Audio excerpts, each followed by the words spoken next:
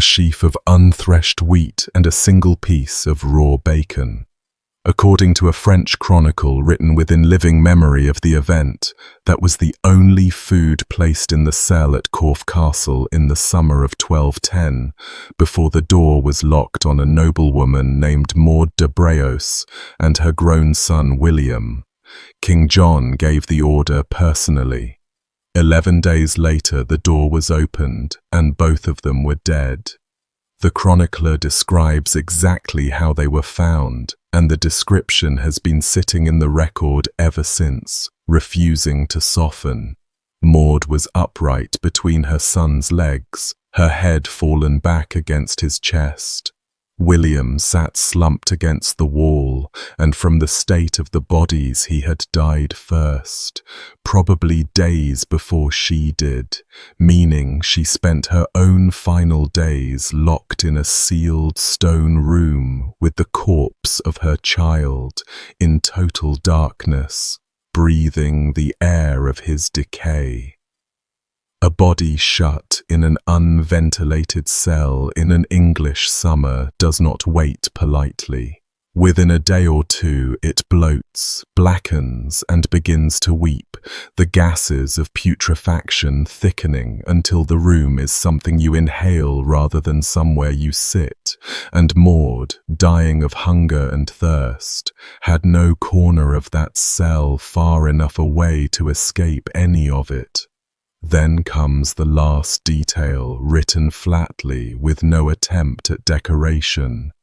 When they lifted her, they found she had eaten the flesh from her dead son's cheeks, and the marks left no other reading. A starving body will override nearly everything a mind holds sacred before it consents to die. And hers had, there in the dark, working at the face she had once washed when he was a baby. She was somewhere around 70 years old. A grandmother, one of the most formidable women of the Anglo-Norman world, a woman who had once personally organized the defense of a castle under siege. And she starved to death in the dark next to her child, in a room with a locked door, on the orders of a king she had known socially for decades. That account comes from the Histoire des Ducs de Normandie, produced in circles close to people who knew the family, and the story travelled. 5 years on, when the barons of England cornered John and forced Magna Carta out of him, the clause about no free man being seized or imprisoned except by lawful judgment of his peers had actual corpses standing behind it. Maud's was one of them. Men who drafted that document had dined with her. Before we go any deeper into this, a quick hello. Welcome in, everyone. Whether you're properly watching or you've got this playing while you drift off, do the dishes, sit through a night shift. Do me a favor and leave a comment saying where in the world you're listening from. I ask every so often, and the answers are half the fun of running this channel, so keep them coming. And a genuine thank you to the Patreon supporters and the YouTube members. You are the reason these long ones keep getting made. All right, back down the stairs. Maud's crime, if you can call it that, was a sentence spoken out loud. Royal officers had come to collect her sons as hostages, standard practice when John doubted a baron's loyalty, and she refused them to their faces. She said, in front of witnesses, that she would not hand her children over to a man who had murdered his own nephew. Every person in that room knew exactly who she meant, and every person at court had spent 7 careful years not saying it. Her husband, one of John's oldest companions, reportedly went pale and tried to talk over her. Too late. The words were out, and John never forgot words like those. The family ran. Ireland first, then a desperate crossing towards Scotland, where Maud and William were captured in Galloway by a local lord who sold them back to the king. Her husband slipped away to France and died there the following year, so ruined and so broken that the exiled Archbishop of Canterbury buried him out of charity in Paris. Maud, negotiating for her life from custody, offered John a ransom of 40,000 marks, a sum that would have strained the treasury of a small kingdom. He accepted the offer, kept the prisoners anyway, and when the money predictably failed to appear in full, the door at Corfe closed. Nobody recorded whether she understood, when it shut, that it would never open for her again. The wheat and the bacon suggest somebody wanted her to spend her last days understanding exactly that. Raw grain and raw pork are food you cannot really eat. Whoever put them in the cell was making a point, and the point took 11 days to finish. 11 days is long enough for every stage. Thirst does the early damage, the tongue swelling and cracking, the lips splitting open, the head pounding as the body wrings itself dry. Hunger works slower and crueler. The gut cramps around nothing for a while, and then the body turns on itself, burning through its own fat, then its own muscle, the heart included, since the heart is muscle like any other, and starvation eats it along with the rest. Vision dims. The dying grow calm and strange near the end, past hunger, past speech, a detail that turns up again and again in accounts of siege and famine from this period. Somewhere in the middle of all that, William stopped, and his mother did not, and she still had days remaining. Corfe had done this work for John before, back in 1202, at the Battle of Mirabeau in France. He had pulled off the one genuinely brilliant military stroke of his life, and captured his 15-year-old nephew Arthur of Brittany, along with a couple of 100 knights who had sided with the boy against him. Arthur had a claim to the English throne at least as good as John's, arguably better, and half of France was fighting in his name. The prisoners were chained and carted off to castles in Normandy and England, and contemporaries noted with disgust that John displayed some of them shackled in ox carts like animals going to market. 22 of the noblest of them ended up at Corfe, and by the following year, 22 of them were dead. The annals kept at Margam Abbey in Wales say plainly that they were starved. One version has them seizing the keep in a doomed escape attempt and being simply left there, sealed in by the garrison, until hunger did the garrison's work for it. 22 men starving in one space is its own particular hell, because they do not go together. The wounded and the slight fail first, and the strong get to watch, unable to bury anything, living on for days or weeks in a chamber filling steadily with their dead friends, reading the order of the queue in each other's collapsing faces. Whoever lasted longest ended among men he had feasted and fought beside, all of them now swelling in the heat, in air nobody outside the door could have stood to breathe. Knights of great houses, men whose families would have paid richly to ransom them, which was the entire economic logic of taking noble prisoners in this period. John let the money go so the men could die. People at the time found that genuinely shocking, and they were not easily shocked. Arthur himself was taken first to Falaise. Ralph of Coggeshall, an abbot writing within a few years of these events, records that John sent men there with orders to blind and castrate the boy, on the theory that a mutilated claimant could never wear a crown.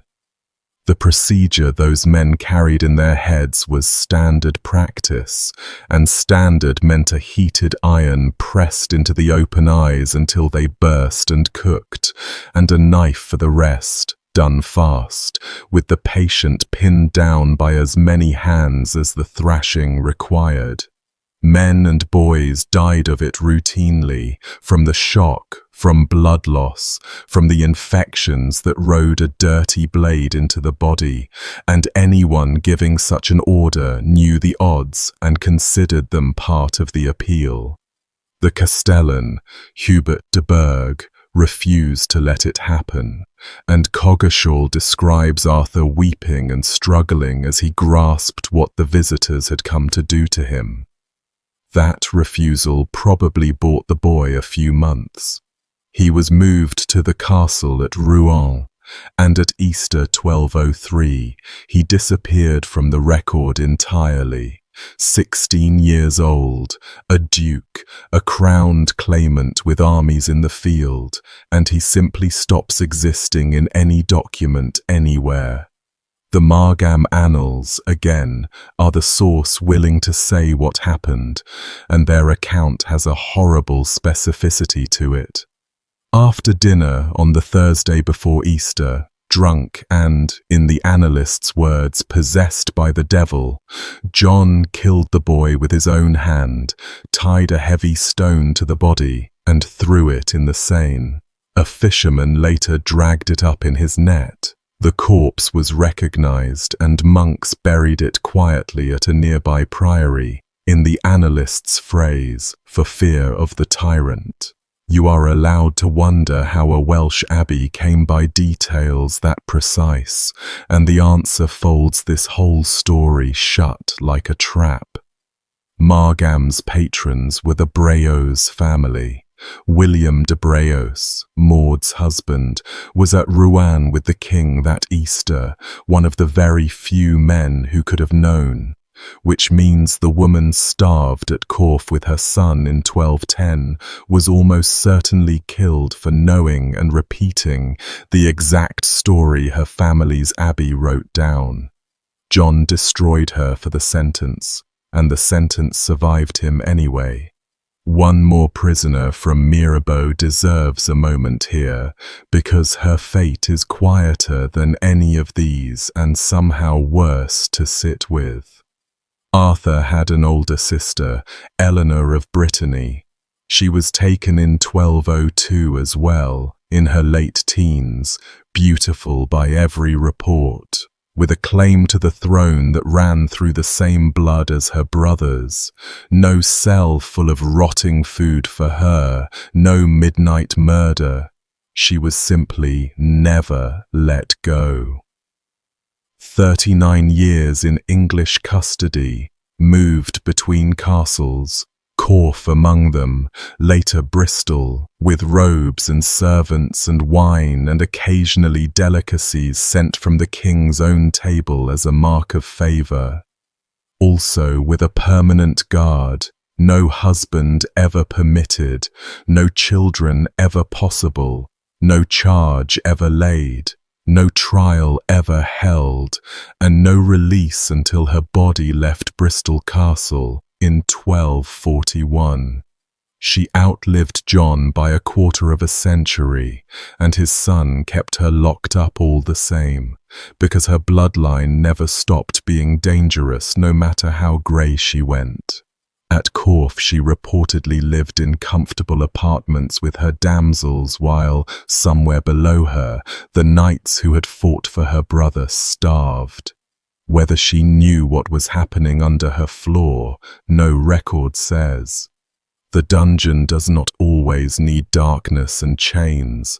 Sometimes it looks like a well-furnished room you will die of old age inside, one slow decade at a time. The rooms themselves deserve a closer look before we go any further. because the spaces these people died in rarely match the picture the word dungeon calls up. The word itself started out meaning almost the opposite of what it means now. Donjon, in medieval French, was the great tower of a castle, the tallest, strongest, best appointed part of the whole complex, where the lord kept his hall and his treasure and his family.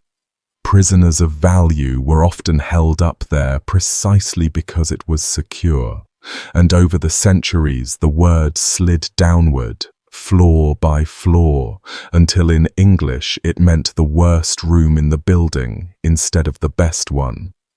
Language following the prisoners down the stairs, more or less. Actual medieval castle prisons turn up in odd places when archaeologists go looking. Gatehouses were popular, since that was where the garrison lived and a captive could be watched around the clock. Tower basements, undercrofts, storage cellars pressed into service when a raid brought in more men than expected. And then, cut down into the rock beneath a number of castles, you find the pits. A round or bottle-shaped shaft entered through a hole in a floor above. No stairs, no door, no window, no latrine. A prisoner went in on a rope, and everything that came after depended entirely on whether anyone above remembered to lower food. The French gave those pits a name that has done a lot of heavy lifting since. Oubliette, from oublier, to forget. The little forgetting place. The word starts appearing in French sources in the late medieval period, and then had a spectacular second career in the 1800s, when novelists and castle tour guides fell in love with it, and every dark hole in every ruin in Europe got promoted to an oubliette with a dozen skeletons at the bottom. Some of those holes were almost certainly grain stores, ice pits, cesspits, wells. Cool, dry, secure chambers are useful for keeping things other than people. What complicates the tidy version is that some of them have iron staples and chain fittings set into the rock, and some of them produced human bones when they were cleared, and a hole works perfectly well for grain in one century and a man in the next. The honest answer is that a shaft with no door tells you very little about itself, and you are left staring into it, deciding what you think it was for.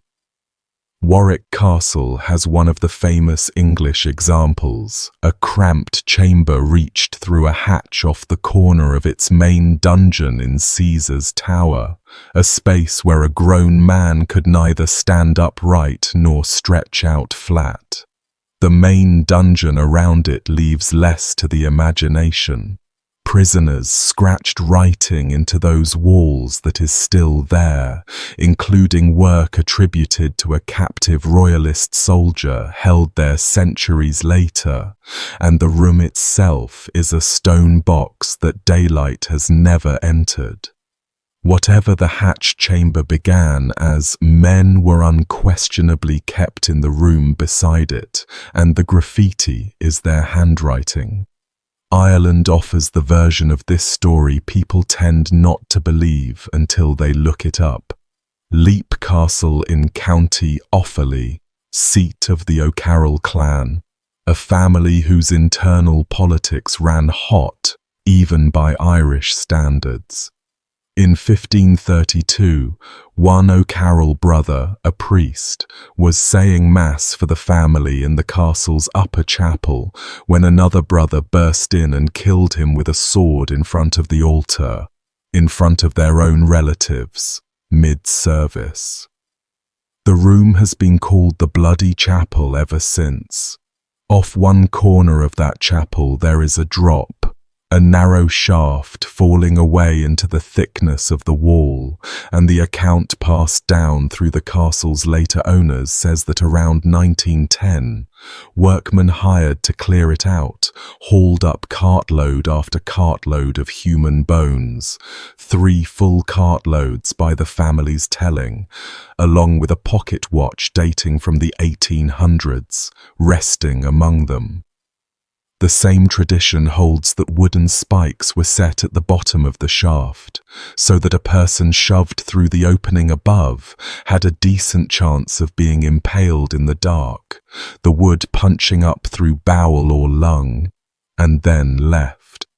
A spike through the torso rarely kills quickly.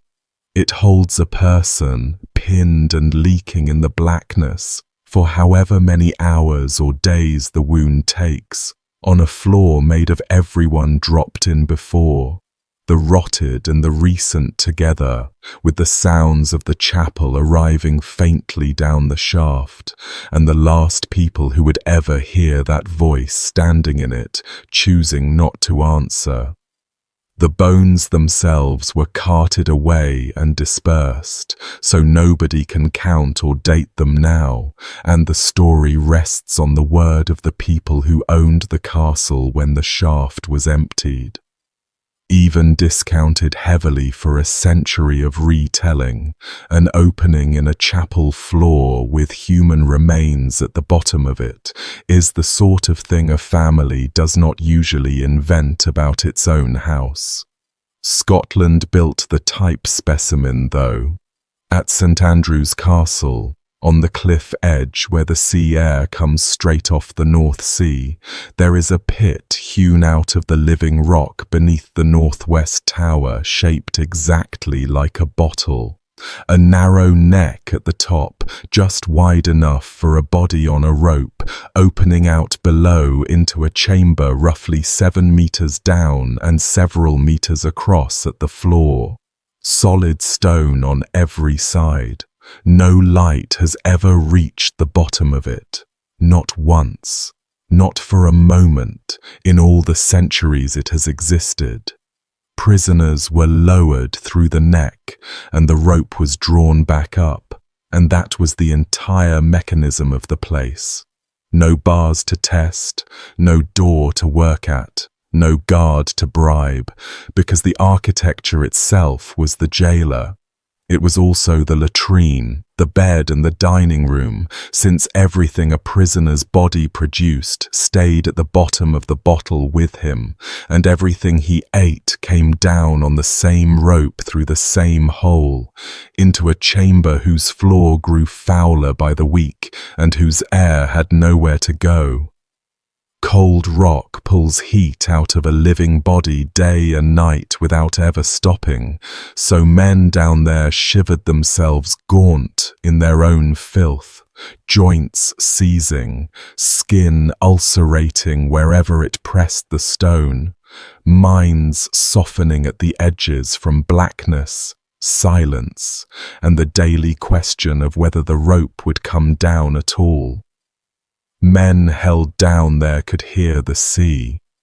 That may have been the worst feature of the whole design, an open horizon roaring away a few meters of rock above your head, close enough to listen to for the rest of your life. The bottle dungeon earned its darkest chapter in 1546. That March, the Protestant preacher George Wishart was held at the castle by Cardinal David Beaton, the most powerful churchman in Scotland, before being burned to death in front of the walls with bags of gunpowder tied to his body, powder meant to shorten the ordeal that instead flared and tore at him without granting the quick end, leaving the fire to work through him slowly, while the cardinal reportedly watched from cushions set up at a window in the ramparts. 2 months later, a band of Fife lairds got inside the castle disguised as stonemasons and murdered Beaton in his own chamber, stabbing him repeatedly while, by one account, he cried out that he was a priest. They hung his corpse from the castle wall by an arm and a leg. from the very window he was said to have watched the burning from, so the town below could get a long look at him. And then, since they intended to hold the castle and a rotting cardinal is inconvenient in a siege, they preserved the body in salt, packed it into a barrel, and dropped it into the bottle dungeon. The pit that had held his prisoners spent the better part of a year holding him, pickled in brine in the dark at the bottom of his own castle, while the men who killed him ate their meals over his head.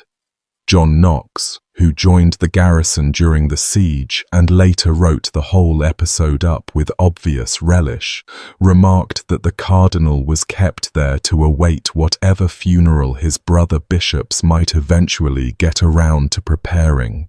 Knox himself ended that siege as a French galley slave, chained to an oar for 19 months, so the castle handed out misery in every direction before it was through. Pits like the one at St. Andrews were scattered all over Europe, and the French crown put its own strongholds to uses every bit as grim, though with more paperwork attached. The most infamous French case begins, of all places, with 2 embroidered purses. In 1314, Isabella, Queen of England and daughter of the French King Philip the Fair, noticed something during a family visit. Purses she had given as gifts to her sisters-in-law, the wives of her brothers, were hanging from the belts of 2 young Norman knights at court, the brothers Gautier and Philippe d'Aunay. She told her father. Philip put the knights under quiet watch, and what the watch turned up detonated the French royal family. The knights had allegedly been carrying on affairs with 2 of the king's daughters-in-law, Marguerite of Burgundy, wife of the heir to the throne, and Blanche of Burgundy, wife of his youngest son, with the meetings said to have taken place at an old guard tower on the Seine in Paris called the Tour de Nesle. A third princess, Jeanne, was accused of knowing and keeping quiet. For the D'Aunay brothers, what followed under questioning barely needs describing, because medieval interrogators facing an accusation touching the royal bloodline held nothing back. Both men confessed. Then, in April 1314, they were executed in public at Pontoise in a manner the chronicles lay out step by step. They were flayed alive, the skin cut and peeled from living muscle a strip at a time before the crowd, the executioners working without hurry because the sentence required thoroughness. The 2 men remaining conscious inside bodies turning red and glistening as the covering came off them. Their genitals were cut away and, several accounts specify, thrown to the dogs, punishment aimed precisely at the offending flesh, as that legal culture liked to arrange things, and some retellings add molten lead and boiling sulphur poured over what the knives had laid bare. Their limbs were shattered across the scaffold with iron bars, the long bones snapping where they lay, and only after all of that came beheading, and what remained, dragged and broken, was hauled up on the gibbet by the armpits to hang for the crows. 2 young men from minor gentry families, destroyed by the most powerful monarch in Europe as slowly and instructively as his executioners could manage. The princesses could not be treated that way, royal blood being royal blood, so for them the crown reached instead for stone. Marguerite and Blanche had their heads shaved in public, were dressed in rough penitential clothing, and were carted north to Château Gaillard, the massive fortress Richard the Lionheart had built on the cliffs above the Seine a century earlier, and the conditions there were, by the accounts that survive, deliberately punitive.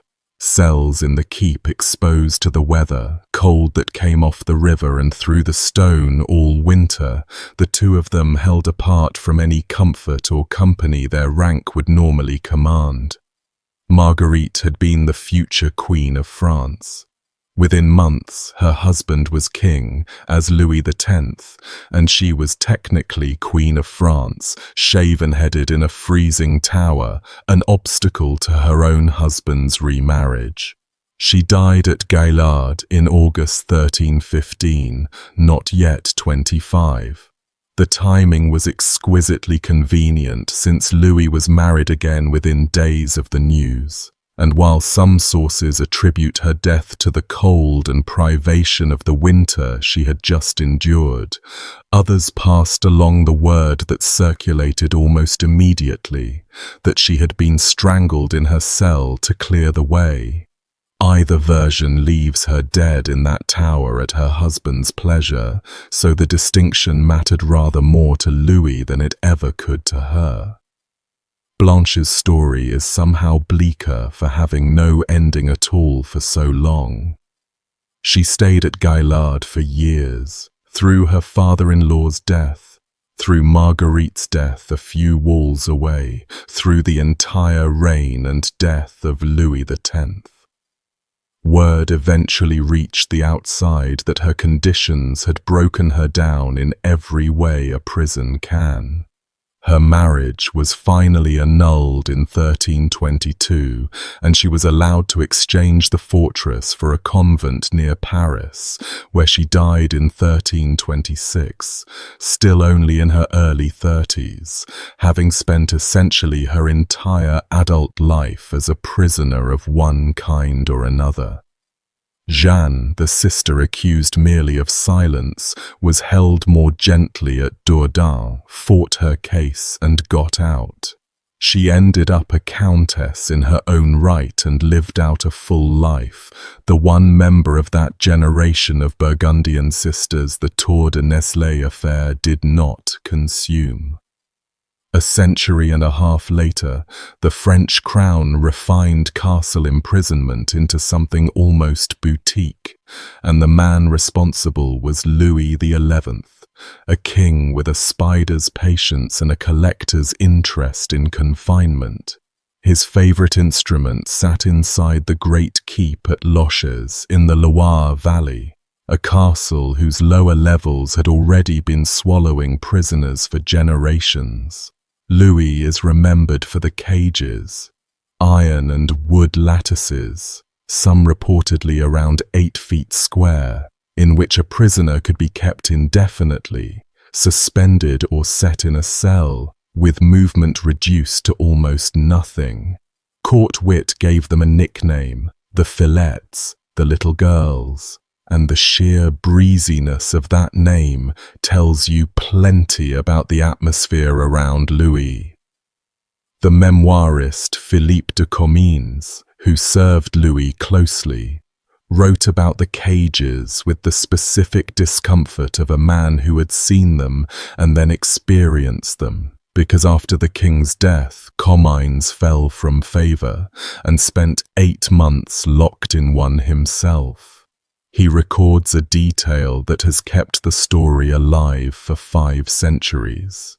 The man credited with helping devise the cages, or at least with improving them for the king, was Jean Balue, a cardinal of the church and one of Louis's chief ministers. And when Balue was caught in treasonable correspondence in 1469, Louis had him imprisoned for 11 years. By long and persistent tradition in the very style of cage he had helped perfect. 11 years for a cardinal in an iron box held by a king who reportedly liked to know his enemies were folded up somewhere specific while he worked. Balue was eventually released through papal pressure and, being the century's great survivor, died rich in Rome. The cages kept their reputation without him. Loches has one more prisoner worth sitting with, a man who had once been among the most glittering figures in Europe. Ludovico Sforza, called Il Moro, Duke of Milan, patron of Leonardo da Vinci, the man who commissioned The Last Supper. The French took him in 1500 when his Italian wars collapsed, and after earlier confinement elsewhere, he was moved to Loches around 1504, into a cell in the keep you can still walk into today. What he did with his time down there is the reason people still visit it. Ludovico painted his prison. Across the walls and the vaulted ceiling, he worked stars and bands of color and twisting mottos, fragments of which survive, including words to the effect that he arms himself with patience out of grief. A duke who had employed Leonardo, decorating his own cell by hand in the half-dark year after year. He died there in May 1508.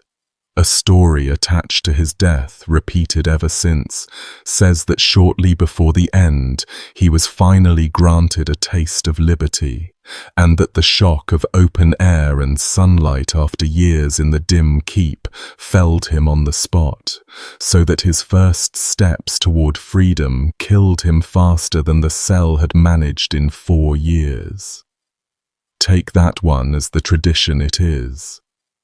The painted ceiling, though, is simply there, still over the cell, the last commission of a great patron with an audience of no one.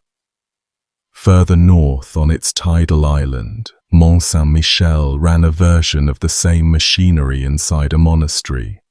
The abbey had monastic cells, and then, under the later French kings, a notorious apparatus of state imprisonment, including its own famous iron and timber cage in which a prisoner could stand, crouch, and go slowly out of his mind while pilgrims climbed to mass overhead. The cage's best documented victims belong to the centuries just after our period, including a Dutch journalist who criticized Louis XIV and spent years in it before dying inside. But the machinery he died in belonged to the medieval building and the medieval logic, an island fortress from which the sea itself cut off escape twice a day. The cage was finally broken up in 1777, having outlasted almost everyone who was ever put in it. South of the Alps, one tower in Pisa holds what is probably the most famous starvation in all of medieval history, and it comes with a poem, a locked door, and a set of keys at the bottom of a river. Count Ugolino della Gherardesca was one of the great men of Pisa in the 1280s, a naval commander and political operator who had clawed his way to control of the city through a decade of alliances that shifted whenever the wind did. He had commanded a wing of the Pisan fleet at the catastrophic Battle of Meloria against Genoa, where thousands of Pisan men were killed or captured, and his enemies never stopped whispering that his squadron had left the fight too early. Afterward, he ceded several Pisan fortresses to neighboring cities, buying peace or committing treason, depending entirely on which family you asked. For a while he ruled Pisa alongside the city's archbishop, Ruggieri degli Ubaldini, and then, in the summer of 1288, Ruggieri turned on him. A mob was raised. Ugolino's household was attacked.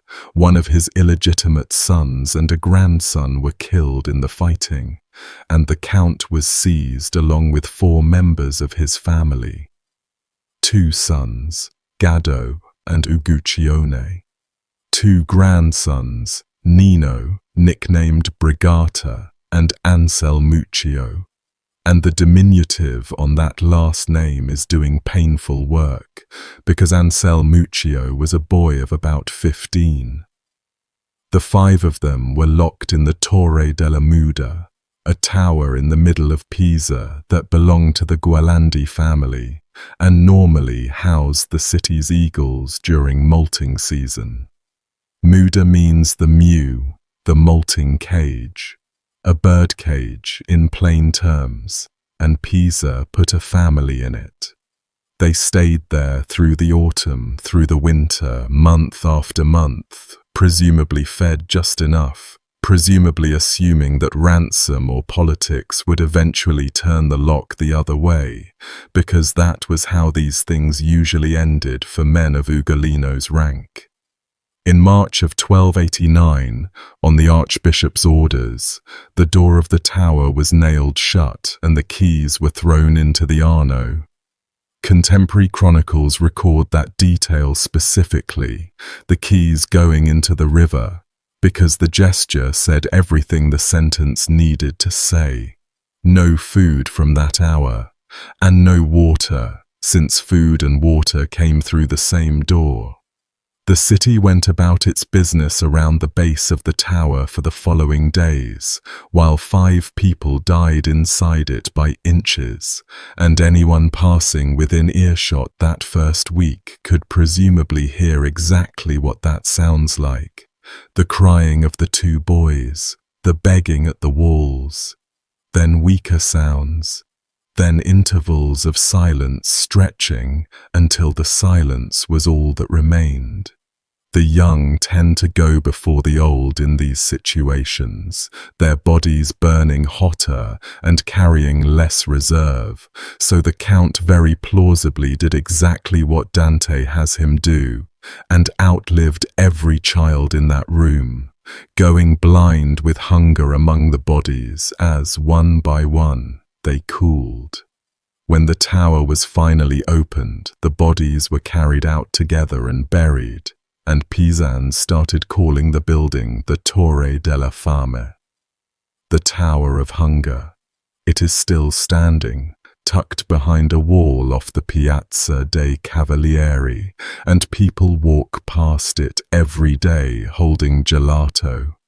The reason the whole world knows this story is that Dante put it in the Inferno, in the 33rd canto, and produced possibly the most disturbing passage he ever wrote. Down in the frozen lake at the bottom of hell, the pilgrim finds 2 sinners locked together in the ice, one gnawing eternally on the skull of the other, and the gnawing one lifts his mouth, wipes it on the hair of the head he has been eating, and introduces himself as Count Ugolino. The skull belongs to Archbishop Ruggieri. Ugolino then tells the story of the tower from the inside, and Dante, writing within living memory, with sources in Pisa, fills it with details that stick under the skin. The Count dreaming in the tower of wolves and their cubs being hunted down with lean, eager hounds. Waking to hear his children crying in their sleep for bread. The moment the family hears from below the sound of the tower door being nailed shut, and Ugolino looking into the faces of his sons without being able to speak. He describes biting both his hands out of grief, and the children, misreading it as hunger, offering him their own flesh, saying he had dressed them in this wretched flesh in the first place, so let him strip it from them. One by one, over the following days, he watches all 4 die, calling out to him. Blind by the end, he crawls over their bodies for 2 days, calling their names to corpses. And then Dante gives him the line that scholars have been circling for 7 centuries, the Count saying that at last, fasting had more power than grief. Read one way, hunger finally killed him where sorrow could not. Read the other way, hunger finally made him do something grief had refused to let him do, there in the dark with the bodies of his children. Dante leaves both meanings live on the page, on purpose, and every generation gets to decide which one it can stand. 700 years later, the story got a coda in a laboratory.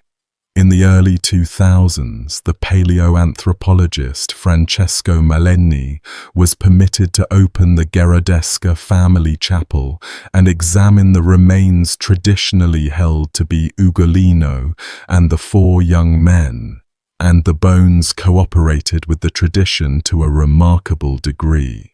5 skeletons, an elderly man and 4 younger ones, with DNA results consistent with membership in the family line. Analysis of the eldest skeleton's bone chemistry indicated an almost total absence of food in the final months of life, and the old man's skull retained almost no usable teeth, a detail the researchers pointed out with some care, since a toothless man in his 70s would have struggled to eat much of anything, whatever the poem implies about those last days in the tower. Other scholars have since raised questions about whether the burials really are the men from the Muda at all, given how many times the remains were moved over the centuries. So the tower keeps its ambiguity even under a microscope, and the one thing every source, poetic, chronicle, and skeletal, agrees on is the hunger. Venice, meanwhile, engineered its prison misery with the same administrative precision it brought to everything else, and built 2 flavors of it into the Doge's palace itself, one at the top of the building and one at the bottom. The lower cells were the pozzi, the wells, a warren of small stone chambers at and below the level of the lagoon. The name was earned. Water seeped through perpetually, the air was saturated and rank, and the cells were lined with planking because bare stone at that depth stayed slick year-round. Prisoners got a wooden shelf to keep themselves off the wet floor, a slot for food, and darkness broken only by whatever lamplight leaked in from the corridor, and the rest of the cell's population was rats, drawn by the food slots and entirely at home in the seep, bold enough in the dark that men learned to sleep with their hands tucked beneath their bodies. Sores opened where damp skin met damp plank and never dried long enough to close, lungs filled with the lagoon's rot winter after winter, and a sentence of years in the pozzi frequently finished itself early.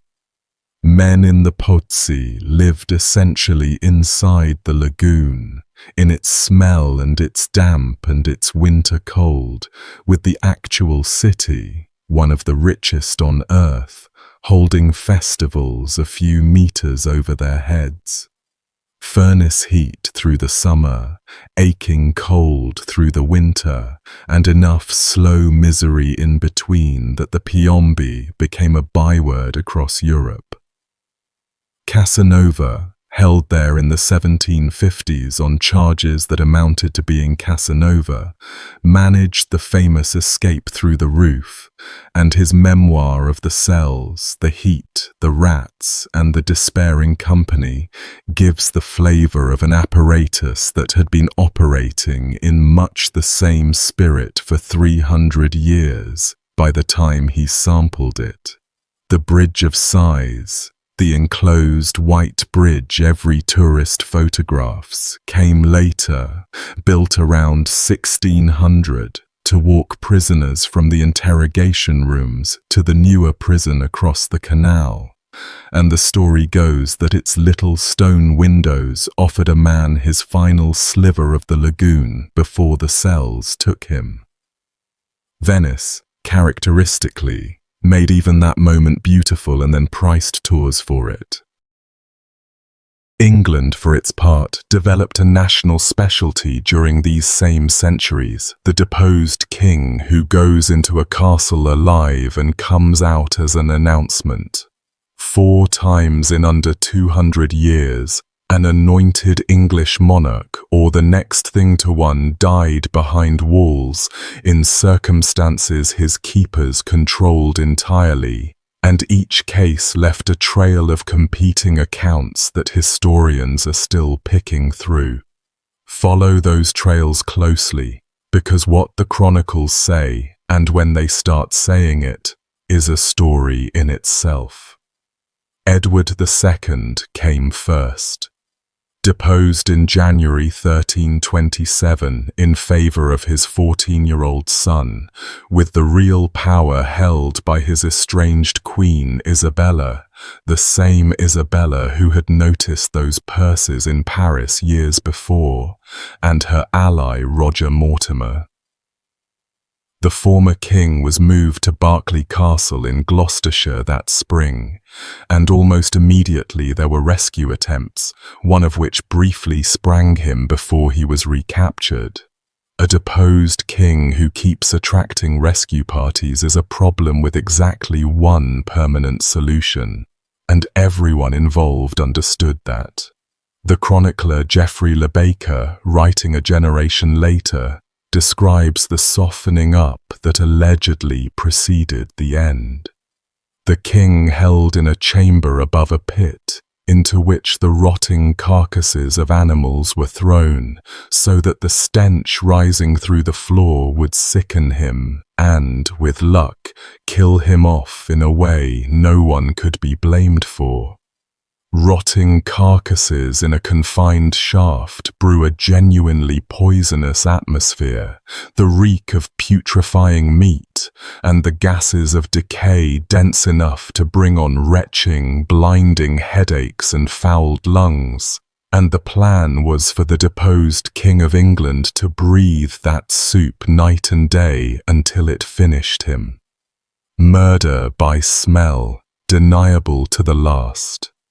Baker says Edward's constitution defeated the plan, that he was simply too strong to die of foul air, and that his keepers eventually stopped waiting on the smell. On the 21st of September 1327, Berkeley Castle announced that Edward of Caernarfon had died. Of what exactly depends on when your source was written, and watching the story grow across the chronicles is a genuinely strange experience. The earliest notices say only that he died, some adding an illness or, in one early account, grief. Within a few years, the chronicler Adam Muirmouth, who was well connected in exactly the right circles, wrote that it was commonly said the king had been suffocated. And then the later 14th century accounts, the longer Brut Chronicle and above all Geoffrey Le Baker, supply the version everybody has heard, laid out with hideous mechanical detail. The king pinned under a table or heavy bedding so no bruise would show, and a horn or metal tube inserted into his body so that a red-hot spit could be run up through it, the iron burning and boring into the bowels, cooking a man to death from the inside through his own entrails while leaving the skin unmarked for the people who would view the corpse. Death by that method takes exactly as long as the internal burning and rupturing take, and not a moment less. Baker adds that the screams woke people beyond the castle walls, villagers in Berkeley hearing the sound and knowing, and praying for the soul of the man making it. Whether that account preserves something true, embroiders a suffocation into poetic punishment, or was shaped to echo the sodomy allegations Edward's enemies had spent years circulating, the sources will not settle for us. What sits alongside all of it is a letter that surfaced in an archive centuries later, from an Italian priest named Manuele Fieschi, to Edward's own son, calmly informing the young king that his father had never died at Berkeley at all, that a porter had been killed in his place, and that Edward had escaped and ended his days as a hermit in Italy. The letter exists. Its author was a real and well-placed papal official, and what to make of it has been argued over ever since. A body was displayed, embalmed, at a public funeral in Gloucester, and Mortimer, the man with custody of the whole affair, was himself hanged 3 years later, with the killing of the old king among the charges read against him. Beyond that, the door at Berkeley stays shut. 70 years on, Edward's great-grandson, Richard II, ran the same machinery from the other side before it turned on him, and the symmetry is almost too neat to be comfortable. In 1397, Richard had his uncle Thomas of Woodstock, Duke of Gloucester, arrested and shipped to Calais, where the Duke died in custody before he could ever face the Parliament summoned to try him. Convenient deaths in custody attract confessions eventually, and this one did. A valet named John Hall later testified that he had been forced to stand guard while a group of men smothered the Duke under a feather bed in a back room of a Calais inn, pressing the mattress down onto the king's own uncle until he stopped moving. Hall was condemned for his part in it, and 2 years after that testimony was extracted, Richard himself was deposed by his cousin Henry Bolingbroke and sent north to Pontefract Castle in Yorkshire, into precisely the situation his uncle had not survived. By February 1400, Richard was dead there at 33. The official line suited the new regime nicely, that the former king, despairing after a failed rising by his supporters, had refused all food and starved himself. The chronicler Adam of Usk, who had actually visited Richard in captivity early on, and recorded the fallen king lamenting at dinner about the fickleness of the land that had exiled and destroyed so many of its rulers, wrote of him mourning to the point of death. Other accounts flip the agency, saying plainly that his keepers starved him on orders from above, food withheld or, in one version, shown to him and withdrawn. A French tradition preferred something faster, a story of knights bursting in and Richard swinging an axe, cut down fighting, and that version had enough life in it that when Richard's remains were examined in the 1800s, people specifically checked the skull for wounds and found none. Whichever way it happened, hunger by choice, hunger by policy, or something quicker, the new king needed the body seen, so the corpse was carried south and displayed in London with the face bared from brow to chin, thousands filing past to confirm that the anointed King of England was, in fact, meat. His remains went into an obscure friary grave, and it took a later king with a guilty streak to move him to Westminster Abbey, where he lies now beside the Queen he had genuinely loved. Pontefract itself became a byword after that. Within a few years, an archbishop's rebellion, more executions, more heads on the gatehouse, and by Tudor times the castle's reputation was black enough that Shakespeare could have a character address the building itself. Bloody Pomfret, fatal and ominous to noble peers, and every listener knew the register of dead men behind the line. The Tower of London's turn came in the next dynasty's bloodletting, and its two most famous 15th-century deaths could not be more different in texture. George, Duke of Clarence, brother of King Edward IV, spent years lurching between the Yorkist and Lancastrian causes, and finally exhausted the family patience, accusing the court of poisoning, defying the king openly, and dabbling in exactly the sort of prophecy talk that got men attainted. He was tried for treason with the king personally prosecuting his own brother, condemned, and then, in February 1478, executed privately inside the tower. No block, no crowd, no record of the method from anyone actually in the room. Almost immediately, though, one story crowded out every other, reported by the Italian visitor Dominic Mancini and repeated across the sources, that Clarence had been drowned in a butt of Malmsey, head first into a barrel of sweet Greek wine. Whether the wine was the method, a mocking cover story, or a joke about the Duke's drinking that hardened into fact, his own family seems to have adopted it. His daughter Margaret wore a little barrel charm on her wrist for the rest of her life. That daughter, incidentally, ended her own life decades later on Tower Green under a blundering novice headsman who reportedly needed many strokes, so the family's relationship with that fortress never did improve. And then the tower swallowed 2 children and produced the most haunting disappearance in English history. In the spring of 1483, the 12-year-old King Edward V and his 9-year-old brother Richard were lodged in the tower ahead of the coronation, while their uncle, the Duke of Gloucester, secured the government. The coronation kept sliding.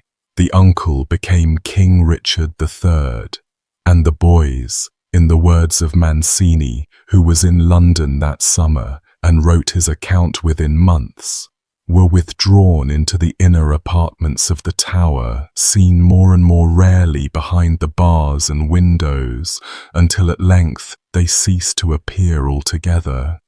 Mancini adds that the boys' physician, the last of their attendants allowed in, reported the young king confessing his sins daily like one preparing for death, because he believed death was coming for him.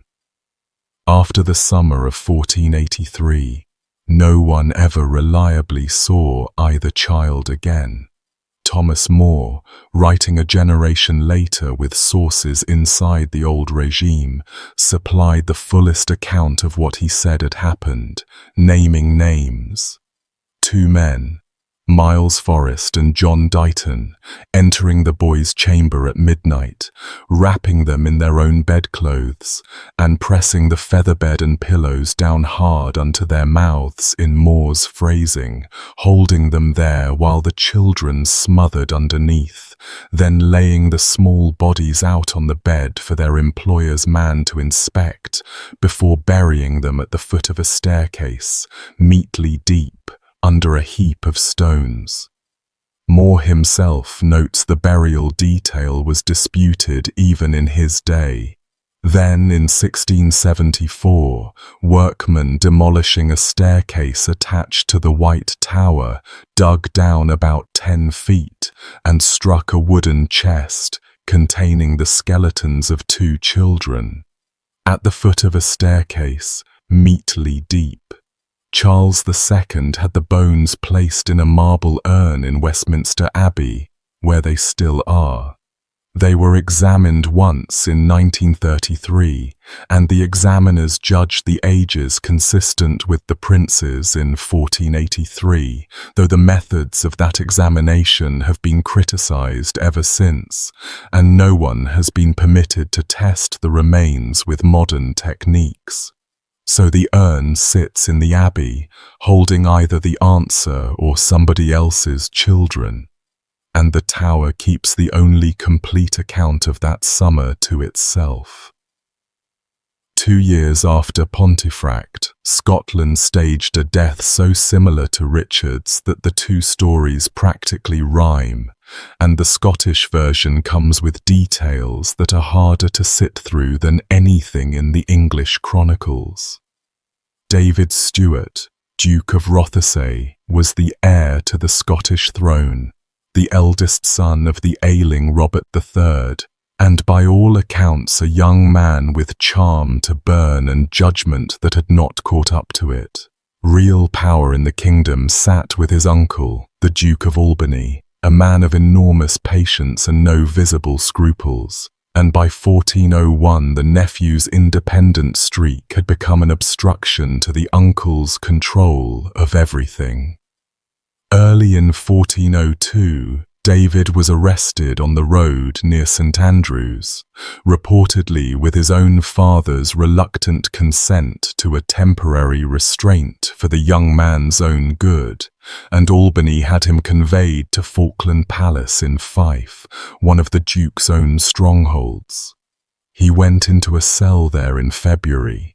By late March he was dead, at 23, and Albany, whose problem had just solved itself, stood next in practical line to run Scotland for the rest of his long life, and did. A general council was convened to look into the death of the heir to the throne while in his uncle's keeping, and it produced one of the great sentences of medieval whitewashing, concluding that the Duke had departed this life by divine providence and not otherwise, and formally forbidding anyone to murmur against Albany about it. The murmuring naturally began at once and never stopped. Andrew of Windtown, writing within a couple of decades, records the rumour already in circulation that the young Duke had died of dysentery or of hunger. And Walter Bower, compiling his great Chronicle of Scotland a generation later, wrote down what people in Fife said had actually gone on in that cell. And it is the reason Rothesay's name still comes up 600 years on. The heir to Scotland was starved deliberately over roughly a month, a duration that means his keepers walked past that door every single day of it, hearing whatever a young man dying by inches sounds like through oak, and kept walking. A month of total hunger strips a strong body down to its frame, the face collapsing onto the skull, the belly swelling even as the limbs waste to sticks, the gums bleeding, the skin scaling, the mind circling food and only food until even that burns out into stupor. The local stories Bower preserved cluster around the people who tried to stop it. A woman of Falkland who slipped thin oat cakes to the prisoner through a grating, and who was discovered and put to death for it. A wet nurse who fed the starving Duke her own breast milk through a long reed passed into the cell, and who was likewise discovered and likewise killed. 2 women executed for feeding a dying man, in the tradition as Bower recorded it, and the final detail, the one the chronicle tradition would not let go of, that when the cell at Falkland was finally opened, the state of the body showed the Duke had gnawed his own hands before the end, the flesh of the fingers chewed away by their owner, a starving man eating the only meat left in the cell.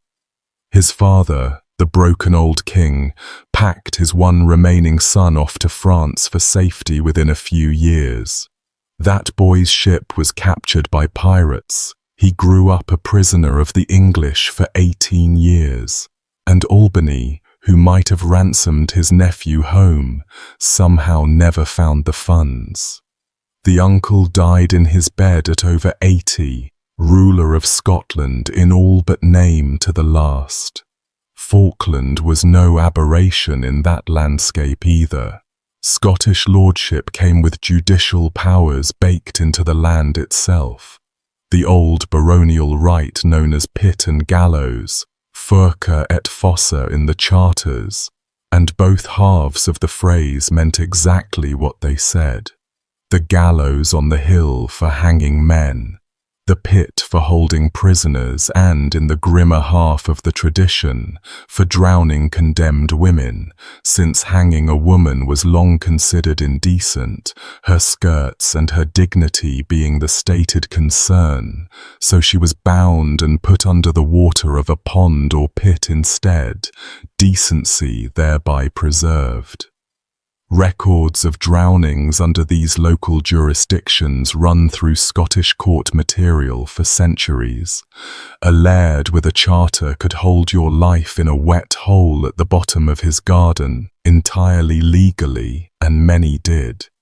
Alexander Stewart, Rothesay's other uncle, the one history remembers as the Wolf of Badenoch, ran his Highland lordship from Lochendorb Castle, a fortress filling an entire island in a loch in the north, with the water itself for a curtain wall, and tradition places his prison in the deepest part of it. This was a king's son who burned the town of Forres and Elgin Cathedral itself when a bishop crossed him, so his island's guests can be left to the imagination. The record only partly fills. Back south, the Tower of London deserves its own visit, because alongside the vanished princes and the drowned duke, it housed the most systematically documented cruelty in the English record, and some of it has dimensions you can measure. Among the tower's cells was one whose name did all its own advertising, Little Ease. A chamber built too small for its function on purpose, around 4 feet in every direction by the descriptions that survive, so that a grown man inside could neither stand upright nor sit with his legs out nor lie down, could do nothing at all. In fact, except fold himself into a crouch and stay that way. Hours in that position become painful. Days in it become something else entirely, the body's own weight and joints converted into the instrument, no jailer required. The Jesuit Edmund Campion was put into Little Ease in 1581 when the Elizabethan state took him, days folded into that box between sessions of worse, and men held their rote of the cell afterward the way others wrote of the rack. The rack itself was the tower's signature piece, and it carried a strange, courtly nickname, the Duke of Exeter's daughter, after John Holland, Duke of Exeter, the 15th century constable of the Tower credited with introducing the device to England.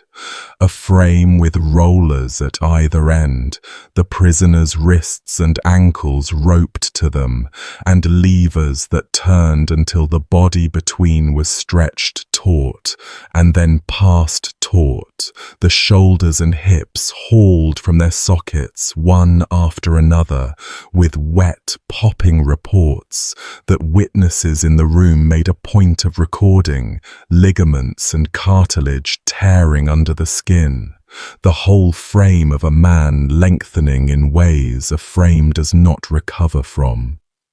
Men lifted off the rack often could never again raise their arms, or grip a pen, or walk without help. And the clerks kept notes on which questions had been asked at which turn of the levers, torment and stationery working side by side. English common law, and this genuinely surprises people, had no place for torture at all. Confessions were supposed to be free, juries decided facts, and the whole continental machinery of judicial torment was formally alien here. So English torture lived in a legal shadow, applied by special warrant of the Crown or Council, case by case. And because bureaucracies write things down, dozens of those warrants survive with names and dates on them, the paperwork of the exception becoming its own damning archive. The other devices named in that paperwork include an invention attributed to a lieutenant of the Tower named Skevington, a hinged iron hoop that worked opposite to the rack, compressing a kneeling prisoner tighter and tighter into a ball. The spine bowed, the ribs folded down toward the thighs. The chest allowed less and less room to draw any breath at all, until, in the accounts, Blood was forced out through the nose and ears, and in some tellings from the fingertips, the body squeezed like fruit in a press until it leaked. The gallows humor of the place named that one the scavenger's daughter, so the tower kept a matched set. One daughter to pull a man apart, and one to crush him into himself. Simpler than either were the manacles, iron gauntlets from which a prisoner was hung by the wrists against a wall, with his feet off the ground or barely touching, the hands above the iron swelling and blackening as the hours passed, all feeling in them dying.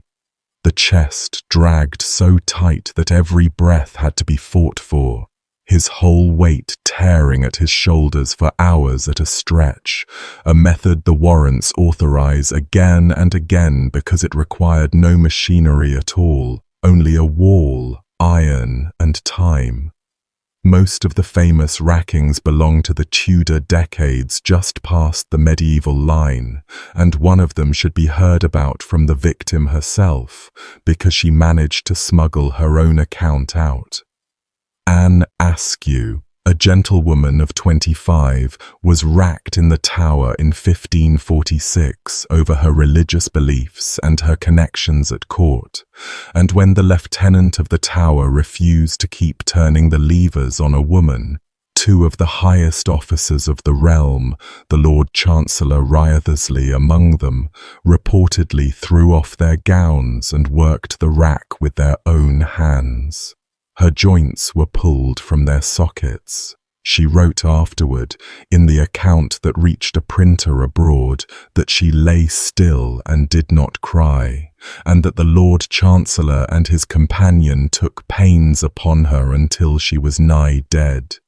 She never walked again.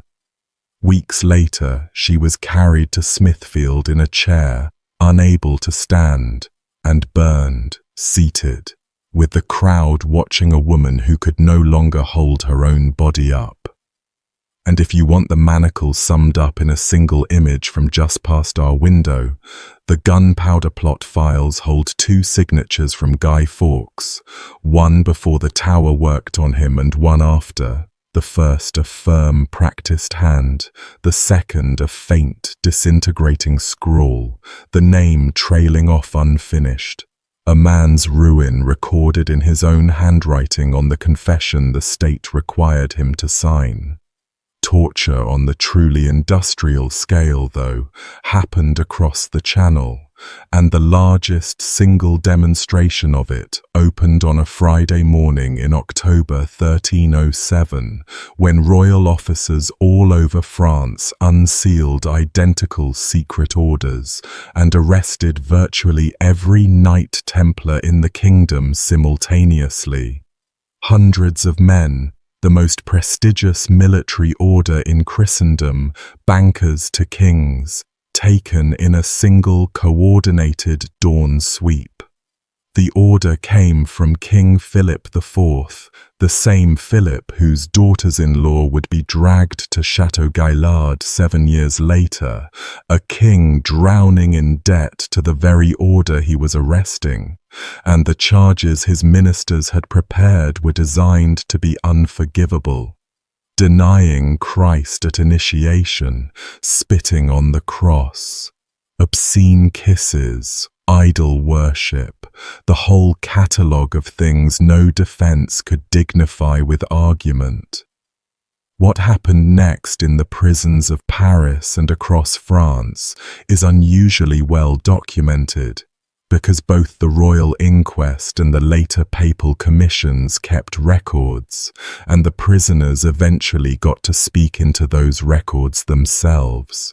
The interrogations used the standard tools of continental procedure, and the standard tools were these: the strappado, arms bound behind the back, the body hoisted off the floor by the wrists so that the shoulders take everything, sometimes with weights hung from the feet, sometimes with the rope let go and snapped short, so the drop tore both shoulders from their sockets at once. the arms left wrenched up behind the back like broken wings, and fire, the prisoner strapped down with his bare feet greased in fat and held to a brazier, the fat there specifically to make the flesh fry and cook rather than char, the skin crackling and splitting as the heat worked down through muscle toward bone, while a clerk sat close enough to feel the warmth, taking down whatever the screaming produced. The method's results were described to the papal commissioners by one Templar priest, in a way nobody who reads it forgets. Bernard de Vado told them his feet had been burned until the bones fell out of them, and he had kept those bones, and he showed them to the commissioners, produced the charred pieces of his own feet in the hearing room as evidence of how his confession had been obtained. Another told the commission he would have confessed to killing God himself to make it stop. And that sentence, sitting in a Latin preceding record, tells you all you need to know about the evidentiary value of everything the torturers collected. In Paris alone, dozens of Templars died under interrogation or from its aftermath, 36 by the figure given in the proceedings, men who never even made it to a confession the Crown could use. Confessions, of course, were harvested by the hundred anyway, including from the Grand Master, Jacques de Molay, an old Crusader in his 60s who admitted the charges early, under conditions we can guess at, and then spent the rest of the affair trying to claw the admission back. When the papacy set up its own commission and gave the brothers a forum, Templars came forward by the hundreds to retract, insisting the order was innocent and their confessions had been burned and hung out of them.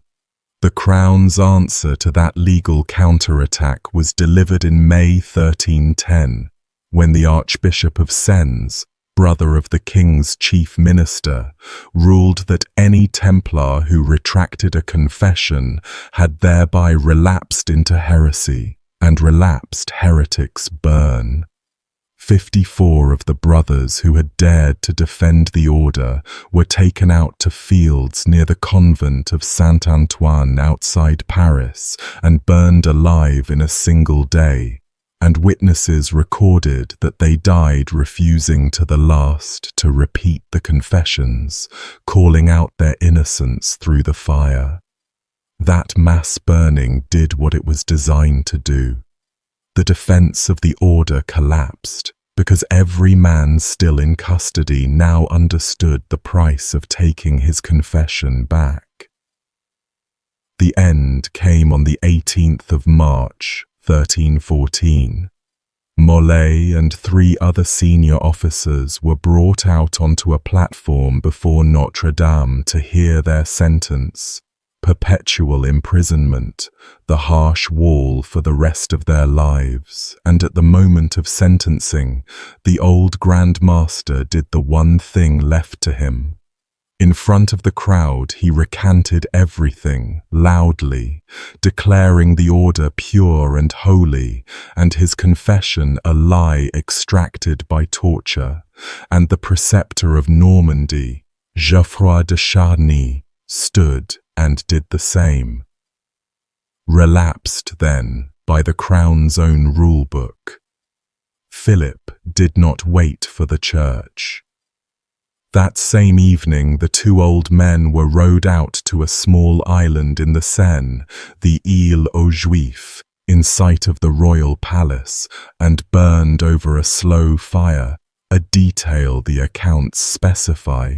The fire built small and fed carefully so the flames stayed low, taking the feet and the legs first, roasting the 2 old men upward by degrees, granting them the longest possible acquaintance with what was happening before smoke or shock finally closed it out. Tradition, picked up by chroniclers soon after, has Mole asking to be turned to face the cathedral and calling his persecutors to answer before God within the year. And the chroniclers passed that story along with grim satisfaction, because within the year both the Pope and the King were dead, Clement within a month, Philip by the end of it. Take the summons as the legend it likely is. The slow fire on the island needed no embellishment, and neither did the 7 years of prison and rope and flame that led to it.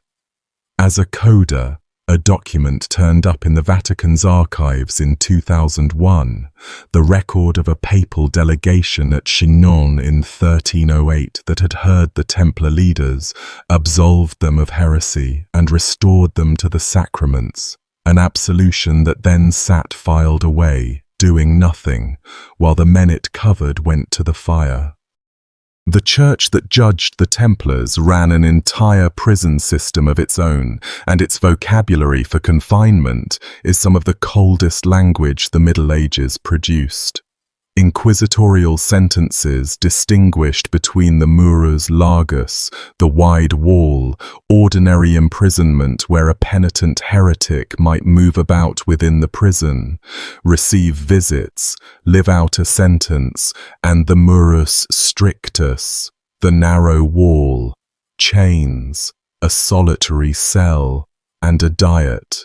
The sentencing formulas named with liturgical precision as the bread of sorrow and the water of tribulation for life. The register of Bernard Gouy, the Inquisitor of Toulouse whose sentencing book survives, hands down that narrow wall again and again, perpetuo, in perpetuity, and the men and women receiving it were often being punished for heresies committed decades earlier, elderly people walled up on the testimony of neighbors about conversations from their youth. The southern French Inquisition's great prison at Carcassonne was known simply as the Wall, Le Mur, and it became notorious enough that the Crown itself had to intervene. Complaints out of Carcassonne and Albi around 1306 described prisoners held for years in cramped, lightless cells, loaded with irons, some tortured to the edge of death, some blind or broken by their conditions before ever being sentenced, and the scandal ran high enough that royal officers were sent to inspect the wall and reform it, which tells you what the uninspected version must have been. The Bishop of Albi in those years had filled his own prison cells beneath his palace with citizens whose confessions were widely believed in the town to have been manufactured, and those men rotted through years of appeals while popes and kings traded letters about them. Monasteries kept their own version of the narrow wall for their own people, and the phrase attached to the worst of it has an irony that still lands after 7 centuries. Vade in pace, go in peace, the words of dismissal at the end of Mass became the name for perpetual monastic imprisonment, the cell an offending monk or nun was put into and never came out of. In pace for short. In the darkest tellings, the doorway itself was bricked shut. Food passed through a slot if it was passed at all, and the phrase acquires the tone of a sentence pronounced over someone already considered dead. Church councils and even kings pushed back against the practice. A French royal intervention in the 1350s, citing the horror of monks perishing in these cells, ordering that such prisoners at least be allowed a visit twice a month, and a reform demanding a monthly visit, is its own quiet testimony about what had been normal before. 19th century writers claimed that renovations of old convents occasionally opened forgotten in pace cells with remains still inside, and those reports come to us through an era that loved a Gothic story, so weigh them as you like. The sentencing formula, the cells, and the reforming decrees are all solidly in the record. Set against all of that, one medieval practice looks superficially identical and was, in intent, its complete inversion, and it belongs in this story precisely because of that closeness. All over Europe, men and especially women volunteered to be enclosed for life. Anchorites and anchoresses, holy recluses, were sealed into small cells built against the walls of parish churches, and the rite that put them there was, in some uses, drawn from the office of the dead. The bishop reciting over a living person the liturgy of burial, sometimes with a scattering of earth, before the door was closed up. Dead to the world, in the plain meaning of the phrase. The cell, an anchor hold, might be a room of a few paces, with a squint cut through the church wall, so the recluse could see the altar and receive the sacrament, and a window to the outside for food and counsel, because anchoresses became fixtures of their towns, dispensing advice through the gap for decades. Julian of Norwich wrote one of the masterpieces of English theology from inside one.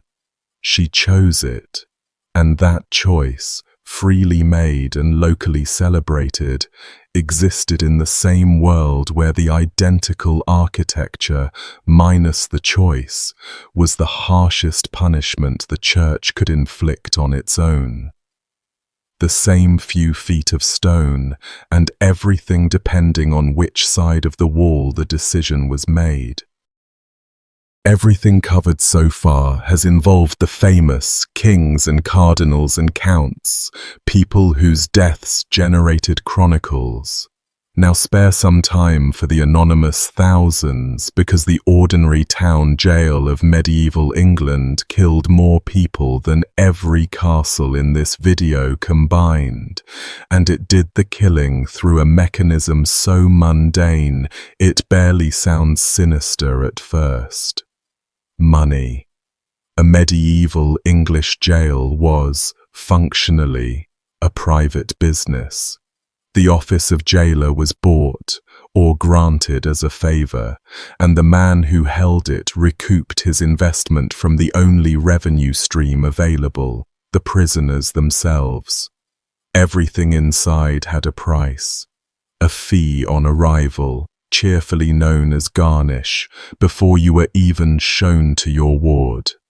A fee for a bed, a fee for bedding on the bed, a fee for a candle, a fee for food beyond whatever scraps charity provided, and, most notorious of all, fees attached to the irons.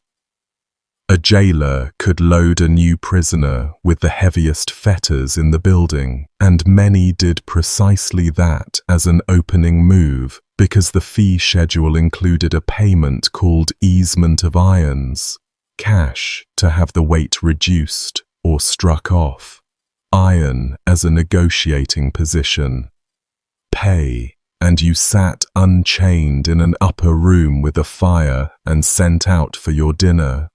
Fail to pay, and you went down into the common ward, or lower still into whatever hole the building kept for the destitute, wearing metal you could not afford to remove.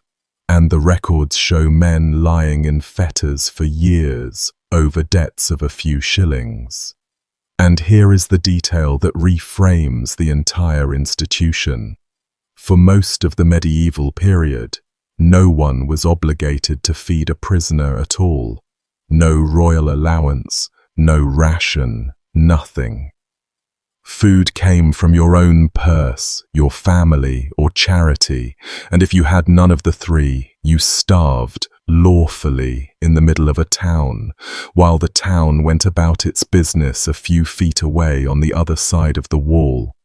This is why medieval prisons kept begging grates, barred openings onto the street where prisoners took shifts crying out to passers-by for bread and farthings, and why prisoners at some jails were let out chained in pairs to beg along the roads for the whole ward. The begging at the grate was a fixture of city life for centuries, a permanent soundtrack of the condemned and the merely accused, because most of these people had not been convicted of anything.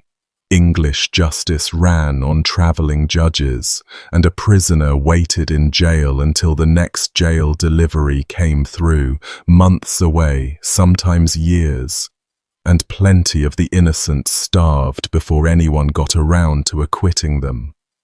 We know how this ended for the poorest, because coroners had to hold inquests on prison deaths, and the rolls survive. Entry after entry, in the dry Latin of the 14th century, recording that a named prisoner died in Newgate, or in the county jail of hunger, or of hunger, thirst and want, or of cold and hunger and lying on the bare ground. Individual human beings, names attached, whose cause of death was officially recorded as poverty while awaiting trial. Medieval Londoners understood this perfectly well, and their wills prove it, because leaving money for the relief of poor prisoners in Newgate and Ludgate was among the most common charitable bequests a citizen could make, right alongside repairing roads and marrying off poor maidens. Feeding prisoners was one of the 7 works of mercy painted on church walls. Society at large ran a permanent charity to patch the hole its own justice system was built on. And even so, the coroners kept writing defame of hunger year after year. Newgate itself, London's great criminal jail from the 12th century onward, concentrated everything wrong with the system into one address. Chronically overcrowded, notoriously corrupt, with sworn city inquiries into jailers who extorted, starved and tortured their charges, and conditions in the lower wards that contemporaries described as an underworld, with a smell that reached the street. The mayor, Richard Whittington, the real man behind the pantomime Dick Whittington, was so appalled by it that his executors spent his fortune rebuilding the jail entirely in the 1420s, and Londoners called the new building the Whit for centuries. The rebuilt version filled up and rotted into the same horror within a couple of generations, because the fee system came through the renovation untouched, and the fee system was the disease. Then, periodically, the disease got ambitious. Crowded, filthy, half-starved bodies packed into unventilated stone are a laboratory, and the pestilence they brewed was typhus, carried by the lice that every prisoner shared, and known across England by the plainer name jail fever. The disease announced itself with raging fever and a spreading rash, then crushing headache, then delirium, prisoners raving and thrashing in the common wards among the still healthy, and in the worst cases the flesh of fingers, toes and noses blackening and dying on bodies that were still breathing. It killed steadily inside the walls at all times, the dead sometimes lying among the living for days until somebody was paid to drag them out, and every so often it surged out of them, most spectacularly at the assizes, the court sessions where prisoners were finally brought up from the holds and stood, lousy and reeking, in a packed room with the entire legal establishment of a county. The catastrophes that followed were called the Black Assizes. At Cambridge in 1522, The justices and a crowd of local gentlemen sickened after the sessions and died. At Oxford in 1577, the most infamous of them all, a bookseller named Rowland Jenks was tried for seditious talk, and within days of the hearing the men of the courtroom began to drop. The Lord Chief Baron of the Exchequer died. The High Sheriff died. The knights and gentlemen of the grand jury died almost to a man, and the sickness ran on into the city until the reckoning, recorded with awe by contemporaries, stood at some 300 dead in Oxford within about a month, with one detail every account repeats, that the dying were almost all men, the men who had crowded the court, while Jenks himself, the prisoner at the centre of it, survived, lost his ears to the sentence, and lived another 3 decades. Exeter got its own Black Assize in 1586, prisoners from the jail infecting the bench, the jury and the county worthies, with the judge among the dead. English courts developed folk armour against their own prisoners that outlived any memory of the reason, judges carrying posies of flowers and strewing the bench with rue and sweet herbs against the jail smell. And judges at the Old Bailey were still handed those little nosegays on ceremonial days into living memory, a bouquet against the 800-year-old stench of Newgate next door. Sitting in that world of fees and fever were the debtors, and their situation held a special circular cruelty that even contemporaries remarked on. A man imprisoned for debt was locked up until he paid. Locked up, he could not work. Unable to work, he could never pay. And meanwhile the jailer's fees ran on daily. So the debt that put him inside actually grew because he was inside. Prisons like the Fleet in London held debtors for years and decades, whole families sometimes moving in with the imprisoned father because they had no other roof, children raised inside the walls, and the state of the system centuries later, when reformers finally audited it, suggests the medieval version enjoyed all the same features with less oversight. A man could rot from his 30s to his grave over a sum a lord spent on one dinner, and the law was content, because every day of the rotting turned a small profit for somebody. English law also kept one procedure on its books that combined the dungeon, starvation, and crushing weight into a single legal instrument. And it existed to solve a problem so peculiar to English justice that the whole thing needs a moment of setup. Trial by jury required the defendant's consent. A prisoner arraigned for felony was asked how he would be tried, and if he refused to answer, if he stood mute, the trial legally could not begin.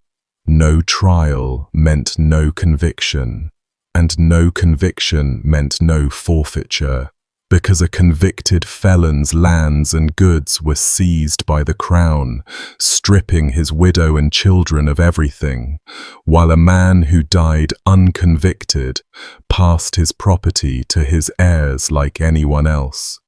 So a father facing certain conviction had a choice available that no humane system should ever have offered him. Refuse to plead, die horribly but slowly under the law's persuasion, and your children keep the farm. Plead, hang quickly, and they lose it all. Men weighed that trade in a stone cell, their children's future against the worst death on offer, and chose the slow way, and the law obliged them. The persuasion had a name, prison forte et dure, Strong and hard imprisonment, defined in the Statute of Westminster in 1275, and in its original form it was a starvation regime with the menu written into law. The mute prisoner was to be put in the worst place in the prison, on the bare ground, unclothed or nearly so, and fed on alternate days, a few morsels of the worst bread one day, and the next day only water, and the legal texts specify the water. Stagnant water from the nearest source to the prison door, the gutter or the puddle, never running water and never bread and water on the same day. A diet engineered to keep a man dying for as long as possible without letting him live. Prisoners lay in the dark under that regimen for as long as their bodies held out, and the object was surrender, a croaked request for a jury, at which point the trial could finally proceed, and the Crown could get on with hanging him profitably. By the early 1300s, weight had crept into the procedure, and prison forte et dure hardened into peine forte et dure, strong and hard punishment, the practice known ever after as pressing. The legal formula for it survives and reads like something recited over a sacrifice. The prisoner to be laid naked on his back on the bare floor of a dark room, arms and legs stretched out and corded to posts at the four corners, and then upon his body iron and stone, as much as he can bear, and more. Those last two words are in the formula. And more. The starvation menu stayed attached. The 3 morsels of barley bread, the puddle water on alternate days, so a pressed man who did not die of the weight died of hunger underneath it, and accounts describe men lasting a day, 2 days, sometimes longer, spread-eagled under a board of stones in the dark. The weight goes to work on the chest first, the ribs bowing and then cracking one at a time under the load, each breath shrinking to a sip fought for against the mass, the heart labouring inside a cage being slowly closed, blood forced up into the face and the eyes. Jailers added weight at intervals and asked each time whether the prisoner would plead. And between visits the man lay pinned in his own filth in the blackness, unable to shift himself so much as an inch, listening to his own body give way piece by piece. Some jurisdictions developed the sharp mercy of placing a piece of timber or a jagged stone under the prisoner's spine, so that the accumulating load would break the back and finish things faster, and jailers, or in some accounts the prisoner's own friends, were sometimes permitted to speed the end by adding their own weight to the pile, sitting or standing on the board so a man they knew could stop breathing sooner. English courts went on pressing the mute for over 400 years. Men chose it over and over, generation after generation, and the choosing is the part to hold on to. Every pressed man on the record is a person who decided his family's inheritance was worth the worst death his society had to offer, and then lay down on the floor and paid for it in installments. One survivor haunts the record precisely because survival was never part of the design. In 1357, a woman named Cecilia de Rijswijk, held in Nottingham jail over the death of her husband, stood mute and went into the strong and hard prison, and the royal pardon that ends her story states the reason for mercy in plain words. She had survived 40 days in prison without food or drink, and the king's document treats this as a miracle, a wonder worked, as such things were understood by the Virgin, and Edward III pardoned her for it. Read that document against everything we know about the human body, and you are left choosing between a genuine marvel, a jailer quietly slipping her sustenance out of pity or for pay, and a record straightening its own story after the fact. And the 14th century would have shrugged at the question, taken the miracle, and moved on. Cecilia walked out. She is very nearly alone in that. The procedure's most famous victim comes from just past the medieval edge, and her case shows every gear of the machine engaging at once. Margaret Clitheroe, a butcher's wife of York, a Catholic convert in Protestant England, was arrested in 1586 for harbouring priests in a hidden room of her house, a hanging offence. At her arraignment, she refused trial, and she said why. A trial would call witnesses, and the witnesses would be her own children and servants, who would either condemn their mother or perjure themselves, and she would not put them to it. The judges told her in open court exactly what refusing meant, and the record has them genuinely reluctant, pressing a respectable pregnant woman, which she may well have been, being nobody's idea of a good day. She held. On the morning of the 25th of March, 1586, she was taken to a toll booth on the bridge over the Ouse, stripped, laid on the ground with a sharp stone the size of a fist placed under her spine, and her own house door was laid over her, then loaded with rock and iron to 700 or 800 pounds. Her last recorded words were a prayer.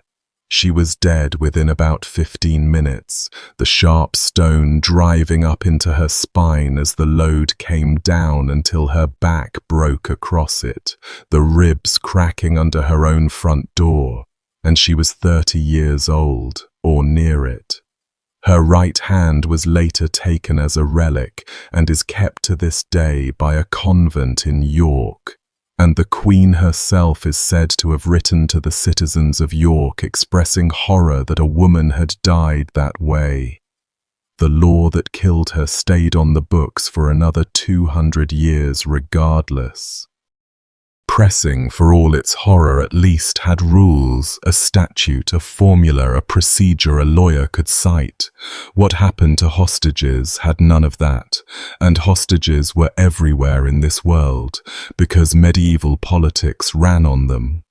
A treaty, a truce, a ransom agreement, a baron's promise of good behaviour, all of it was secured with human collateral, usually children, handed over to live in the other party's custody as a walking guarantee. Most of the time the system worked with a strange gentleness. Hostage children raised at foreign courts, educated, sometimes married into the families holding them. The system's whole deterrent value, though, rested on what could lawfully happen when the deal broke, and in 1212, King John, a man we have already watched starve a grandmother, showed everyone the flaw of the system. He held 28 sons of Welsh noble families, boys given over the previous years as security for their father's loyalty. Some were reportedly as young as 7. When the princes of Wales rose against him that summer while he was gathering an army at Nottingham, John's response, recorded in both English and Welsh chronicle traditions, was immediate. He had all 28 boys hanged, and hanging in this period offered no merciful drop to break the neck. So each of those children strangled slowly at the rope's end, a process measured in minutes and longer for the lightest bodies, of whom this group had many. The chronicles place it at Nottingham before he sat down to eat, the hostages taken out and strung up first, the meal after, and even in a century inured to royal cruelty, killing children en masse for their father's rebellion registered as an atrocity. One more stone in the avalanche of grievances already sliding toward Runnymede. The Welsh sources kept the boy's memory alive with a bitterness that never entirely faded, and one detail preserved in the tradition should travel home with you, that at least one father had begged John to take him instead. Business as usual would have been mutilation, a scare, a few executions of the eldest. All 28 in an afternoon, was John telling every baron in Britain what his guarantee was now worth, and 3 years later those barons answered at Runnymede with parchment and an army. Mutilation deserves its own dark paragraph here, because for centuries it was the respectable middle option of captivity, the thing you did to a prisoner too dangerous to release and too well connected to kill. Blinding, above all. A blinded rival could never command an army or wear a crown, so putting out a man's eyes, sometimes with the additional insurance of castration so his line died with him, was treated across Europe as a form of mercy, and the sources say so with a straight face. The mercy in question was performed with a red-hot iron pressed into the eyes until they burst, or drawn across them until they cooked white in the sockets, or with the point of a dagger, or with thumbs, and the subject was pinned down for it by however many assistants the thrashing demanded. Botched jobs were common, the iron driven too deep, the ruined sockets festering, the merciful sentence rotting a man's face off his skull over the following weeks instead. He was mercifully only blinded. The Norman and Angevin world did this constantly, and the single most awful documented instance of it involves King Henry I of England and his own granddaughters. Around 1119, Henry's son-in-law, Eustace de Breteuil, holding a boy hostage from a royal castellan named Ralph Harnack, quarrelled over a castle and put out the hostage boy's eyes. Harnack demanded justice from the king, an eye for an eye in the most literal sense available, and Henry granted it, handing over the hostages he held in exchange, who happened to be Eustace's 2 young daughters, Henry's own granddaughters through his illegitimate daughter Juliana. Harnack blinded both girls and cut off the tips of their noses. The chronicler Orderic Vitalis, who tells the whole story, records that when the mutilated children came home, their mother Juliana was so consumed that she razed her father's own castle against him, and when Henry cornered her there, she asked for a parley, met the king, her father, face to face, drew a crossbow, and shot at him. She missed. Orderic then gives us her exit, forced to surrender the castle and leap from the walls into the icy moat, ending, as he puts it, with monastic satisfaction, with her backside bared by the fall, humiliation being the chronicler's idea of the story's moral. Her daughters stayed blind. The king who arranged it is remembered as a lawgiver.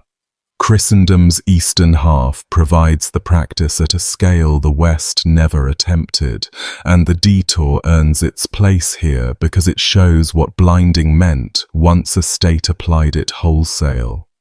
In 1014, The Byzantine Emperor Basil II crushed a Bulgarian army at the Battle of Kleidion and took thousands of prisoners.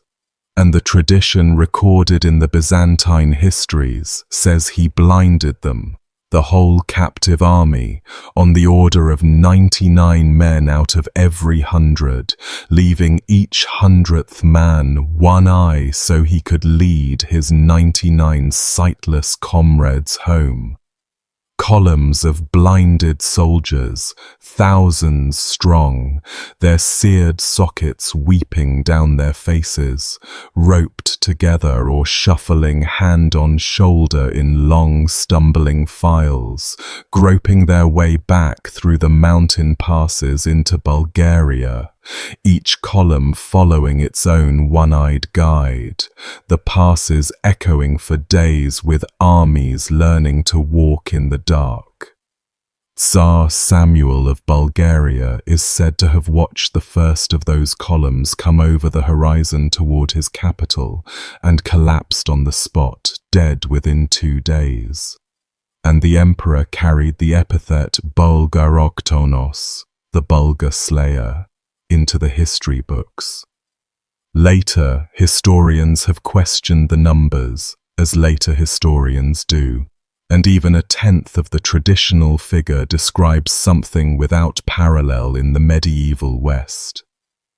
Blinding was the empire's standard tool for failed usurpers and inconvenient princes too, done with hot irons or, for the fastidious, with boiling vinegar, and Byzantine chronicles note when a blinding was performed badly on purpose, the botched job that kills through infection while the sentence on paper reads mercy.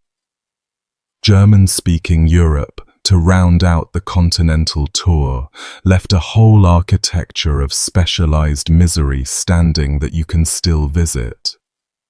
Dozens of towns kept a Hexenturm, a witch's tower, a stout tower in the town wall that served as the holding prison during witchcraft prosecutions, and the surviving ones at places like Idstein and Gelnhausen come with records of the people held in them during the great persecution waves, most of that horror falling in the 1600s, on foundations, legal and literal, the medieval town had already laid.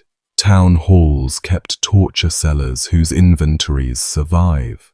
And the free cities ran their own hunger holes, the Hunger Turm, the Hunger Tower, a name that turns up across the German lands attached to towers where, tradition holds in each town, prisoners were left to starve. The local Ugolino story multiplied across 100 municipalities, some of them surely folklore, some of them surely paperwork that simply never got written, and the towers themselves standing either way, windowless below, with the entrance a hole in the vault of the ceiling. Against all the blood and iron, the longest sentence in this entire story was served in comfort, and comfort turned out to be its own instrument. Robert Curthose was the eldest son of William the Conqueror, Duke of Normandy in his own right, a crusader who had fought at the storming of Jerusalem and turned down, by some accounts, the crown of the Crusader kingdom itself. What he wanted was England, held by his younger brother Henry, and in 1106 the two brothers settled it at the Battle of Tinchebrai, where Robert lost in about an hour. He was around 55 years old that day. He then spent every remaining day of his life, 28 years of them, as his brother's prisoner, and the arrangement outlived the brothers' coronation promises, outlived appeals from the Pope, outlived everything, moving through a series of castles, devises among them, and ending at Cardiff. An honourable confinement, the chronicles insist, good food, books, company appropriate to a duke, everything except a door he could open. His duchy was ruled by his jailer. His young son grew up in exile fighting to restore him, and was maneuvered into ruin and died of a wound in Flanders, while his father sat in Cardiff, unable to do anything but hear about it. William of Malmesbury passes on the story that Henry once swore, after some report of an escape attempt or a stray insult, that his brother would never be free while either of them breathed, and Henry was a man of his word on exactly this sort of point. A tradition preserved in Wales attributes to Robert a poem composed during the Cardiff years, in Welsh, a language he would have had nothing but time to learn, built around a series of laments addressed to an oak tree he could see growing on the earthwork outside, and its refrain sits with you once you have heard it. Woe to him who is not old enough to die. A duke in his 70s, fed and clothed and utterly erased, envying the old, their nearness to the exit. He finally reached it in 1134, past 80, having outlived his son, his cause, and very nearly the brother who held him. You can stand at his effigy in Gloucester Cathedral today, a painted wooden knight reclining with one leg crossed as if about to rise, 4 decades of crusade and rule, and 28 years of a locked room all pressed flat under the varnish. Robert had successors in that particular purgatory, and 2 of them turned it into literature. James I of Scotland, the boy shipped to France for safety after his brother Rothesay starved at Falkland, was taken by pirates off Flamborough Head in 1406 and handed to the English crown, and he stayed in English custody for 18 years, the Tower among his addresses, becoming King of Scotland during year 1 of his captivity when his father died, reportedly of grief, within weeks of the news. A King of Scots, crowned in absentia, growing from 12 to 30 inside English walls, while his uncle Albany governed his kingdom, and as with Rothesay, never quite located the ransom. James filled the years by becoming a genuinely fine poet, and the long dream poem attributed to him, The King is Quare, turns on the moment a prisoner at a window sees a woman walking in the garden below and falls in love from behind bars. He eventually married her, bought his way home, ruled hard, and was murdered in a sewer tunnel by his own nobles years later, but that is another video. His French counterpart, Charles, Duke of Orléans, was pulled alive from under a pile of corpses at Agincourt in 1415, and then held in England for 25 years, deliberately unransomed. The dying instruction of Henry V being that so dangerous a prince should stay put. A quarter of a century of comfortable rooms in a dozen English castles, and Charles spent it writing some of the finest French poetry of his century, including the lines composed while gazing toward the coast of France from Dover's heights, aching for the sight of a country he could see and never touch. He went home at 50 and had to relearn his own language's small talk. Captivity did not need a pit to hollow a man out. A window with the wrong view managed fine. The Tower of London, meanwhile, kept a Welsh wing of this same long story, and one night in 1244 it produced the single most sickening image in the fortress's early history. Gruffydd ap Llywelyn was the eldest son of Llywelyn the Great, Prince of Gwynedd, a big, powerfully built man whose whole life had been spent as somebody's prisoner, held as a boy hostage by King John. later imprisoned for years by his own half-brother, and finally handed to Henry III of England, who kept him in the Tower as a card to play against Wales. Comfortable custody again, food, servants, his wife allowed with him. On the eve of St. David's Day, of all nights on the calendar for a Welshman, Gruffydd knotted his bedsheets and hangings into a rope, went out of an upper window of the great keep, and started down. The rope broke. Matthew Paris, the great chronicler of St. Albans, recorded what the morning guard found at the foot of the White Tower and could not resist the detail that makes it unforgettable, that the fall of so heavy a man had driven his head and neck down into his chest, the spine collapsing into itself under the impact, so that what the morning guard found at the foot of the White Tower scarcely read as the shape of a man, and Paris, who illustrated his own chronicle, drew the scene in the margin, the rope snapping, the body falling head first, one of the first true images of a prison escape in English art, drawn because it failed. Gruffydd's son Owain, called Owain Goch, Owain the Red, later lost a war against his own brother and spent more than 20 years in the brother's prison, much of it associated with the lonely round tower of Dolbadarn under Snowdon, a family collecting captivities across 3 generations the way other dynasties collected castles.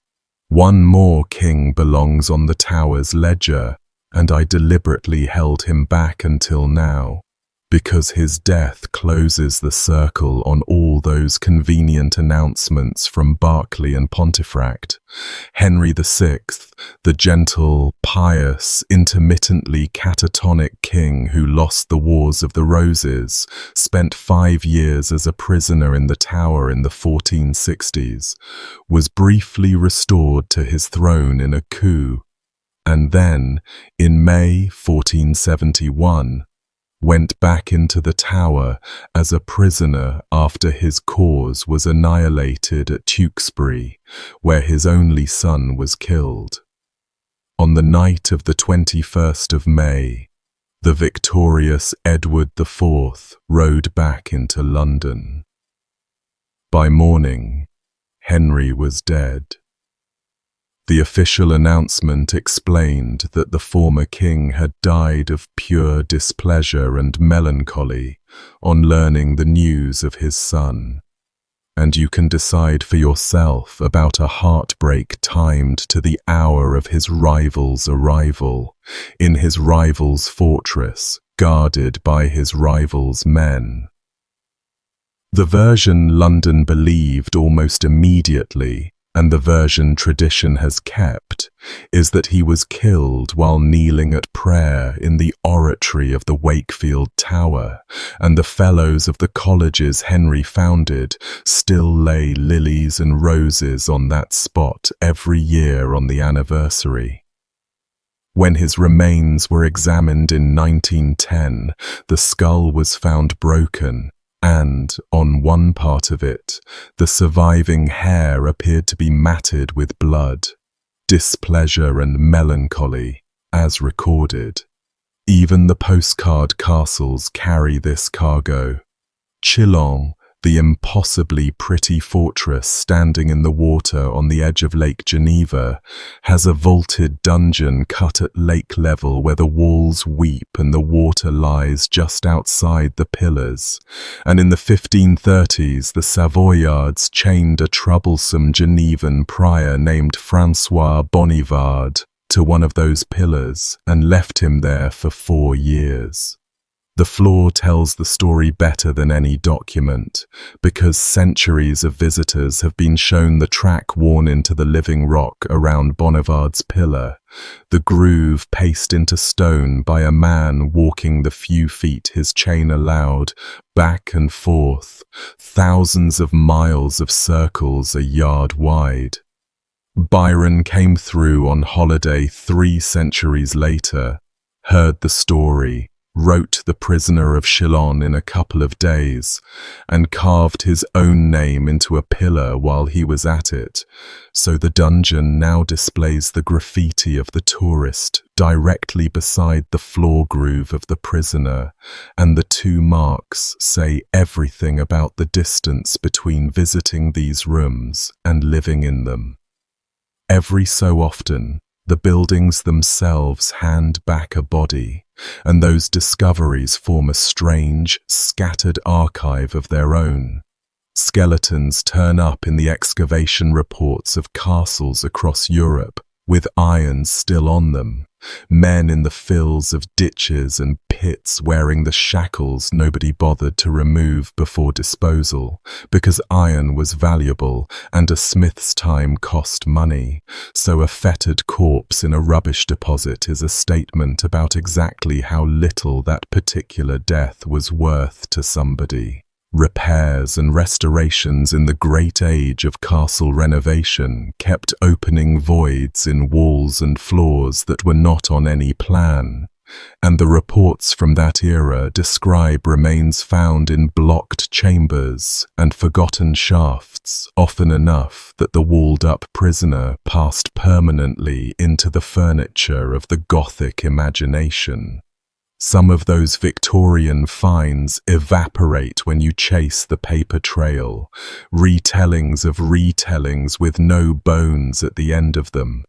Others sit in county archaeological journals with measured drawings attached.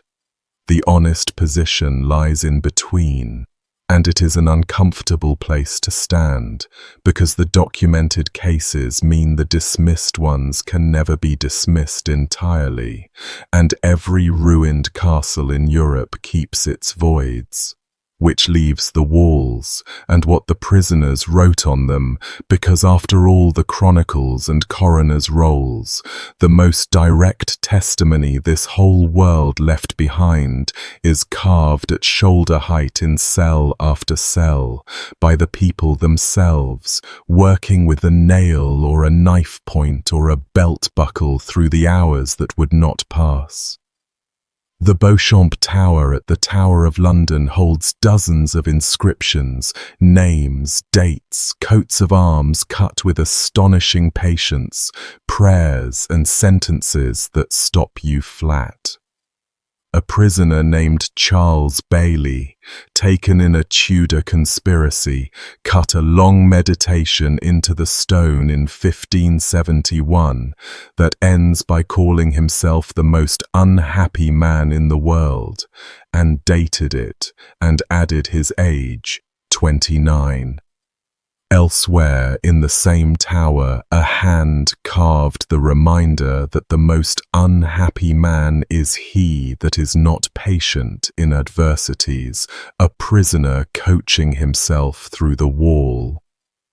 The 5 Dudley brothers, imprisoned together after their families' failed bid to put Jane Grey on the throne, left an elaborate carving of their heraldic bear and staff wreathed in flowers, each bloom standing for one of the brothers, hours upon hours of skilled work by young men waiting to learn which of them would be walked out to the scaffold. One was. Another died in the cells.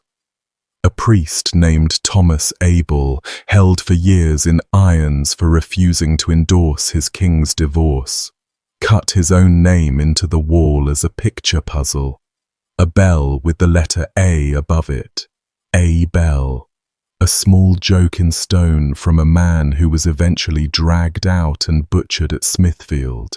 And the joke is still on the wall, and he is still under it, in a sense, because the carving outlived every other trace of him in that room. Prisoners with less learning left handprints traced in outline, crosses, gallows drawings, initials over initials over initials, where generations used the same patch of reachable stone. At Carcassonne, in the towers used for Inquisition prisoners, the graffiti runs to crosses and crude figures scratched by people whose names the sentencing registers reduce to entries. At Loches, beneath Ludovico's painted stars, other hands left soldiers, saints, ships, and rows of tally marks. And the tallies might be the most human markings in any of these places. Lines scratched in groups, day after day counted off against the stone, by someone keeping a calendar with no idea what number it needed to reach. Some of those calendars just stop. A row of marks, and then bare stone, and no way left at this distance to know whether the counting ended with a door opening or with the man no longer able to lift his hand to the wall. The stone kept the count either way. It is still keeping it. All right, that's where I'll leave you tonight, down in the dark with the tally marks. If this one got under your skin the way it got under mine while researching it, do me a favor and pass it along to somebody who likes their history heavy. Huge thanks as always to the Patreon crew and the YouTube members for making these long, deep dives possible. Links below if you'd like to join them and grab episodes early without ads. Tell me in the comments which of these stories stayed with you and whose door I should be opening next. Sleep well if you can. Good night.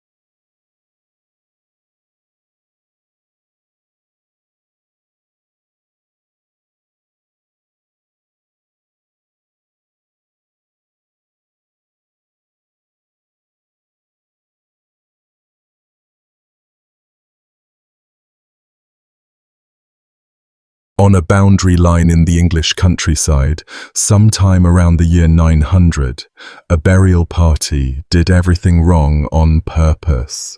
The man they were putting in the ground went in face down. His wrists were still bound behind his back. His head had come off at the block or the gallows side, and whoever filled in the grave set it down beside his knees, and then the party walked away and left him there. Outside every churchyard, beyond every prayer, on the exact line where one territory ended and the next began. Archaeologists have found whole cemeteries like that ringing the edges of Anglo-Saxon England, pits of the hanged and the beheaded, buried face down, or bound, or tucked into some old pagan burial mound, so they'd spend eternity in the worst company the landscape offered. Punishment in this world was not required to stop at death. Europe in the centuries after Roman power fell apart in the West, roughly 500 to 1000, the stretch everybody calls the Dark Ages. Historians mostly hate the name now, and fair enough, plenty of remarkable things happened in those centuries. But I want to take the insult at face value for the next couple of hours. If you were dropped into that world tomorrow morning with your soft hands and your sealed vaccines, how long would you actually last? A year? A month? The title has already tipped my hand. I genuinely think most of us would be in serious trouble before the first sunset, and I don't mean that as a thought experiment about swords and Vikings, although we will absolutely get to the Vikings. I mean the water, the bread, the tooth that's been aching in the back of your mouth for a week, the night itself. This world had about 40 different ways to kill you, most of them quiet. And the man on the boundary line, whatever he did, at least understood the rules he broke. You wouldn't even have that.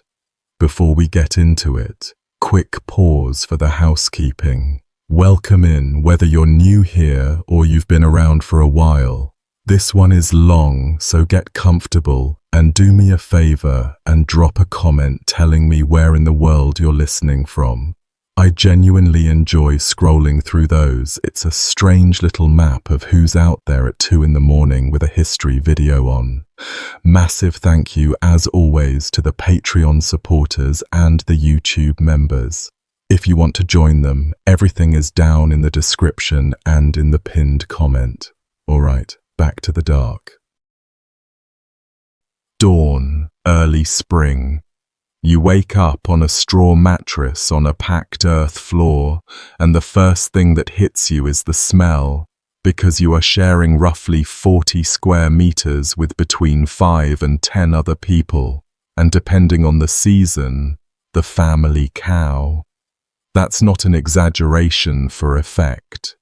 Across much of Northern Europe, houses were built as longhouses with people at one end and livestock at the other, sometimes with a low partition between, often without.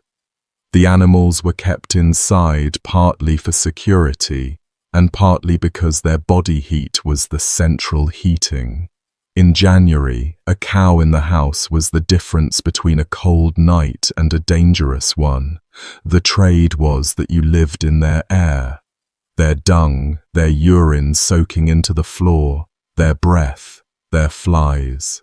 The fire in the middle of the room has burned down to embers overnight, and someone has to coax it back to life, because matches are 11 centuries away, and losing your fire entirely means begging coals off a neighbor. Above that fire hangs the other thing you'd notice within a minute of waking, and it would stay with you for the rest of your short life here. Smoke. These houses had no chimneys. The smoke from the hearth drifted up into the rafters and found its way out through the thatch or a small hole, slowly, which meant everyone in the building spent every evening and every winter day breathing it. Archaeologists who study early medieval skeletons keep finding the signature of this in the bones of the face. Chronic maxillary sinusitis, inflammation of the sinuses severe enough and long enough to leave pits and spurs of new bone inside the skull, shows up constantly in these cemeteries, in men, in women, and in children, small enough that they'd barely had time to grow the sinuses being destroyed. Your eyes would sting by supper. Your lungs would rattle by 40 if you saw 40. Nobody in this house has slept alone, and nobody has slept clean. Bedding is straw or bracken, refreshed a few times a year, and it is inhabited. Fleas, bedbugs, lice, all three kinds of lice, and I'm sorry to report that the distinction matters, because body lice carry typhus and relapsing fever, and everybody had them. Delousing a family member by hand, by firelight, was a normal evening activity across the entire period, the way scrolling a phone is now. Combs are among the most common personal objects archaeologists pull out of early medieval settlements, from peasant huts to royal graves, and they were not for style. Fine-toothed on one side, for dragging the eggs out. The lice had a lot of surface to work with, because washing, in the full immersion sense, was an occasional event rather than a routine. Soap existed, a harsh boiled paste of ashes and animal fat that the Gauls had been making since before Caesar. And people did rinse hands and faces, and river bathing happened in summer, and the better monasteries kept to a schedule of a few baths a year, with extra allowances for the sick. Heating enough water for a genuine wash meant hauling it by the bucket and burning a meaningful pile of fuel. So for a labouring family in February, the calculation answered itself. Clothing pressed the same way. Most people owned one working outfit of wool and maybe linen, worn daily, slept in through the cold months, patched until the patches needed patches, and wool that's been worked in, rained on, and dried by a dung-scented fire for a year, acquires a biography you could smell across a room, except that nobody could smell it because every room and every person carried the same one. Visitors from the perfumed cities of the Islamic world, when they met Northern Europeans, tended to remark on exactly this. And Ibn Fadlan, a man we'll be spending serious time with later in this video, described the Rus he met as physically magnificent, and then, in nearly the same breath, as the filthiest of God's creatures. The grime wasn't neglect exactly. It was the honest cost of heat, water, and time in a world where all three were expensive, and it meant every scratch, every blister, every insect bite opened into skin that hadn't been clean in months, in clothing that hadn't either, and we've already established what this world could and couldn't do about infection. So that's the first 2 minutes of your day, and nothing has even happened yet. Now you're thirsty, and thirst, in this world, is where the real trouble starts. The village well, if the village has one, sits maybe 30 paces from the nearest rubbish pit, and the rubbish pit is doing double duty as the latrine. Nobody dug these things with groundwater flow in mind, because nobody knew groundwater flowed. Rain lands on the midden, soaks down through a season of human waste, animal dung, butchery scraps and dead dogs, and finds its way sideways into the same water table the well is drinking from. In summer, when the water level drops, the concentration goes up. Every mouthful you take is a gamble against typhoid, dysentery, and a rotating cast of parasites, and you can't see, smell, or taste most of what's in there. A perfectly clear cup of well water could be carrying enough to kill you inside 2 weeks. People did understand, in a rough, practical way, that some water was bad.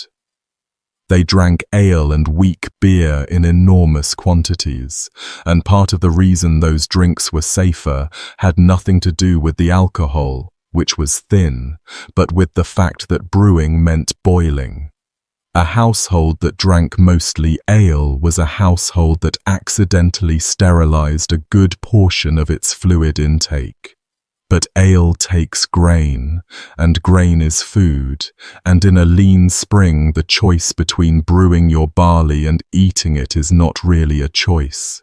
The poorest people and the youngest children drank the water, which goes some way toward explaining what the water did to the youngest children. And we'll sit with that properly a bit later, because the numbers around early medieval childhood are the bleakest thing in this whole video. First though, the worms. In 1972, archaeologists excavating a Viking Age site at Coppergate in York found, among the workshops and the wattle fences, a single human stool, fossilized, 20 centimeters long, deposited by some anonymous 9th century resident and preserved in the wet ground for over 1,000 years. It's known, with the dignity only British archaeology can supply, as the Lloyds Bank coprolite, after the bank whose new building was going up on the site. Paleopathologists went through it under a microscope and found it loaded with eggs, whipworm and moorworm, hundreds of eggs, from a gut carrying a heavy double infestation of intestinal parasites. And the thing about that stool is that it isn't unusual, it's typical. Wherever researchers sample early medieval latrine soil, cesspits and burial abdomens anywhere in Europe, the same eggs come up in quantity. Roundworms that grow to the length of your hand and live by the dozen in the small intestine. Whipworms burrowed into the wall of the colon. Tapeworms from undercooked pork and beef, some species reaching several meters, coiled inside a living person going about their day. Realistically, if you're standing in that Frankish village, every adult around you is carrying something, most are carrying several somethings, and so are you within a month of arriving. A heavy roundworm load in a well-fed adult means cramps, nausea, and the occasional horror of passing or vomiting a live worm. In a malnourished child, it means the parasites are eating a meaningful share of what little food goes in, and the child slowly loses a race it doesn't know it's running. Worms, at least, mostly kill slowly. The waterborne bacteria did not. Dysentery, which the sources call the bloody flux, was the great routine killer of this entire period. So common that chroniclers note it the way we note a bad flu season. It starts as cramping and diarrhea, and then the lining of the large intestine begins to slough and bleed, and within a day or two the victim is passing blood and mucus 20, 30 times a day, burning with fever, unable to keep water down while losing liters of it. People died of it in 3 days, or lingered for 2 weeks, hollowed out, and in a one-room house with no plumbing. Nursing a dysentery patient meant handling infected waste with your bare hands next to the family food supply, so it tore through households and then through villages. It was flatly democratic about it too. Armies on campaign lost more men to the flux than to enemy weapons, camped as they were around their own latrines in summer heat. Kings died of it in their beds.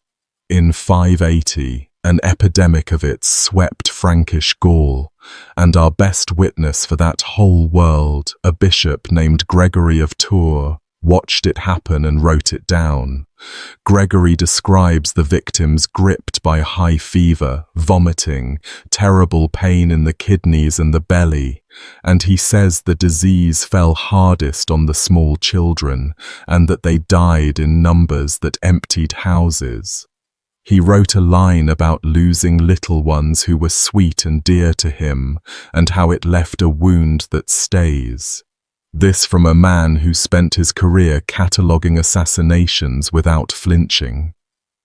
That same epidemic reached the top of Frankish society, and what happened there is worth a minute, because it says a lot about how helpless everyone was, top to bottom. King Chilperic and Queen Fredegund, two people we will meet again in far worse circumstances, had two young sons, and in 580 both boys caught the flux. Fredegund, one of the most feared and frankly murderous political figures of the century, broke down as they sickened. Gregory reports her turning on the pile of tax registers, the records of all the new levies squeezed out of the poor, and telling her husband that God had been punishing them for it, that they kept heaping up gold while losing the one thing gold couldn't buy back. They burned the registers, they forgave the taxes, it made no difference. The younger boy died first, and the older, Clodebert, was carried through the summer night to the shrine of Sainte Médard at Soissons, and laid by the tomb, his parents making vows over him, and he died there around midnight. A king and queen of the Franks had exactly the same medical options as the family in your village longhouse: prayer, a shrine, and watching, which raises the question of what medicine, so-called, could actually offer in this world, and the honest answer runs somewhere between nothing and actively making things worse. The framework underneath all of it, inherited from the classical world in half-remembered fragments, was the theory of the four humours: blood, phlegm, yellow bile, black bile. Sickness meant the humours were out of balance, and the cure meant draining off the excess, so the frontline treatment for almost anything, fever, headache, madness, a difficult pregnancy, was to open a vein and let the patient bleed into a bowl. A sick body already fighting an infection would be relieved of a pint of the blood it needed, sometimes repeatedly, sometimes until fainting, since fainting was taken as the sign the balance had been restored. Surviving manuscripts include careful calendars for this, tables of so-called Egyptian days, unlucky dates when bleeding would kill, and lucky ones when it would heal, all of it worked out from the moon. None of it worked out from the body. We do have their recipe books, and they're a strange mix. The best known from the Anglo-Saxon world is Bald's Leech Book, compiled in the 9th or 10th century, a physician's working manual. Some of it is herbs steeped in ale for conditions that would have gotten better anyway. Some of it is charms, words to sing over the wound, because in this world disease had agents, and one of the recognized agents was elves. Sudden stabbing pain, the sort we'd call a cramp or a stitch or maybe a herniated disc, was elf shot, an invisible arrow fired into you by invisible beings, and the Leech Book has the treatment. Part herbal salve, part spoken spell to send the arrow back. I'm not raising that to sneer at it. If you had no microscope, and pain arrived out of a clear sky in a healthy body. An unseen arrow was a reasonable model. It just wasn't a treatment.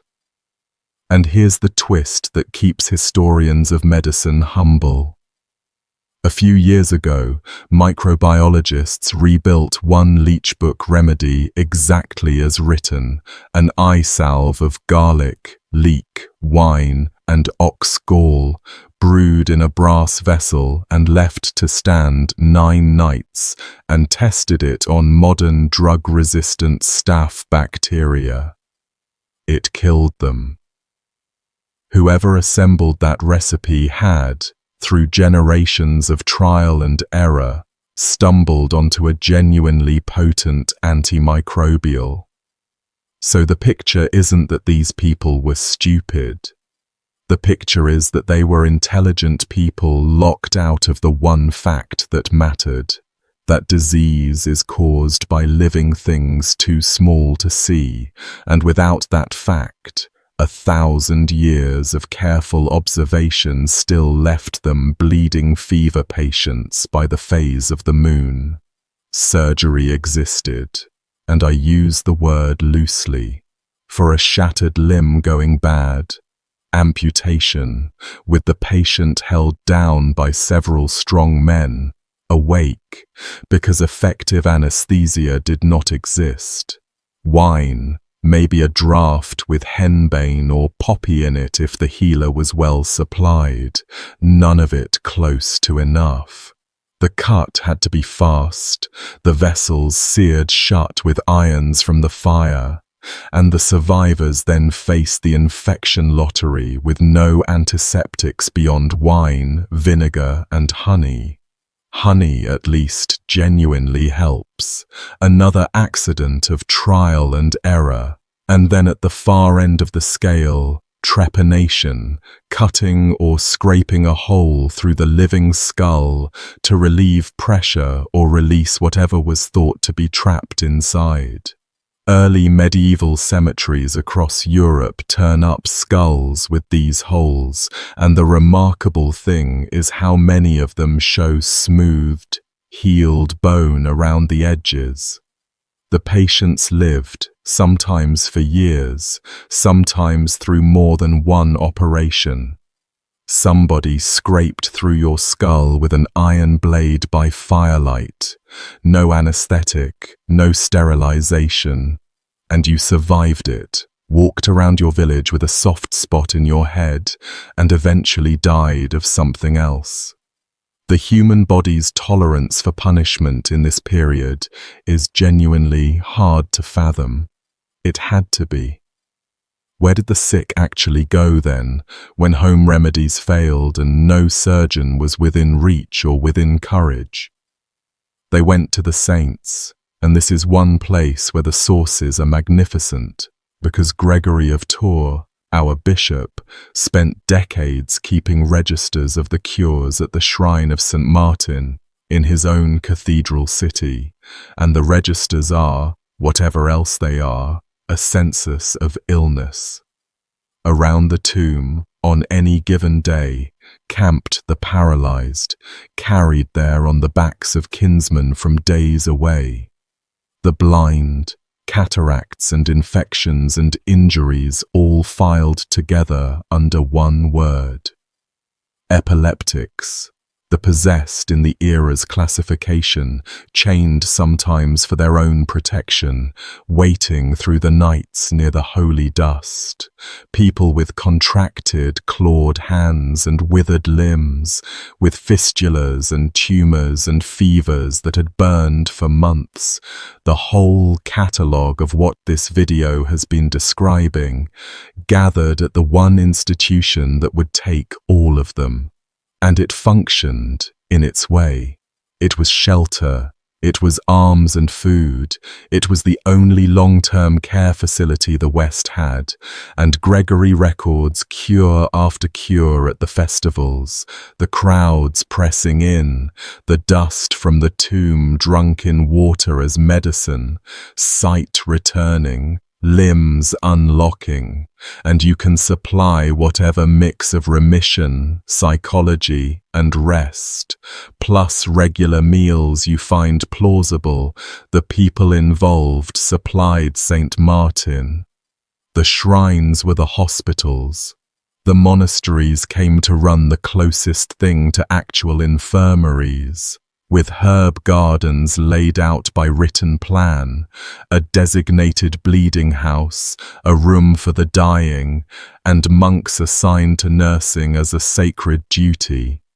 And if you had to be sick anywhere in this half of the world, sick inside a monastery wall was the best draw available. Your village had the other version, a wise neighbor, a charm, a vein opened by the moon, and the long road to Tours. Hold that thought about pain, actually, because your mouth deserves its own moment here.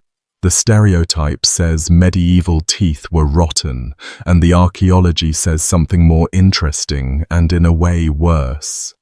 Cavities were fairly rare because sugar barely existed in this diet and honey was a luxury. What the skeletons show instead is ware. The daily bread was ground on stone querns, and stone querns shed grit, fine sand and stone dust baked into every loaf, so every meal was a light sanding of the teeth. By middle age, and middle age here means 35, many people had ground their molars flat, down through the enamel, down to the soft dentine, and in the worst cases, down into the pulp chamber where the nerve lives. An open pulp chamber in a mouthful of bacteria means abscess. Jawbones from these cemeteries are pocked with abscess cavities, some with drainage channels where the pus ate its own tunnel out through the bone of the face. That's a level of dental pain most modern people have never approached, endured without any relief beyond clove, prayer, and eventually a man with iron pliers and a knee on your chest. And an untreated abscess isn't just pain. The infection can track down into the floor of the mouth and the throat, swell it shut and suffocate you, or slip into the bloodstream and stop your heart as sepsis. People in this world died with some regularity of a tooth. A bad tooth, though, you could at least see coming. The sickness that stalked this entire period gave nobody any warning at all. And it deserves the next stretch of this video to itself, because it returned, wave after wave, for 200 years, and because our best witness, Gregory of Tours, stood in its path more than once, and set down exactly what it did to the places it visited. The pestilence came through in visitations, one every generation or so from the mid-500s deep into the 700s, and the chroniclers set it apart from every fever and flux they knew because of how it announced itself on the body. Gregory describes the mark. A victim developed a wound in the groin or the armpit, he says, something like the bite of a snake, a hard, burning swelling, and from that point, the poison had them, raging fever, delirium, death on the second or third day. Anyone who lasted past the third day had a chance. Few were given the third day. Over his shoulder, we can name the thing bubonic plague, the same organism that would return centuries later as the Black Death, his snake bites the infected lymph nodes ballooning as the bacteria took the bloodstream, and it travelled then the way it travelled later, in the fleas of black rats, riding grain sacks and cargo bales and river barges along every trade artery still functioning. Nobody on earth suspected the rats. The theory of the age blamed corrupted air, and against bad air, the only medicine anyone could prescribe was distance. In 571, it climbed into the Auvergne, into Clermont, Gregory's own home country, and his account of that season is one long funeral. The mortality ran so hot that entire households went together, houses left standing with no one alive inside them. Coffins ran out, then planks ran out, and the dead went into trenches, 10 and more at a time. On a single Sunday, in one church in Clermont, 300 corpses were counted, laid out and waiting for ground. Everyone with somewhere to go fled for the hills, and among those who stayed, Gregory singles out a priest named Cato, a man he'd criticized in other chapters as vain and ambitious, who now refused every chance to leave, and buried the dead of his city one after another, and kept saying the Mass over them, right up until the swelling rose under his own arm. Gregory, no friend of his, filed the death under courage, and in 588 it walked into Marseille off a ship, and Gregory's report of that outbreak traces the mechanics so cleanly you can watch him get within one step of solving it. A merchant vessel from Spain docked with its usual cargo. A household in the city bought from that cargo, and 8 people of that house were dead almost at once. The thing went quiet, then went house to house until the whole city, he says, was blazing with the disease the way a cornfield burns. The bishop shut himself inside the basilica of Saint Victor with a handful of the devout and prayed through it. Everyone who could leave left, and Marseille stood open and dying for 2 months. And then the sickness burned out, and the people came home, and it caught again off the embers and made a second harvest out of the returners.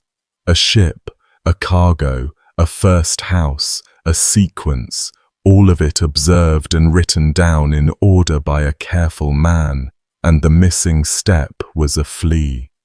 Distance really was the only medicine, and Marseille shows what distance was worth once the thing got inside the walls. Gregory's own deacon happened to be in Rome in 590, when the pestilence was working through that city and had just killed the Pope, and the scene he brought home rounds out the picture of what anyone, anywhere, could actually do. The Romans organized enormous penitential processions, the whole population marshaled into columns and sent circling the city chanting for mercy, and the deacon reported that the plague kept pace with the prayers, that in the space of a single hour, while the columns walked, 80 people dropped dead in the streets mid-procession, and that the man directing it all, a monk named Gregory, who was about to be dragged, genuinely protesting, onto the papal throne as Gregory the Great, kept the columns moving past the bodies. Prayer conducted over the dying, interrupted by the dying, resumed over the dead. If you want the whole period's medical situation in one image, that procession is available.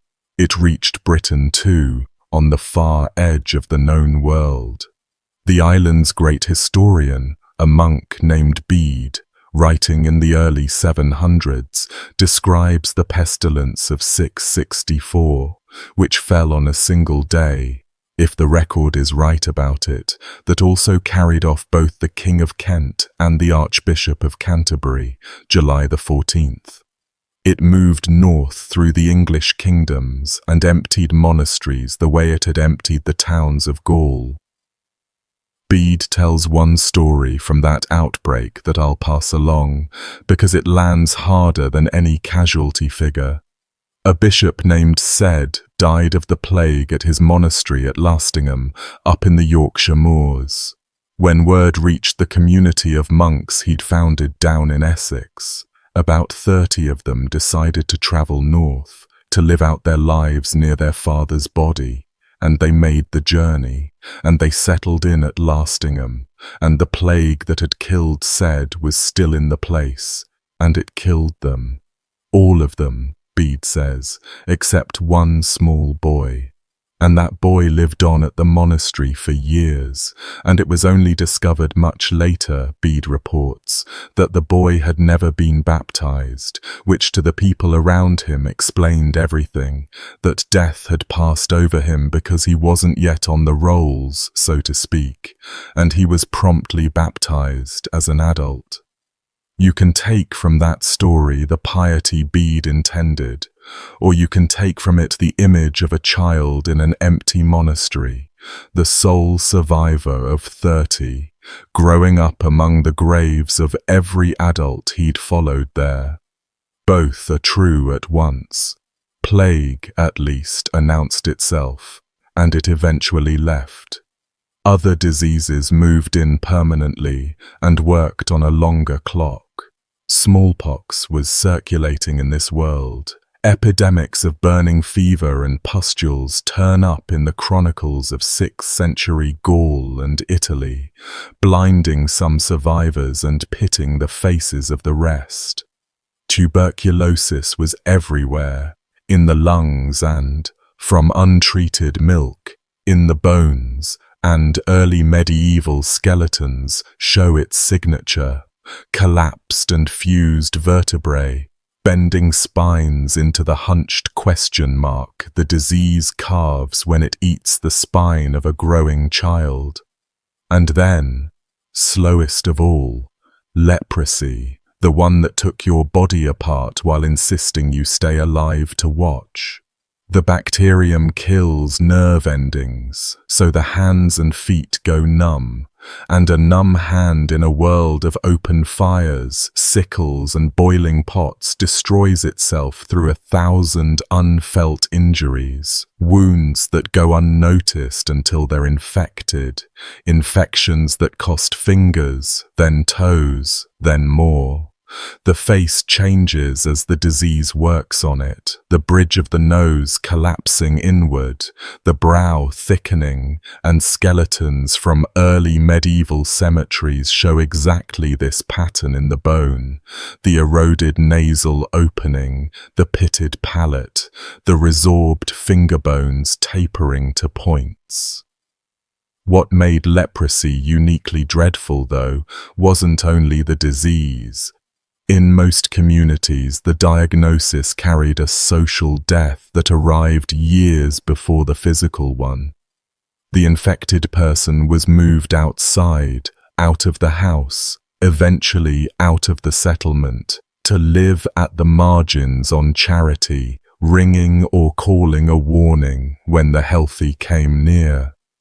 In the centuries after our period, this got formalized into an actual funeral rite performed over the still living leper. But the exclusion itself is old. You'd be alive, and you'd already be a ghost. Sooner or later, though, in this world, the thing most likely to empty your village wasn't any single disease. It was the harvest. And the years when the harvest failed produced some of the most genuinely disturbing testimony that survives from the entire early medieval period.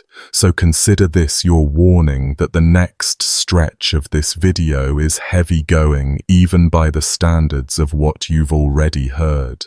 Subsistence farming means exactly what it says.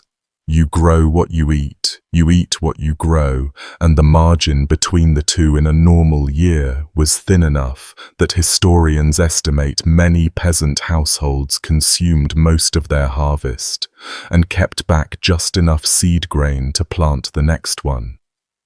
That seed grain sat in the house all winter, in a sack, while the family went hungry a few feet away from it, because eating the seed meant eating next year. Yields were pitiful by any modern measure. A farmer scattering seed by hand on soil worked with an ox, and a scratch plough could expect back maybe 3 or 4 grains for every one planted in a good year. on good land. One of those grains went back in the ground. So the whole calculation of staying alive rested on a couple of multiplication factors that the weather could erase in a single wet August.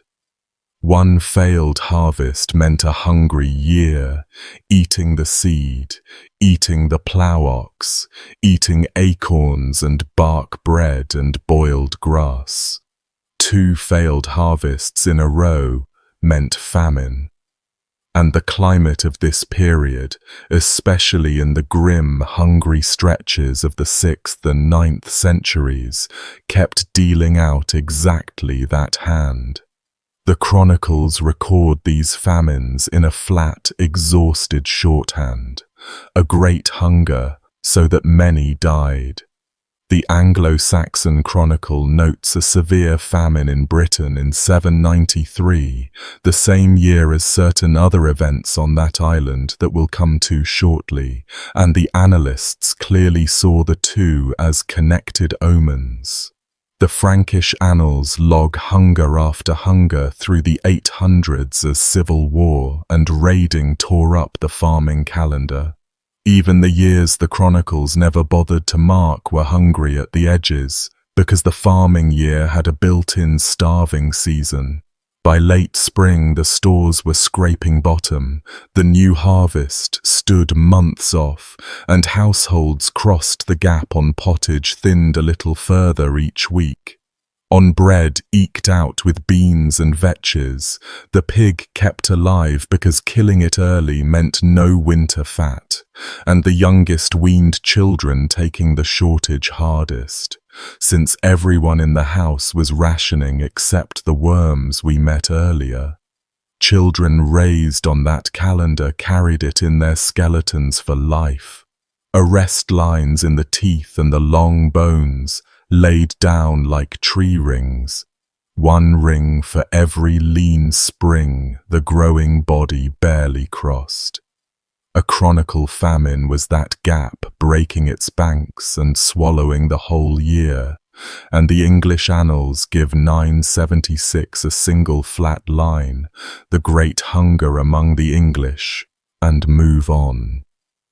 The entry historians keep returning to, though, comes from a monk named Rodolphus Glaber, writing in Burgundy just after the year 1000, technically a step past our window, but describing a world that hadn't changed 1 inch, and describing it at length, because the famine he lived through, around the 1030s, broke something in the people around him, and he felt someone should put it in writing.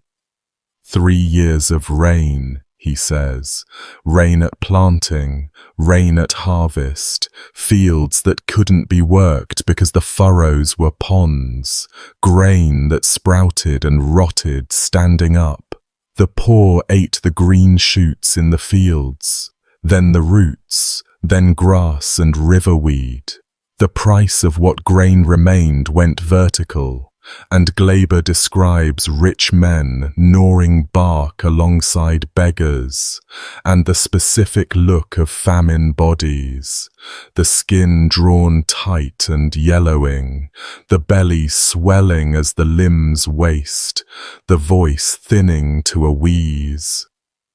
Wolves came out of the forests, he says, drawn by the unburied dead, and grew bold enough to take the living. And then he gets to the part he clearly didn't want to write. When the animals and the bark were gone, he says, men began to eat men. Travellers on the roads were murdered for their flesh by hosts who had offered them a bed. Families killed at inns, cooked and eaten by the innkeepers. People lured children away, he says, with an egg or a piece of fruit held out, the way you'd coax a stray dog, and the children were eaten. Graves were opened at night, and the dead pulled back out of the ground to feed the living. In the market at Taunus, a man was caught selling cooked human flesh alongside ordinary meat, laid out on the stall as if that were a thing a market sold, and the crowd, whatever it had been driven to privately, could not bear the sight of it made public and commercial. He was seized and burned alive. Another man, Glaber says, crept to the spot afterward, dug the buried flesh back up and ate it, and was burned in his turn. And out in the forest near Mâcon, a hermit's hut by a lonely chapel became a rumour, then an investigation, and inside it were found the severed heads of 48 men, women and children, the remains of travellers who had stopped at a holy man's door for shelter over the course of the famine.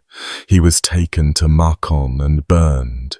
Glaber says he saw the man's execution with his own eyes.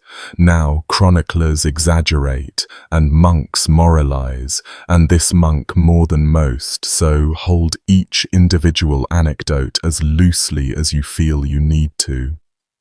But famine cannibalism is not a medieval invention. It's a documented human behavior in every century that has starved badly enough, including the 20th, and Glaber's account sounds far less like a sermon than like a man reporting court cases. The 48 heads have the terrible specificity of a number somebody counted. Even in years when the harvest technically came in, the grain itself could turn on you. And this next disease might be the single most nightmarish thing in this entire video, so brace yourself. Rye was the bread grain of the poor across huge stretches of northern Europe, hardy stuff that grows where wheat sulks, and rye is uniquely hospitable to a fungus called ergot, which replaces the grain kernels with hard purple-black spurs.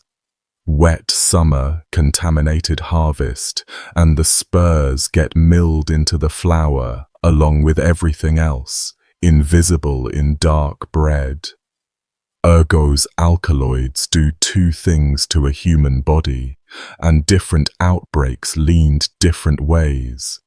The first is convulsive, twisting muscle spasms, limbs jerking and locking, the sensation of ants swarming under the skin, and raging hallucinations, because among ergot's chemical children is lysergic acid, the direct precursor of LSD. Entire villages, eating from the same contaminated harvest, would descend together into weeks of seizures and shared visions of fire and demons, and they had no framework for that except the obvious one, that hell had opened under the parish. The second form is gangrenous, and it's worse. The alkaloids clamp the blood vessels shut, starting at the extremities, and the tissue begins to die while its owner is alive and watching.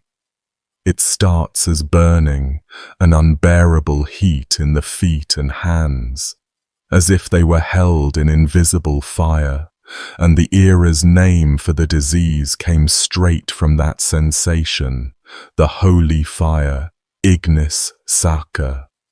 Then the burning limb goes cold and black and mummifies, dry and hard, dead flesh on a living person, and eventually, at the ankle, at the knee, at the wrist, it separates. Chronicles describe sufferers whose limbs detached at the joints without an axe ever touching them. The Annals of Xanten, recording an outbreak along the Rhine in 857, describe a great plague of blistering rot consuming the people, so that their limbs were loosened and fell off before death. Run that clause past yourself again, slowly, before death.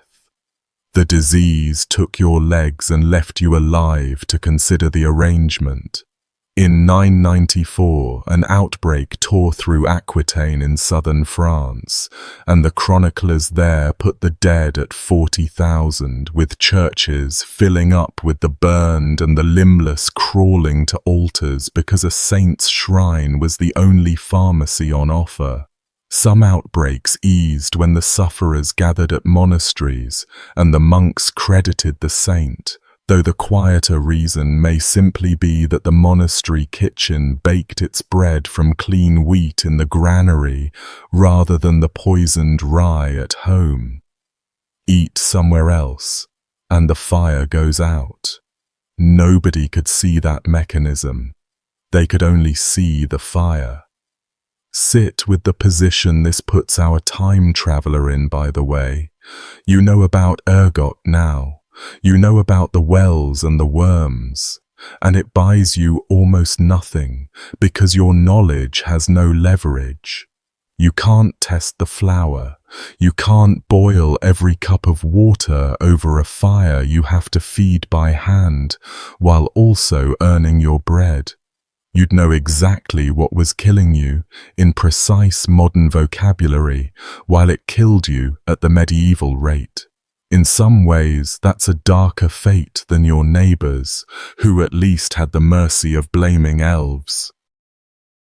Hunger and disease worked on everyone, but they pressed hardest on the two groups this world manufactured in enormous numbers and spent almost as fast, mothers and infants. What childbirth meant here needs its own space, and I'll be straightforward with you. This next section contains some of the most painful material of the whole video, not because it's gory in the battlefield sense, but because every part of it happened in somebody's home over and over for 500 years. A woman in your Frankish village who survived to marrying age, call it 15 or 16, faced a reproductive career of roughly 20 years, and with no reliable contraception beyond extended breastfeeding and luck that typically meant somewhere between 5 and 10 pregnancies. Each one was a separate roll of the dice, and the dice were weighted in ways she knew intimately, because she had watched her mother, her sisters, and her neighbors take the same roles. Historians working from skeletal populations and later parish records generally put the risk of death per birth somewhere in the low single digits, 1 or 2 in 100, which sounds survivable until you run it across a whole childbearing life, at which point a woman's cumulative odds of dying in or shortly after childbirth land in the neighborhood of 1 in 10, and in some communities, worse. Early medieval cemeteries bear this out in the plainest way possible. A persistent surplus of women dead between 18 and 35, the exact years men their age were surviving fine. What actually killed them splits into a few mechanisms, all of them fully understood today, and all of them untouchable then. The first was obstruction. A childhood of malnutrition, rickets from dark, smoky houses and poor diets, could leave a woman with a pelvis subtly deformed, narrowed, flattened, and when the baby's head could not pass through it, labor simply did not end. It went on for 2 days, 3 days, 4, contractions grinding against an impossible geometry, and everyone in the room, the mother most of all, gradually understanding what was happening because they had all seen it before.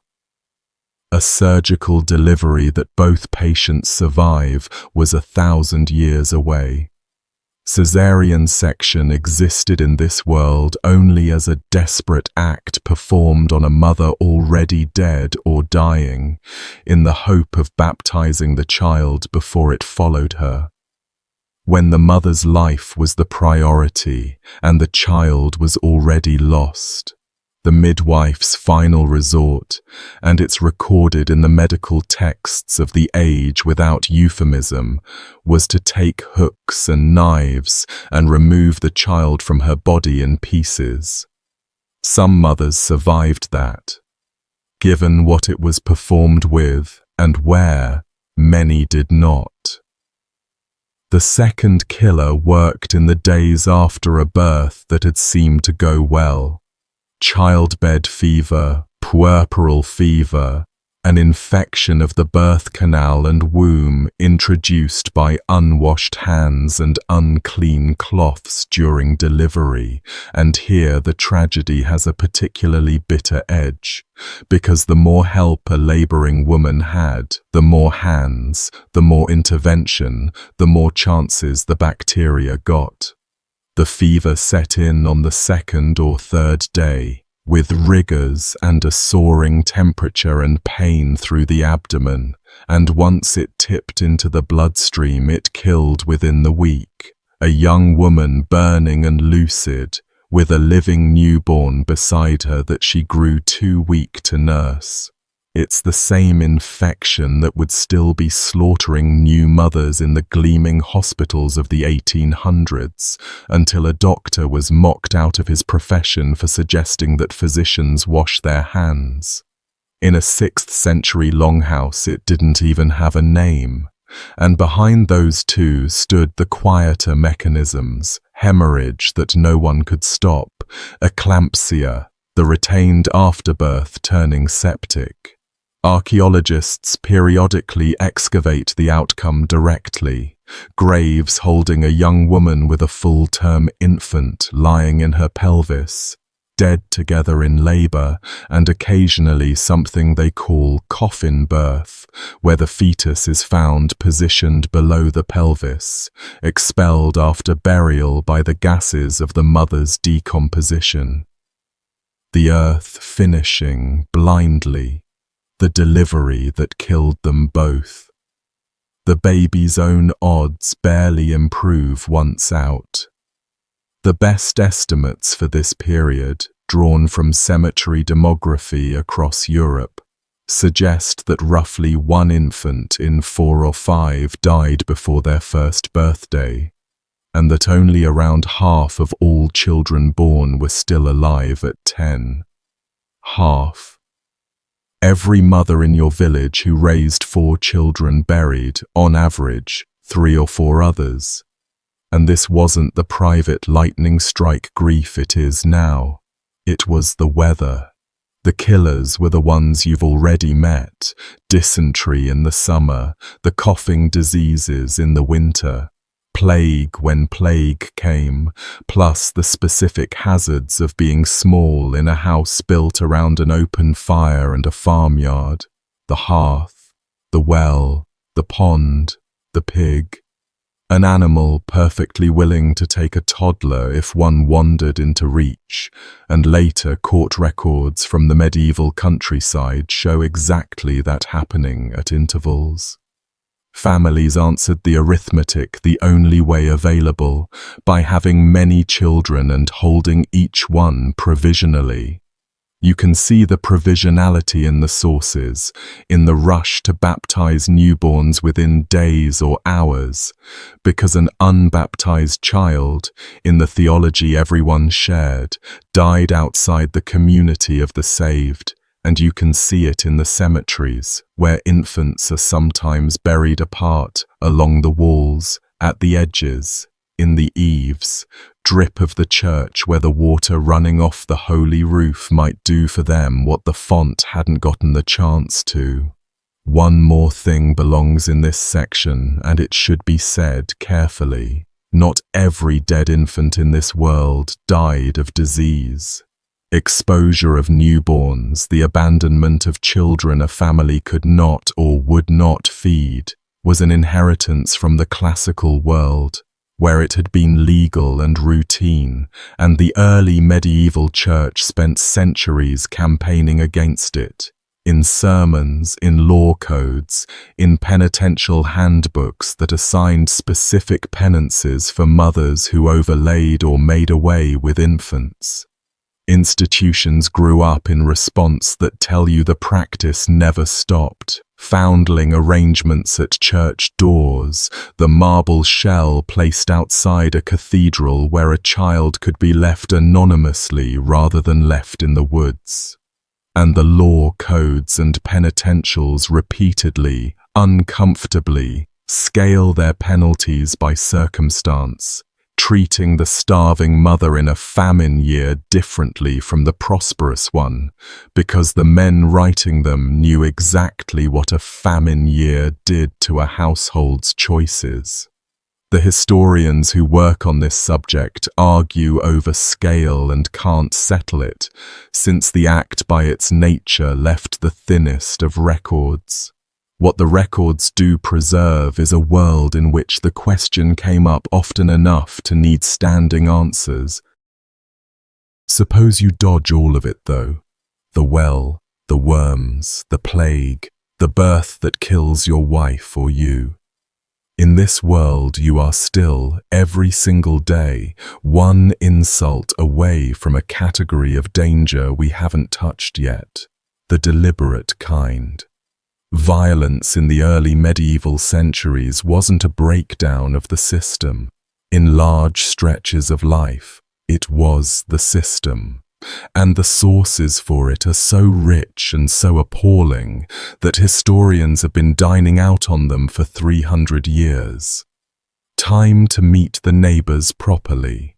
Open almost any early medieval law code, and you find, before anything resembling constitutional principle, a price list for the human body.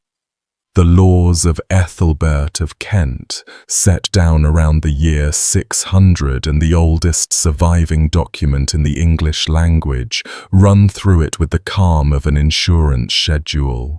An eye struck out, 50 shillings. An ear struck off, 12. Each of the 4 front teeth, 6 shillings.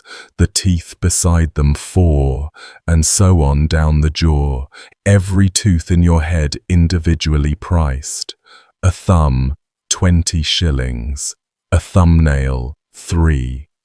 Each fingernail, each toe, the big toe worth more than the others, a pierced ear versus a severed one, a bone laid bare versus a bone broken. The schedule goes on for clauses and clauses, and the reason a kingdom's founding legal text needs a tariff for a torn-off thumbnail is that these injuries were common enough in ordinary village and hall life to require standardized compensation. This is the famous Wergild system, man price, the principle that every person and every part of every person had a cash value payable to the victim or their kin, and it existed for a very specific reason. It was the alternative to the feud. Pay the price, and the injured family is made whole and honor is satisfied. Refuse or fail, and the injured family had a recognized, semi-legitimate right to come and take satisfaction out of your body and your brothers' bodies, and the feud was on, and feuds in this world ran for generations. If you want to know what a feud actually looked like from inside, Gregory of Tours preserved one in full, blow by blow, from the countryside around his own city in the 580s. And it's the single best short course in early medieval social life that exists, so I'm going to tell it properly. It starts at a Christmas party. In a village near Tours, at the Christmas feast, a local priest sent his servant out to invite some men to come drink at his house. One of the invited men, apparently already deep into the season's wine, took the invitation badly for reasons lost to history, drew his weapon, and killed the servant on the spot. That single stupid, drunken killing lit the fuse. A young local notable named Sichar, a friend of the priest, gathered armed men to answer it. The other party gathered theirs. An ambush went in, and by the time the first round was over, men were dead on both sides, and property had been looted, and one of the dead belonged to the family of a man named Cramnesind. Now the machinery I described kicks in. The local church and the Count's court pushed both sides toward a settlement, tallying the dead and wounded on each side, and setting compensation to balance the books. And the remarkable thing is that it initially worked. Money changed hands, oaths were sworn, and the feud between Sichar and Cramnesind was formally closed.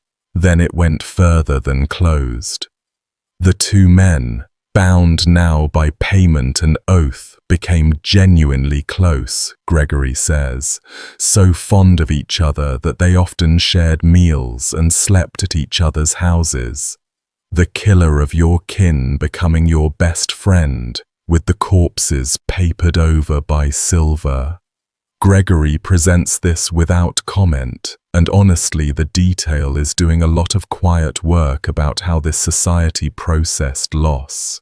It held for years, and then one night the two of them were drinking at Cramnesind's table, and Sichar got expansive, the way men do at the wrong hour of the evening, and said something to this effect. "You should thank me, brother. All that compensation I paid you for your dead relatives is what furnished this house. You'd have nothing if I hadn't killed your family." Gregory records what went through Cramnesind's mind in almost these words, that if he let this stand, if he did not avenge his kinsman now, he deserved to lose his name as a man and be called a weak woman. He put out the lights and he split Sichar's skull with his blade. Then he stripped the corpse of its clothes, hung the naked body on his fence post for the neighborhood to see at dawn, and rode off to throw himself on the king's mercy, arguing, in effect, that the insult had reopened the account and the killing was lawful balance. And the genuinely instructive part is what happened next. Because Sichar had been under the protection of Queen Brunhild, so the case went political, and Cramnesind ultimately, after some property seizures and legal maneuvering, got away with it. Cleared. That's the system working as designed. Skull-splitting as bookkeeping. Multiply that logic across every valley in Francia and you have some sense of the background rate of violence a person lived inside. And the skeletons agree. Cemetery studies across the period turning up healed and unhealed blade wounds on a startling share of adult male skulls and forearms, ordinary farmers included, the forearm cuts especially. The wound you take raising your arm over your head against a blow that's already falling. And all of that is just the villagers. The people running this world operated the same code with royal resources, and nowhere more spectacularly than the Frankish royal family itself, the Merovingians, whose 6th century domestic life Gregory documented from close range, and which comes across today like something a screenwriter would reject as excessive. The quick sketch is this. The Frankish realm was treated as family property, divided among royal sons at each death. So every generation opened with brothers, uncles and nephews holding pieces of each other's inheritance. And the family worked through the resulting disputes using the tools of the age. King Chilperic, holding the northwest, wanted a prestige marriage to match his brother Sigebert's, so he wed a Visigothic princess named Galswintha, who arrived from Spain with a mountain of treasure. He already had a mistress, a former palace servant of ferocious intelligence named Fridegund. Galswintha, humiliated, asked to go home, offering to leave the treasure behind if she could just leave. Shortly afterward, she was found dead in her bed, strangled, garroted by a slave, and everyone from Gregory on down understood on whose instruction. Chilperic wept for a few days in Gregory's dry telling, and then married Fredegund. Galswinther's sister happened to be Brunhild, wife of Chilperic's brother Sigebert, the same Brunhild from the fence-post feud, and the murder of her sister ignited a war between the two royal households that would burn on and off for 40 years and consume nearly everyone it touched. Fredegund's contribution to that war was assassination, pursued with a consistency that made her name a byword for 1,000 years. In 575, with her husband losing the war and besieged, two young men presented themselves to King Sigebert at the height of his triumph, at the very ceremony where his soldiers were raising him on a shield, and stabbed him from both sides with scramus axes, long knives that Gregory says had been smeared with poison. The assassins were cut down on the spot, as they must have known they would be, and were traced straight back to Fredegund. She sent knife men after Brunhild, after her own brother-in-law King Guntram, after nobles who crossed her, and after Praetextatus, the bishop of Rouen, who had once defied her, who was stabbed at the altar of his own cathedral during the Easter service, in front of the congregation, and lingered long enough for Fredegund to visit his sickbed, in a scene Gregory relates with a straight face, and offer him the services of her personal physicians. The dying bishop declined the offer and told her, more or less, that God was waiting for her, and died. Nothing was ever proven against her in any forum that mattered, because she controlled the forums. The reach of it went into her own household. Her daughter Rigunth, a princess with her mother's temper and none of her mother's judgment, spent her late teens throwing her royal blood in Fredegund's face, needling her, publicly, about having been born a servant. One day, Gregory says, Fredegund invited the girl to the treasure room, opened a great chest of ornaments, invited her to reach in and take whatever she liked, and when Rigunth bent her head and shoulders into the chest, her mother slammed the lid down on her neck and leaned on it with her whole weight, and kept leaning while her daughter's eyes bulged, and the girl was very close to dead when the servants screaming brought people running to pull the queen off. Mother and daughter lived together afterward, Gregory notes, in a state of more or less constant hatred. Even by the standards of this family, the treasure chest stands out, and Gregory clearly included it because it circulated, because people told this story about their queen and believed it without difficulty. Fredegund, remarkably, died in her bed in 597, old, powerful, and undefeated, having outlasted almost everyone she had ever sent a knife after. Her rival Brunhild got the other ending. Brunhild fought on for decades after her sister's murder and her husband's assassination, ruling through sons and then grandsons and then great-grandsons.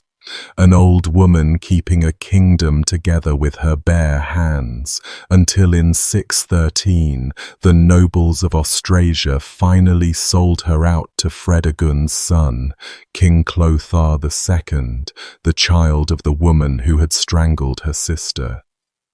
Clothar had her charged before the army with the deaths of 10 kings, a stitched-together indictment covering 40 years of politics, and then he had her tortured for 3 days. She was somewhere near 70 years old.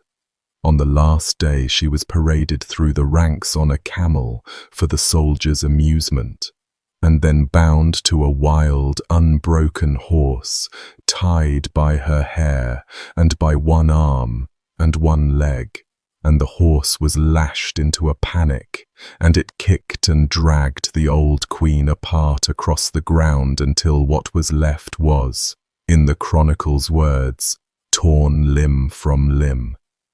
Her remains were burned. That was a queen, a great-grandmother of kings, one of the most formidable rulers of her century. And that's how her own society disposed of her once her protection lapsed. Adjust downward from there for what it could do to you. If anything, though, the single Merovingian episode that best measures the age involves children, and I'll tell it, and then we'll come up for air. When King Clodomir died in battle, he left 3 small sons, being raised by their grandmother, the old dowager Queen Clotilde, widow of Clovis himself. The boys' inheritance, a third of the Frankish realm, sat waiting for them to grow up, and their uncles, Childebert and Clothar, kings of the other portions, decided it shouldn't have to wait. They lured the boys away from their grandmother on the pretense of preparing their royal elevation, and then sent a messenger to Clotilde carrying a pair of scissors and an unsheathed sword, with instructions to ask the queen which she chose for her grandsons. The scissors meant tonsuring, shearing the boys' long royal hair, which in Frankish culture stripped a Merovingian of his throne-worthiness, monk instead of king, alive but politically erased. The sword meant the sword. Clotilde, in her grief and fury, gave the answer the messenger carried back, and that Gregory preserved, that she would rather see them dead than shorn. Historians have argued ever since about whether she understood the choice as real or was calling what she thought was a bluff. The uncles took it at face value. Clothar took the elder boy, who was 10 years old, and stabbed him in the armpit, killing him. The younger, 7, threw himself at the other uncle's feet, clung to Childebert's knees, and begged, and Gregory says the child's tears actually cracked Childebert, who turned to his brother and asked him, generous soul, to spare this one, offering to pay him for the boy's life. Clothar's answer was to threaten Childebert with taking his nephew's place. The 7-year-old was torn off his uncle's legs and stabbed like his brother. Their attendants and their tutor were killed along with them, everyone who had come with the children, and the 2 kings then divided the dead boy's kingdom between themselves. The 3rd brother, Clodovald, was hidden by loyal men and escaped, and when he was old enough he cut his own hair off with his own hands, renounced the whole inheritance, and disappeared into the church, where he ended his days as a monk of such gentleness that he was made a saint. The city of Saint-Cloud outside Paris carries his name. His brothers, 10 and 7, got a shared tomb and a paragraph in Gregory. That's the top of this society. And I want to be clear that none of it was hidden or considered unspeakable. These stories circulated in the boys' own lifetimes, told by a bishop who dined with these kings. Violence at every level, from the fence post to the treasure chest, was an acknowledged instrument of ordinary life. And in case you're wondering whether things improved when a new dynasty took over, the family that eventually shouldered the Merovingians aside ran a bigger empire on the same fuel. Charlemagne, the towering name of the whole era, the emperor of schools and scholars and reformed handwriting, spent more than 30 years hammering the pagan Saxons east of the Rhine into his kingdom and his religion, and the war was run with a ferocity his own court recorded without blushing. In 782, after a Saxon rising wiped out a Frankish force in the Suntal Hills, Charlemagne came down on the region, demanded the surrender of the men responsible, and at Verdun on the river Aller, according to the Royal Frankish Annals, the official record of his own government, he had 4,500 Saxon prisoners beheaded. One place, one day.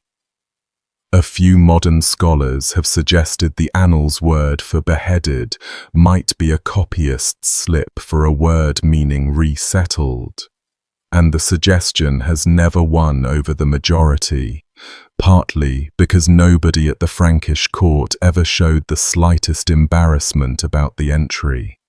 It sits in the record of Christendom's greatest king the way a harvest figure would. 3 years later came his law code for the conquered territory, the capitulary for the Saxon lands, and it makes Verdun look improvised. Death for any Saxon who refused baptism, death for cremating your dead in the old way instead of burying them, and the same penalty rolled out clause by clause for eating meat in Lent in contempt of the faith and for plotting with pagans against Christians, the new religion wired straight into the gallows. Conversion, on that frontier, moved at the speed of statute law with a sword walking behind it, and the Saxons took 3 decades of it before the record finally goes quiet. Which makes it all the more remarkable that when the people of this era went looking for a name for the worst thing that could come over the horizon, the thing beyond even all this, they pointed past their kings and their emperors out at the sea. Starting in the 790s, something came out of the north that genuinely frightened a continent already fluent in atrocity, and the fear shows in the ink of every chronicle that met it. The Anglo-Saxon Chronicle's entry for 793 opens with omens. Immense whirlwinds over Northumbria, it says, and lightning, and fiery dragons seen flying through the air, and a great famine following hard behind. And then, on the 8th of June, the harrying of heathen men wretchedly destroyed God's church on Lindisfarne, with plunder and slaughter. Lindisfarne was a tidal island off the northeast coast of England, home to one of the holiest monasteries in the Christian West, the shrine of St. Cuthbert, a place of books, relics, treasure, and men sworn not to fight. The ships came out of the summer sea without warning, because ships had never meant this before. Ships meant traders, and the men who waded ashore killed the monks where they stood, at their prayers, at their work, cut some down in the church itself, dragged others into the surf and drowned them, hauled the young ones aboard in chains to be sold, stripped the altars, dug up the treasury, and were gone with the tide. A scholar from Northumbria named Alcuin, then living at Charlemagne's court in Francia, got the news by letter and wrote back a series of anguished responses that survive. And in one of them he says the church of St. Cuthbert stood spattered with the blood of the priests of God, despoiled of its ornaments, given over as prey to the pagans. Never, he wrote, in the 3.5 centuries his people had lived in Britain, had such a terror appeared, and no one had believed such a voyage across open sea could even be made. That last point is the one to hold on to, because it explains the fear better than the body count does. The raid itself, by the standards of everything we covered in the last section, was small. A few dozen dead, a few dozen enslaved. Frankish kings did worse to each other on slow weekends. What Lindisfarne announced was a new species of threat, an enemy with no address. Feud logic, Wergild logic. All the machinery this world used to manage violence depended on knowing who had struck you and where their family lived. The men from the ships had no farm you could burn in reply, no kin you could summon to a court, no bishop who could excommunicate them, and they were gone before the nearest armed help could saddle a horse. Coastal and riverside Europe spent the next 2 centuries learning to live with that, and rivers are the detail people miss. The shallow drafted ships went up the Seine, the Loire, the Rhine, the Thames, hundreds of miles inland, so being far from the sea protected nobody. Paris was besieged, Hamburg burned. In Ireland and England, monasteries were hit again and again on a schedule because monasteries were, functionally, unguarded banks with excellent road access by water, and the annals of these decades become a drumbeat of place names, and the words plundered, burned, and the entire community carried off. Iona shows what that schedule felt like from inside. The island monastery off the Scottish coast, the mother house of northern Christianity and the burial ground of kings, was hit in 795, 2 years after Lindisfarne. It was hit again in 802 and burned. In 806, the raiders came a 3rd time and killed 68 members of the community in one visit at a spot on the shore that has been called Martyrs Bay ever since, and the survivors began shifting the monastery's treasures and its founders' relics to Ireland for safekeeping, and in 825 they came again, and this time the record hands us a name. A monk called Blathmac, who had stayed on the island knowing exactly what tended to arrive with the spring sailing season, was at the altar at morning mass when the crew came up from the beach. They wanted the shrine of St. Columba, the precious metal casket holding the founder's bones, which the community had buried in a hiding place. Blathmac knew where it was. He refused to say, and they killed him on the altar steps, and a monk on the continent who heard the story from Irish travellers set it down in verse within a few years. So the account stands unusually close to the event. The shrine stayed hidden. The abbey, remarkably, kept going, staffed by men who volunteered for the posting with all of this on the record. Carried off is the phrase to stop on, because raiding for the Northmen was substantially a harvesting operation, and the crop was people. The Scandinavian world ran on slavery, on thralls, the unfree tier of society that Norse poetry describes with open contempt, bent backs, black nails, names like lump and sluggard and stinker assigned in the verses that laid out the social order. Every raid that didn't end in massacre ended in a coffle, and the captives, monks, farm boys, and above all young women, flowed into a commercial network of genuinely intercontinental scale.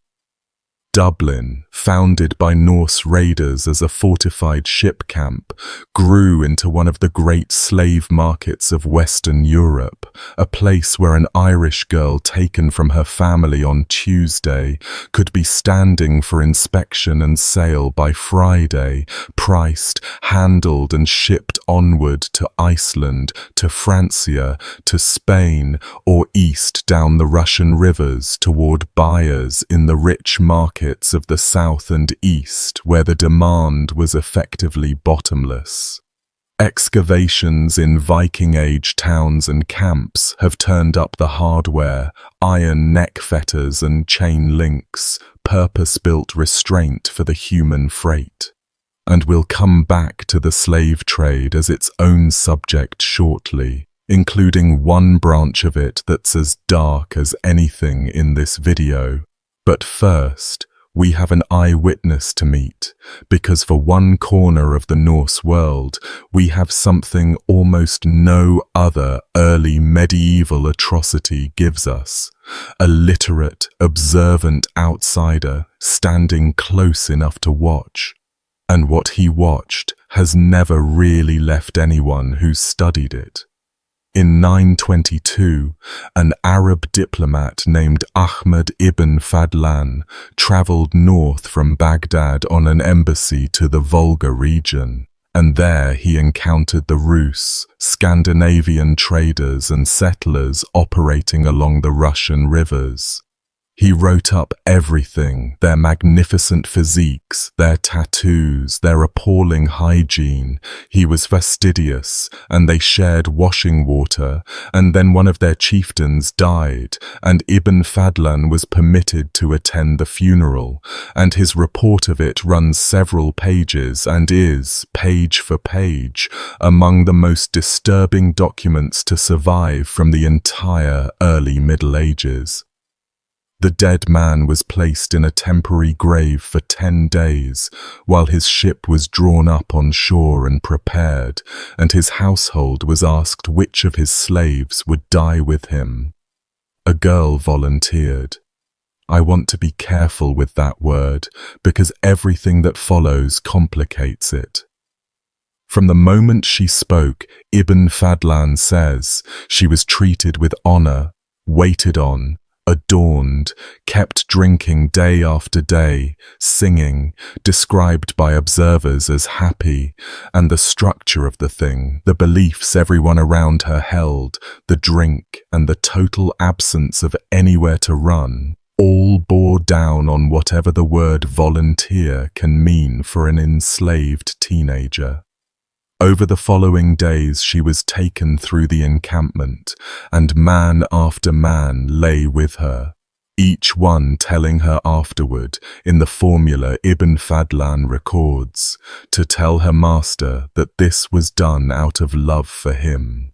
On the final day, the ship stood on its pier scaffolding, the dead chieftain dressed in silk and set up on cushions in a tent on the deck, surrounded by weapons, food, and the butchered bodies of sacrificed animals, dogs, horses, cattle, a rooster and hen, all cut apart and thrown aboard. The girl was lifted 3 times over a wooden frame, like a doorway, and each time she called out what she saw. Her father and mother, her dead kin, and finally her master, seated in a green and beautiful place, calling her to him. She was given a hen, and she cut off its head and threw it on the ship. Then she was taken up onto the deck toward the tent, and Ibn Fadlan says that at this point, close to the threshold, her composure went. She hesitated, grew frightened. An old woman the Rus called the Angel of Death, a thick, grim figure who had directed the whole ceremony, took her by the head and pulled her into the tent, and 6 men followed them in. The men outside began to beat their shields with staves, and Ibn Fadlan, who missed nothing, gives the reason so that the sound of her screaming would be covered and not frighten the other slave girls, who might otherwise refuse to die with their masters someday. Inside the tent, each of the 6 men lay with her. Then she was laid down beside her dead master. 2 men gripped her feet, 2 her hands. The old woman looped a cord around her neck and gave the ends to the last 2 men to pull. and while they strangled her, the angel of death drove a broad-bladed dagger between her ribs, again and again, drawing it out and driving it in, until the two methods between them finished the work. The nearest kinsman of the dead man then stripped naked, walked backward toward the ship with a lit brand held behind him, and fired the pyre without looking at it, and others ran forward with burning wood. And the wind rose, and Ibn Fadlan stood watching a ship, a chieftain, an entire small world of goods and animals, and a girl who had been alive an hour earlier, all going up together. A Rus man standing beside him noticed the Arab watching and said something through the interpreter that Ibn Fadlan thought worth recording. "You Arabs are fools. You take your most beloved dead and put them in the ground, where the earth and the worms eat them slowly. We burn ours in the blink of an eye, so they enter paradise at once." And then, Ibn Fadlan says, the man laughed. Every culture in this video treated some category of person as spendable, and the Rus funeral shows the Norse version at full ceremonial pitch. What it did not involve, you'll notice, is the one Viking atrocity everybody has heard of, so let me deal with the blood eagle honestly before we move to the archaeology. The rite, as the later sagas describe it, was reserved for defeated kings and great enemies, and it supposedly ran like this. The victim was pinned face down, his back was opened along the spine, the ribs were cut or hacked away from the backbone on both sides and cracked outward like wings, and the lungs were drawn out through the opening and spread across the splayed ribs, the whole arrangement being the eagle. The most famous alleged case is King Ella of Northumbria, killed in 867, supposedly served this way by the sons of Ragnar Lothbrok in vengeance for their father. Here's the state of the evidence, plainly. The full grisly procedure appears only in Icelandic sagas and commentaries written 3 or 4 centuries after the events. The earliest source, a fragment of skaldic verse composed much closer to Ella's lifetime, says only in its dense poetic shorthand that Ivar caused an eagle to cut Illa's back, and generations of scholars have gone back and forth on whether that line describes a ritual or is simply a standard poetic image, the eagle as battlefield scavenger, a bird carving a dead man's back, which later writers took literally and elaborated into a ceremony. Add to that a recent anatomical study concluding that the full rite as described is physically performable with period weapons, though the victim would be dead before the wings ever spread, and you have the honest picture. A real king, really killed by real invaders, and a description of how that grew in the telling across 400 years of winter storytelling, or preserved a real practice the earlier sources only glance at. The sagas were sure. The verse is 8 words. You can sit wherever you like between them. The great army that finished Ella also finished another English king, and his death comes with an account written only about a century afterward by a monk who claimed his information ran back, teller by teller, to the dead king's own armor-bearer.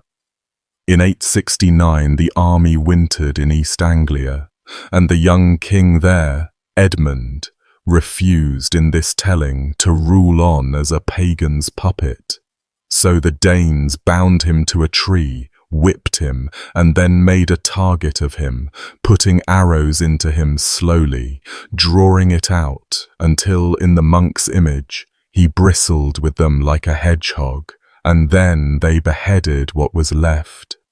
The head was pitched deep into the brambles so the burial would be incomplete, and the story closes with the search party calling to each other through the wood and a voice answering, "Here, here, here," and the head found sitting between the forepaws of a wolf, guarded and unmarked. You can hear the hagiography humming in that last part, and historians grade the details accordingly. 100 years of telling stands between the arrows and the ink. What's solid is that a real king of East Anglia died at the army's hands that winter, that his coinage stops, and that within a generation the Danes who settled that same countryside, baptized now, were striking coins of their own in honor of Saint Edmund, the man their fathers had killed. The town that grew up around the shrine is still called Bury St Edmunds. What needs no interpretation at all is bone, and the last 20 years have pulled 2 mass graves out of the English ground that show the Viking Age with the poetry stripped off, both of them, as it happens, showing Norsemen on the receiving end. On Ridgeway Hill above Weymouth in 2009, road workers cut into an old quarry pit and found it packed with men. 50-odd bodies, and to one side, stacked separately, 51 severed heads. Every individual male, nearly all in their late teens and 20s.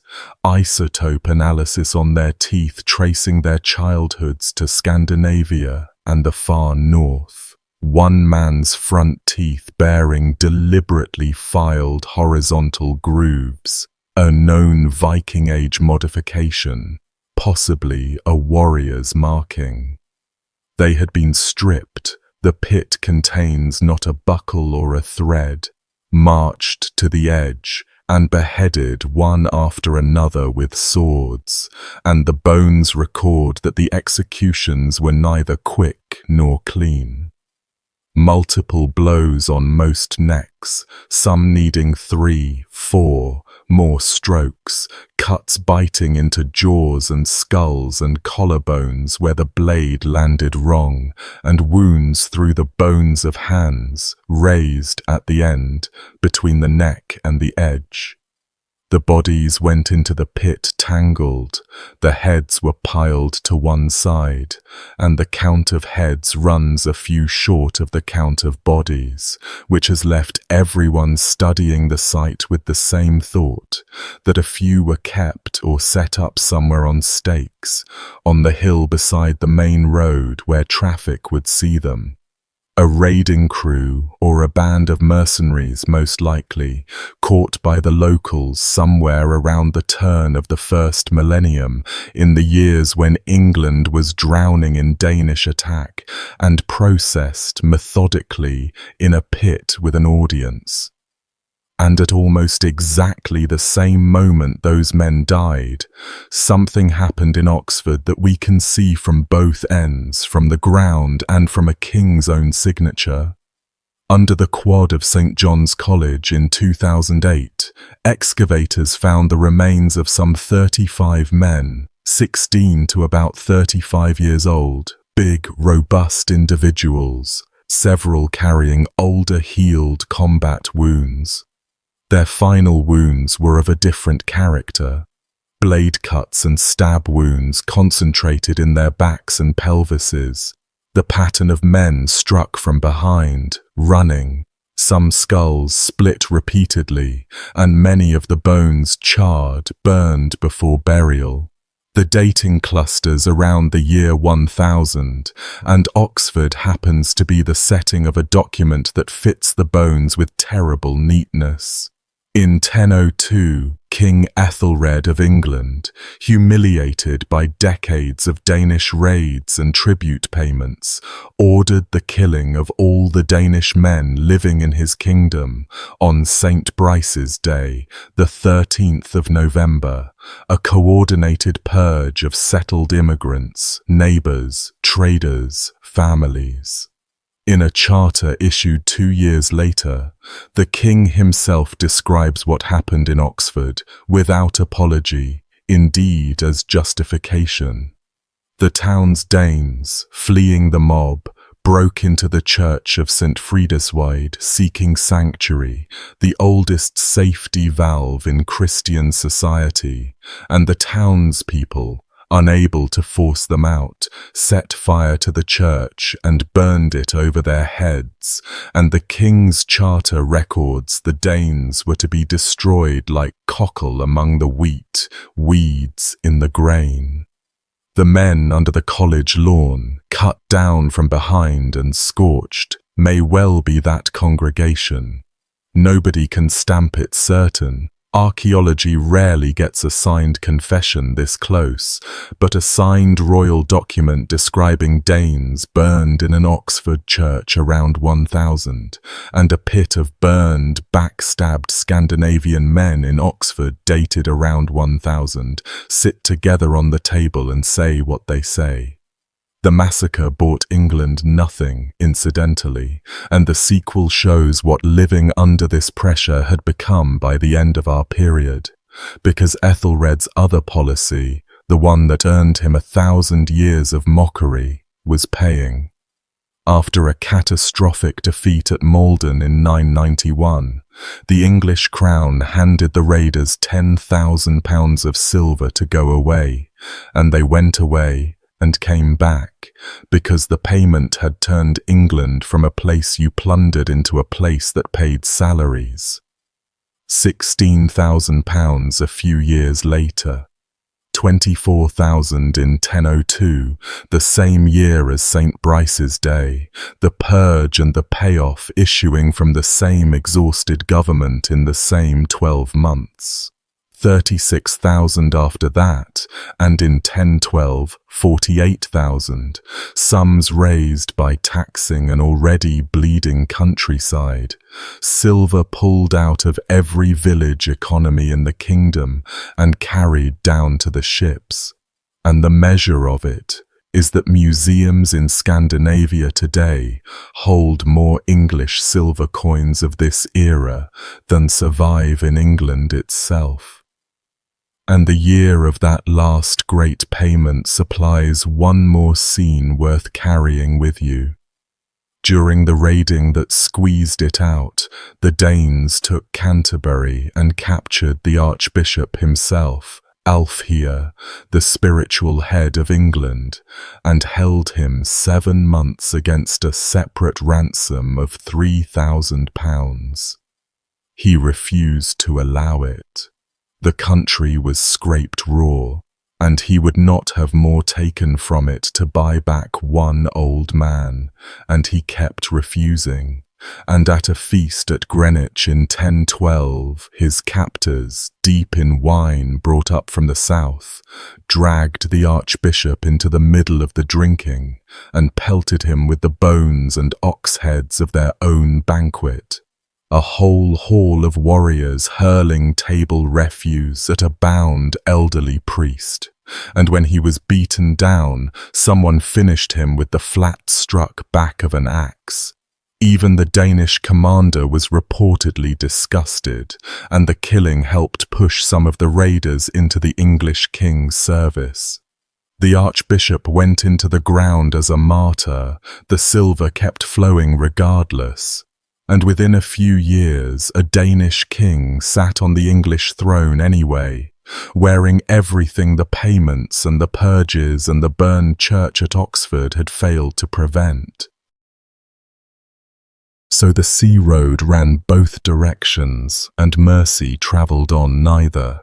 And for the captives who lived, the ones the coffles and the markets swallowed, existence continued in a legal category we should now look at squarely, because slavery in the early medieval world wasn't a Viking specialty. It was the floor of the entire European economy, and the odds that our time traveller ends up standing on that floor are a great deal higher than most people would guess. Start with the raw scale. When William the Conqueror's clerk surveyed England in 1086 for Domesday Book, counting heads for tax purposes with no ideological acts of any kind, roughly 1 person in 10 across the kingdom was recorded as a slave, and in some western counties the share ran toward 1 in 5. That's the situation at the end of our period, after generations of church pressure had already been shrinking the institution. Go back into the 700s and 800s and historians reckon the proportion higher. So picture your village again, the one you woke up in at the start of this video, and understand that several of the people you'd meet before breakfast owned nothing, not their labor, not their children, not their own bodies, and were themselves owned, valued in the law codes, at a price expressed in the same units as livestock, and that's no rhetorical flourish. The codes literally price a slave in cattle. Kill another man's slave and you owed the master compensation for damaged property, on a scale with killing his ox. The slave's own family received what the law thought their grief was worth, and in most codes that was little or nothing. The routes into slavery were varied enough that nobody was fully safe from all of them. War captivity was the classic one, and every border in this world was a slaving frontier.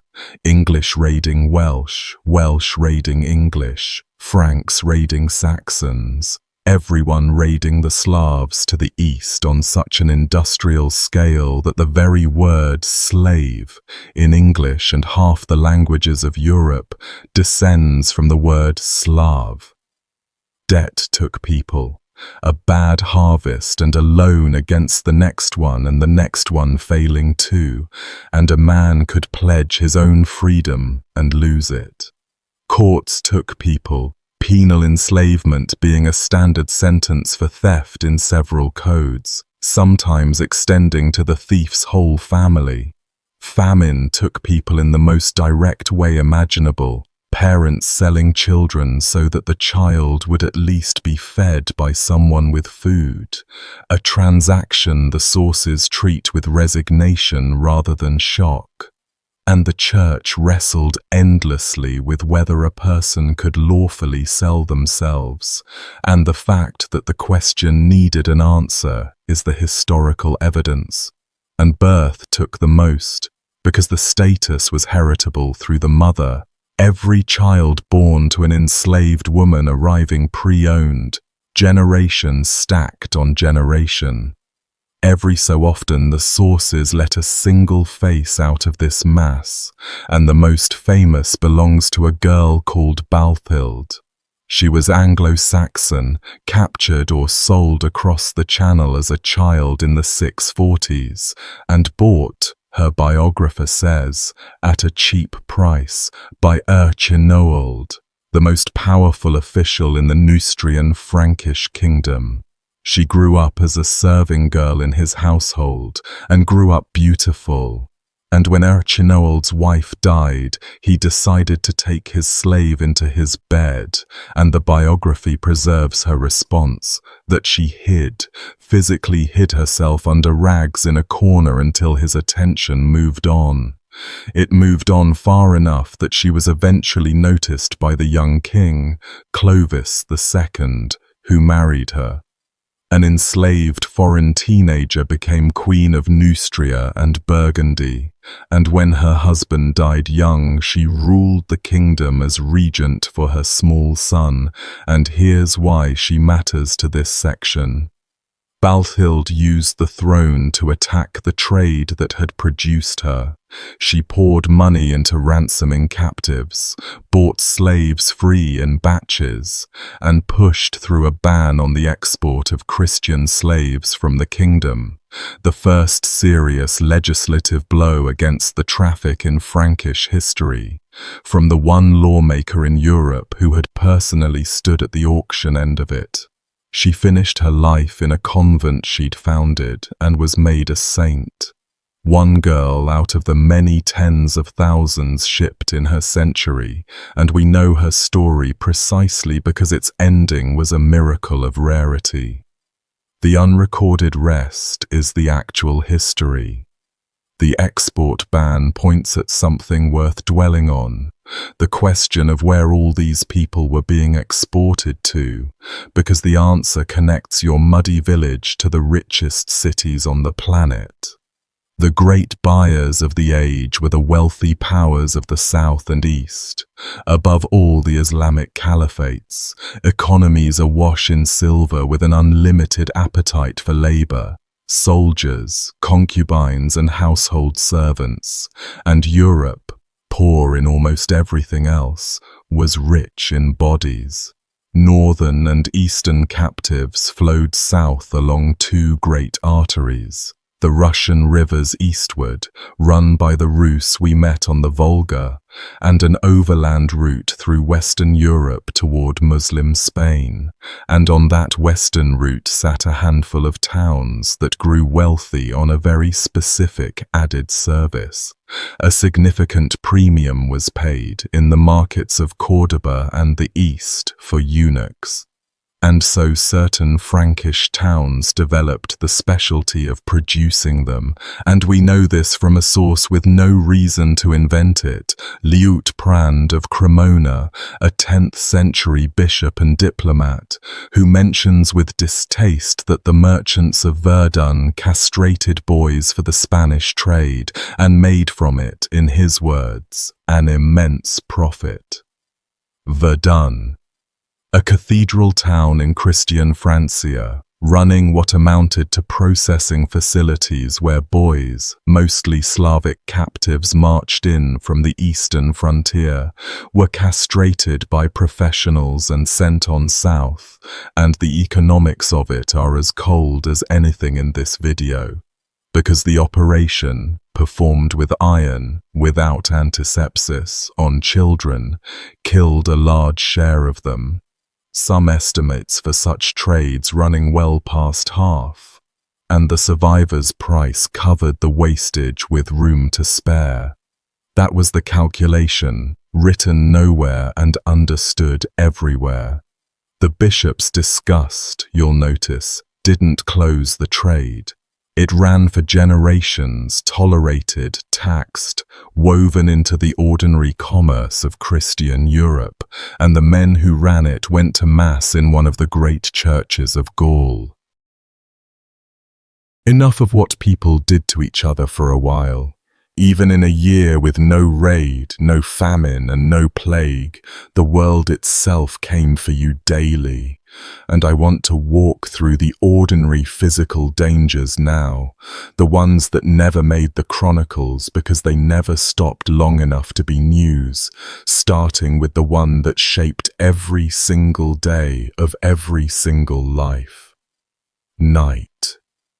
When the sun went down in this world, it got dark in a way almost nobody alive today has experienced outside a cave tour. Artificial light meant the hearth, and for the better off, rushlights, dried rushes soaked in animal fat that burned for 20 smoky minutes apiece, or tallow candles that stank of the sheep they'd been rendered from, and all of it was expensive enough that ordinary households simply didn't fight the dark. They surrendered to it. Work stopped, doors were barred, and the family lay down within arm's reach of each other for 10, 12, 14 hours, depending on the season, in a blackness so total that a hand in front of your face was theory. Fire discipline was the closest thing to a municipal religion, since every roof was thatch, every wall was timber and dried mud, every floor was strewn with dry straw, and a single knocked candle could take a house in minutes and a town in an hour.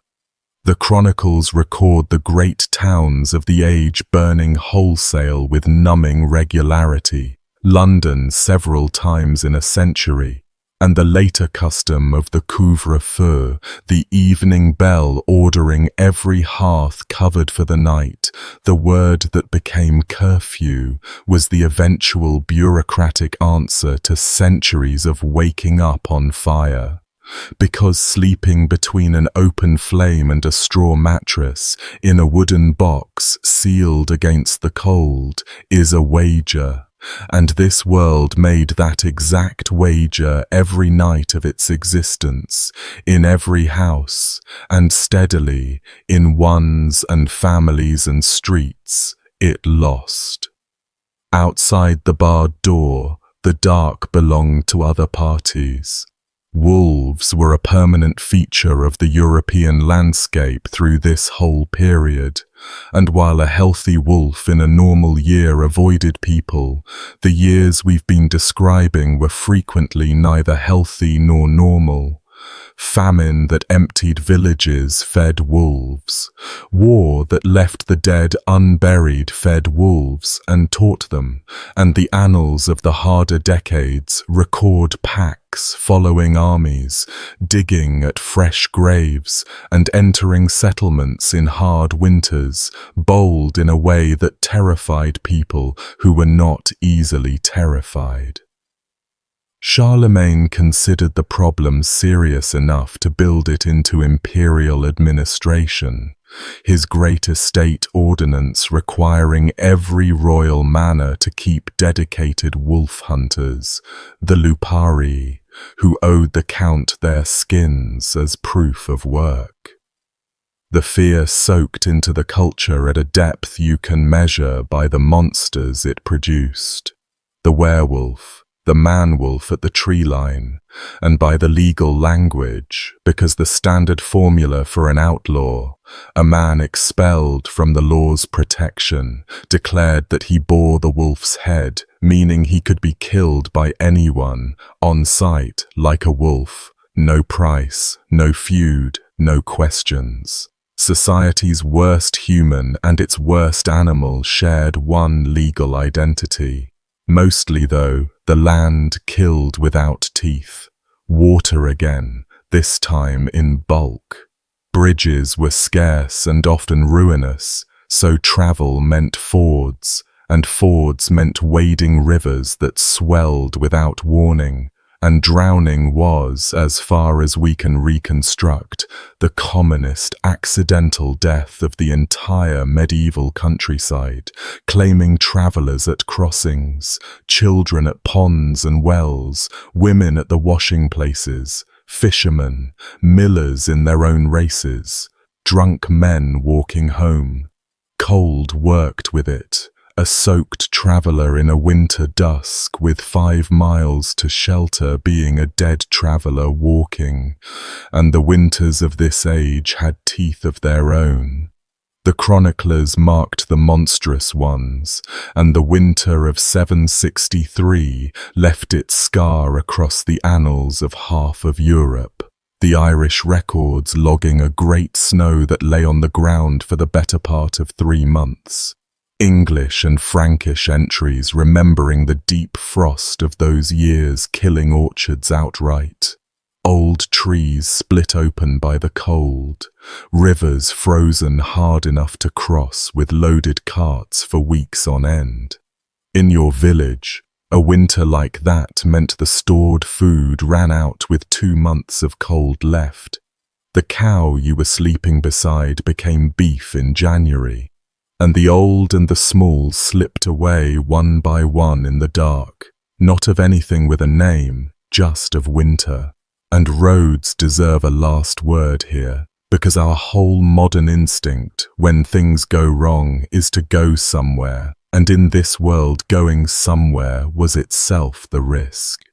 The Roman road network still existed as crumbling stone causeways through the forest, but the Roman things that had made roads usable, patrols, posting stations, law that followed you, were gone. A traveller was a stranger everywhere, outside every local web of kin and lordship that constituted protection, carrying by definition everything he owned, and the woods knew it. Banditry wasn't an aberration of the countryside.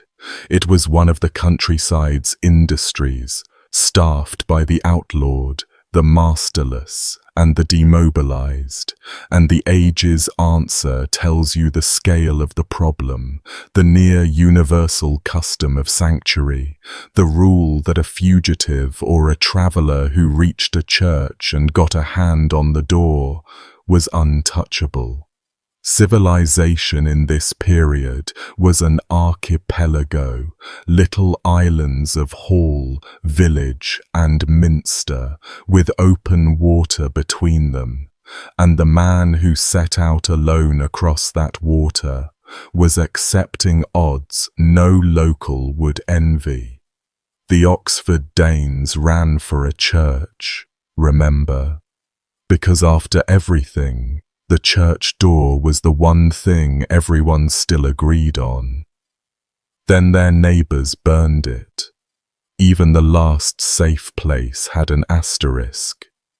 Suppose, against every odd we've stacked up, you simply endured, kept your feet through the fevers and the fords and the raiding seasons, year over year.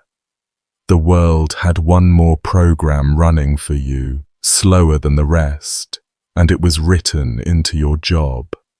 Subsistence farming is an athletic career with no retirement, and the skeletons of this period document what 30 or 40 seasons of it did to a human frame, with a precision no chronicle matches. Osteoarthritis shows up early and everywhere. Spines compressed and lipped from decades under sacks and yokes, the vertebrae of mature adults sometimes crushed into wedges from loads their bones had softened too far to carry. Men's shoulders and elbows carry the specific wear of the scythe and the axe. Women's knees and toes the signature of a lifetime kneeling at the quern, grinding the daily grain, hour after hour, and that milling posture is so consistent in the bone that archaeologists can sometimes tell you what a woman did all day from her kneecaps alone. Hernias, ruptures, backs that gave out in a world where the work could not stop for them. By the age our society considers the start of middle life, a peasant body was carrying the mileage we'd associate with old age, moving through its aches toward winters that pried at every weakness, and the parish had no pension beyond the goodwill of children who might themselves be dead. Here's what the bones say about that goodwill, though, and it's one of the few genuinely warm things this video gets to report. Early medieval cemeteries hold a steady population of people who could not possibly have survived alone, and did survive for years. Femurs snapped clean through and healed, crooked and shortened, on a person who must have been carried, fed and nursed through months of immobility in a household that could barely spare the hands. Skulls with catastrophic, plainly disabling injuries showing long survival afterward. The elderly toothless, their jaws fully resorbed, who could have eaten nothing that wasn't softened, mashed or chewed for them, kept alive winters past their last molar by somebody at the same fire. Individuals with severe congenital conditions reaching adulthood in communities that, by the cold logic we might project backward, had every reason to let them go, and didn't. None of that sits in any law code. It's just there, in grave after grave, the unrecorded daily labor of people hauling their broken and their old along with them through everything else this video has described. The same century, sometimes the same village, that would burn a corpse eater at the market and hang a 13-year-old for theft, would also spoon gruel into a grandmother's ruined mouth for a decade. Both facts are load-bearing. Any honest picture of this world has to hold the two of them at once. Everything we've covered so far attacks the body, but you'd have a mind in this world too, and the world had plans for that as well, because the people around you did not experience these horrors as random misfortune. They experienced them as messages. And living inside a universe where the plague, the famine, the dimmed sun, and your own nightmares were all understood as deliberate communications from heaven or from somewhere considerably lower, was its own distinct ordeal, and it's the one part of the Dark Ages our time traveler is least equipped to survive. Every person in your village, from the priest to the smallest child, understood the visible world as the thin part of reality. Underneath it, above it, and pressing in on it from every side was the rest, heaven and hell, and a crowded middle layer of demons, elves, spirits of the unquiet dead, and the working presence of saints, and none of that was metaphor to anyone. Disease came from somewhere, on purpose. Sudden pain was elf-shot, we've covered that, an actual projectile from an actual being, and the surviving charms against it are working tools, not poetry.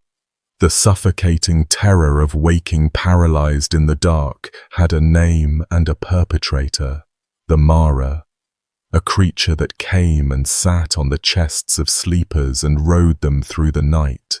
And it's still in your mouth every time you say nightmare.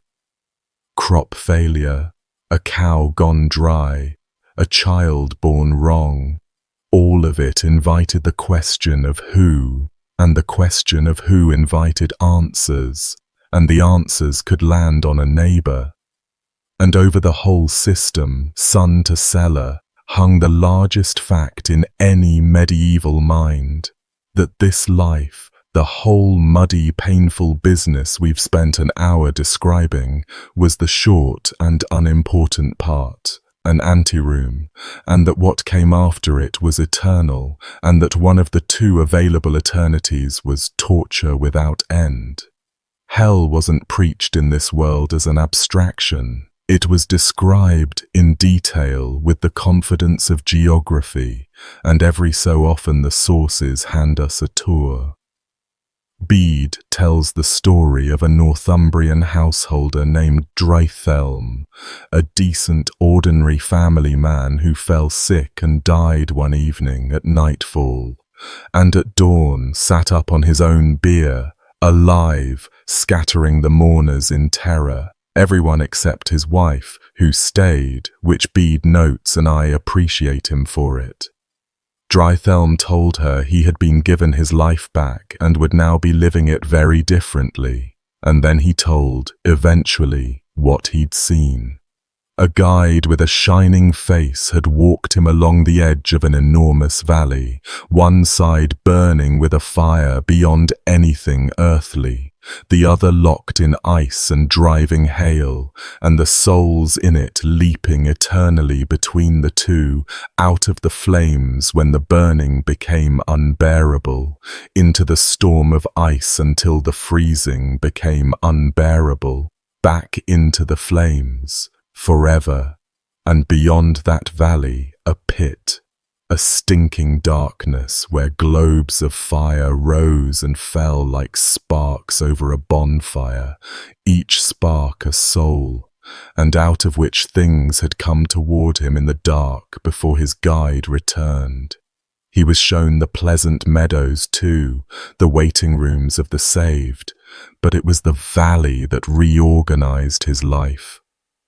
Drythelm gave away everything he owned, divided among his wife, his sons, and the poor, and entered the monastery at Melrose, where he became famous for one particular devotion. He would go down into the River Tweed and stand in it up to his neck, reciting psalms, in winter, with broken ice knocking against his body, and when the brothers marveled that he could bear water that cold, Bede records the answer he gave them, that he had seen colder. He kept at it until the day he died, an old man voluntarily rehearsing in a Scottish river against the temperatures of the world to come. Bede's contemporaries could match the vision with physical testimony. Over in the East Anglian Fens, around the year 700, a former fighting man named Guthlac, veteran of a Mercian warband, gave up the sword and settled as a hermit on the island of Crowland, deep in the marshes, and the account of his life, written a generation later by a monk named Felix, describes what came for him there in the dark. Demons, in numbers, and Felix builds them feature by feature. Great heads on long necks, lean pale faces, filthy beards, ragged ears, wild eyes, mouths full of teeth like a horse's, throats breathing flame, voices like nothing human. They burst into his cell at night, Felix says, bound him, dragged him backward through the thorn brakes and the black marsh water until his body was torn, beat him with whips that felt like iron, and hauled him up into the freezing air to the very mouth of hell, and held him over it, and made him look. Guthlac, by the account, looked, and was rescued at the brink, and went back to his cell, and stayed. Stayed for years, alone, in the place where that had happened to him. Whatever a modern listener wants to make of marsh gas, fever, malaria, which was endemic in those fens, or an old soldier's nights, the people of his own time filed the report under plain fact. The fens held demons the way the rivers held fish, and a man who chose to live among them was performing the spiritual equivalent of pitching a tent on a battlefield during the battle. That's what belief looked like when it was total, and I bring these men in because they show you the psychological climate everyone lived in, saints and sinners alike. Every person you'd meet carried a running ledger of their soul, kept against an audit that was certain, and a sentence that had been described to them since infancy in the vocabulary of the burning valley. The Church's penitential handbooks, the confessors' manuals of the age, assign years of fasting and penance across catalogues of sin, so exhaustive they double as anthropology, years of bread and water for a killing, scaled by rank and intent, down to careful rulings on questions nobody would think to invent, including what a household should do about food a mouse has drowned in. And the answer, for the curious, was, take it out. Sprinkle the food with holy water and eat it, because food was food, and the machinery for managing the terror was everywhere, relics under every altar, the bones and belongings of the holy dead functioning as fixed points of safety in a haunted landscape, pilgrimage, alms, the whole economy of intercession. None of it is stupid, once you grant the premises, and the premises were granted universally, which means our imagined time traveler faces a problem sharper than any well or wolf. You would be on arrival, visibly and audibly wrong, wrong tongue, wrong clothes, wrong gestures at mass, wrong everything, in a society with no category for harmless strangeness and a rich, active category for the other kind. The best case is charity at the church door. The other cases, in a bad year, in a frightened village that has just buried its children and wants to know who to blame. We've already covered what this world did when it decided someone was the answer. And if the village couldn't settle the question of guilt on its own, it had a formal procedure for asking God directly, and the procedure had your hand in it. Early medieval justice, when oaths and compensation failed, when the accused couldn't muster enough respectable neighbors to swear to his character, went to the ordeal, and the ordeal deserves to be walked through slowly, because the details are the point. Take the ordeal of hot iron, the standard for a serious accusation. The accused fasted for 3 days and heard mass. The iron, a bar weighing a pound or more, went into the fire during the service and came out glowing and was placed in the accused's bare hand, and he carried it.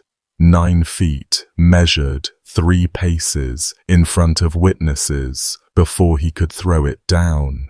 Then his burned hand was bound and sealed, and for 3 days nobody looked at it, and everyone involved went home and thought about it, the accused most of all, feeling the burn do whatever it was doing inside the bandage. On the 3rd day the seal was broken before the court, and the hand was inspected, and if the wound was healing clean, God had spoken for him. If it festered, God had spoken the other way, and the man went from the unwrapping to whatever punishment the accusation carried, hanging, mutilation, slavery, with his infected hand as the divine signature on the verdict. Boiling water ran the same way, a cauldron at a rolling boil, a stone or ring at the bottom, and the accused plunged his arm in and fished it out, wrist deep for an ordinary charge, elbow deep for a grave one, same bandage, same 3 days, same unveiling. And for the ordeal of cold water, they trussed the accused, bound hand and foot, and lowered him on a rope into a pond or a stream that had been blessed, the theology being that pure water would refuse to receive the guilty. Sinking meant innocent, and the rope had a knot at a set distance so the court could see he'd gone properly under before hauling him back, ideally in time. Floating meant the water itself had rejected him, guilty, and out he came to face the sentence. Take a second with the incentives on that one. The innocent man's proof was his own drowning, halted, if all went well, by prompt work on the rope. 2 more entries round out the menu. English practice reserved a special ordeal for clergy, the corsned, the trial by morsel, in which the accused priest was handed an ounce of consecrated bread or cheese, over which the fiercest prayers in the book had been said. Prayers asking in so many words that the food lock the throat of a guilty man, and he ate it before the court while everyone watched his face. Swallow cleanly, innocent, choke, gag, convulse, guilty, and given what a solemn ritual, a packed courtroom, and total sincere belief can do to a human swallowing reflex. The corsned was less rigged in the defendant's favor than it sounds. The most famous story attached to it told about Earl Godwin of Wessex choking to death at the king's own table on a morsel he'd sworn on, grew in the telling for generations after the man's actual death. So hold the anecdote loosely, but it circulated because everyone understood the mechanism it described. And where 2 free men's oaths collided head-on with no witnesses to break the tie, The continental codes offered the judicial duel, trial by combat, the two parties or their hired champions armed and set on each other before the court, on the theory that God strengthens the truthful arm. The Frankish sources record these with total matter-of-factness, including duels fought over property lines and inheritance shares, and the detail that stays with you is what happened to the loser if he survived the fight itself, because losing was the verdict, and a surviving loser was a convicted man, and the sentence for the underlying accusation was frequently carried out on the man the duel had just half killed, sometimes at the edge of the dueling ground, sometimes by hanging him from it. What waited on the far side of a guilty verdict brings us to the punishments themselves, and to a piece of reasoning that tells you more about this world's mind than any battle. Early English law, by the 10th and 11th centuries, had grown queasy about hanging thieves, and the queasiness produced under King Knut one of the most chilling, merciful clauses ever drafted. For the repeat offender, rather than death, the law prescribes that his eyes be put out, and his nose and ears and upper lip cut off, or his scalp removed, whichever of these the councillors decide, so that, and this is the stated reason, the soul may be preserved. Killing a man cut short his time to repent, and might send him to the burning valley, blinding him, carving off his face, and releasing what remained into the world as a walking advertisement for the law that left his soul its chance. It was mercy, sincerely meant, and the sincerity is the disturbing part. English kings had wrestled with the mathematics of severity for a century by then. Ethelstan's laws had ordered death for any thief over 12 years old, caught with goods worth more than a few pence, and then, later in the same reign, the king revised it, on the record, saying it seemed to him too cruel that people so young should be killed for so little, as he saw it was being done everywhere, and he moved the death threshold up to 15. Sit with what that correction implies about the years before it, a working legal system hanging 12 and 13-year-olds for petty theft at a rate the king himself noticed from the throne. Outlawry rounded out the domestic menu. For the man who fled justice rather than face it, the law's response was withdrawal, a formal declaration that he stood outside its protection entirely, and we've already met the formula. He bears the wolf's head. From the moment of the declaration, anyone could kill him anywhere, without penalty, without compensation, and helping him, feeding him, sheltering him for a night, made the helper a criminal in turn. The outlaw kept breathing, but as a legal object he had been deleted, and the greenwood where he ran was full of men in the same condition, which loops back around to why the roads were what they were. English law made this world's other signature contribution here too, in its treatment of the corpse. Executed felons and outlaws were routinely denied burial in consecrated ground, and archaeologists have mapped the result, the execution cemeteries of Anglo-Saxon England, and the man this whole video opened with, face down on his boundary with his wrists bound and his head set down by his knees, was one entry in exactly this ledger, buried apart from the community of the dead, as he'd been cut from the community of the living, the sentence designed to continue after the heart stopped, out on the parish line, forever. The men on thrones lived under the same grammar of the body, and English royal history in the back half of the 900s shows it running at the very top.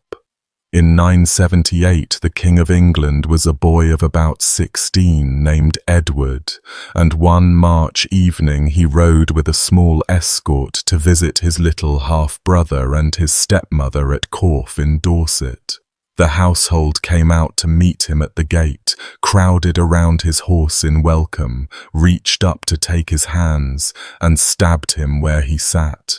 His horse bolted with the dying king dragging from the stirrup. The chronicle verdict on it, written within living memory, was that no worse deed had been done to the English people since they first came to Britain, and the entry records the part that stung almost more than the knife, that nobody was punished for it, nobody at all, and that the murdered king went into the ground at Wareham without royal honours, while his half-brother Ethelred, aged about 10, took the crown the killing had cleared. You've met Ethelred already. St. Bryce's Day, the Danegeld, the burned church at Oxford. His entire disastrous reign ran downhill from a body at Corfe Gate, and the feeling that heaven had taken note of how he got the throne hangs over nearly every entry the chroniclers wrote about him afterward. The dead boy, meanwhile, began working miracles, as murdered royal innocents in this period reliably did, and within a generation the English calendar carried a new martyr, Edward, king and saint, whose cult his brother's court decided it was wiser to honour lavishly than to ignore. Ethelred's own court kept the older instruments sharpened. In 993 the chronicle notes, flat as a ledger line, that the king ordered a man named Alfgar to be blinded. Alfgar's offence was his father, the ealdorman Elfric, who had betrayed the English fleet to the Danes and slipped beyond the king's reach, so the sentence fell on the eyes the king could reach, the traitor's sons. And in 1014 the practice sailed home with the tide it had always ridden. The young Danish claimant Knut, forced to quit England for a season after his father's death, paused at Sandwich on his way out and put ashore the hostages the English nobility had handed his father as pledges of good faith, sons of the great families, boys and young men held against their kingdom's behaviour. He returned every one of them alive, and every one of them missing his hands, his ears, and his nose. A message written on the bodies of children about what the pledges had been worth, from the same Knut whose merciful mutilation clause we looked at a moment ago. He came back and took the whole kingdom within 2 years, and by the lights of the age governed it rather well, and contemporaries held Sandwich and the good government in their heads at the same time without apparent strain. I'll leave you to decide how well the two sit together in yours. So that's the world. And I promised you at the start a specific question, whether you'd last 24 hours in it. So as we come to the end, walk the single day with me, honestly, knowing what you now know. You wake before dawn in the smoke and the fleas, and your first act, drinking, is your first exposure. Your breakfast bread carries stone grit for your teeth and, in a wet year, possibly ergot for your veins. Your workday is agricultural labour your body hasn't trained for, among tools and animals fully capable of opening you up, in a village where your strangeness has been noticed by everyone, where you can't swear an oath, name a kinsman, or explain yourself in any tongue they know, which places you, legally speaking, nearest the category of the masterless wanderer. And you've heard what the options were for those. If you make it to dusk, the dark shuts you in a timber box with an open flame, and the 10 hours of blind night belong to the fever you may already be brewing. That's the good day. That's the day with no raid on it, no flux in the village, no accusation, no cauldron. String 300 of those days together and you're still only at year 1 of a life expectancy that, for the people born into this and hardened to it since birth, hovered somewhere in the 30s, and that figure, low as it is propped up by the survivors, because it averages in all those buried infants. The people of this world were tougher than us in every way that can be measured, from bone, denser muscle attachments, healed fractures we'd hospitalize, abscesses endured standing up, and the Dark Ages killed them anyway, in their millions, by every road this video has walked. Our odds are not a serious conversation. I want to end in a grave, one specific grave, because it holds almost everything this video has been about in a single square metre of Derbyshire.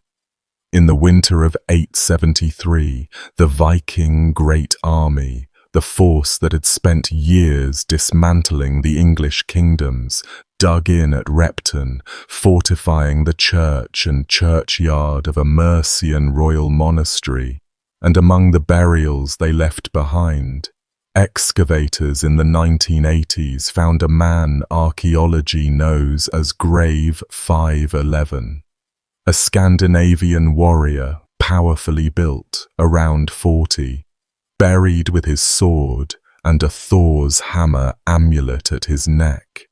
The bones lay out his last minutes without commentary, cuts to the skull, a wound through the arm, and the blow that ended it, a blade driven up into the inside of the thigh, into the femoral artery, an unsurvivable wound in any century before this one, and one that, from its track, took more of him than blood. The men who buried him understood exactly what had been done because they answered it in the grave.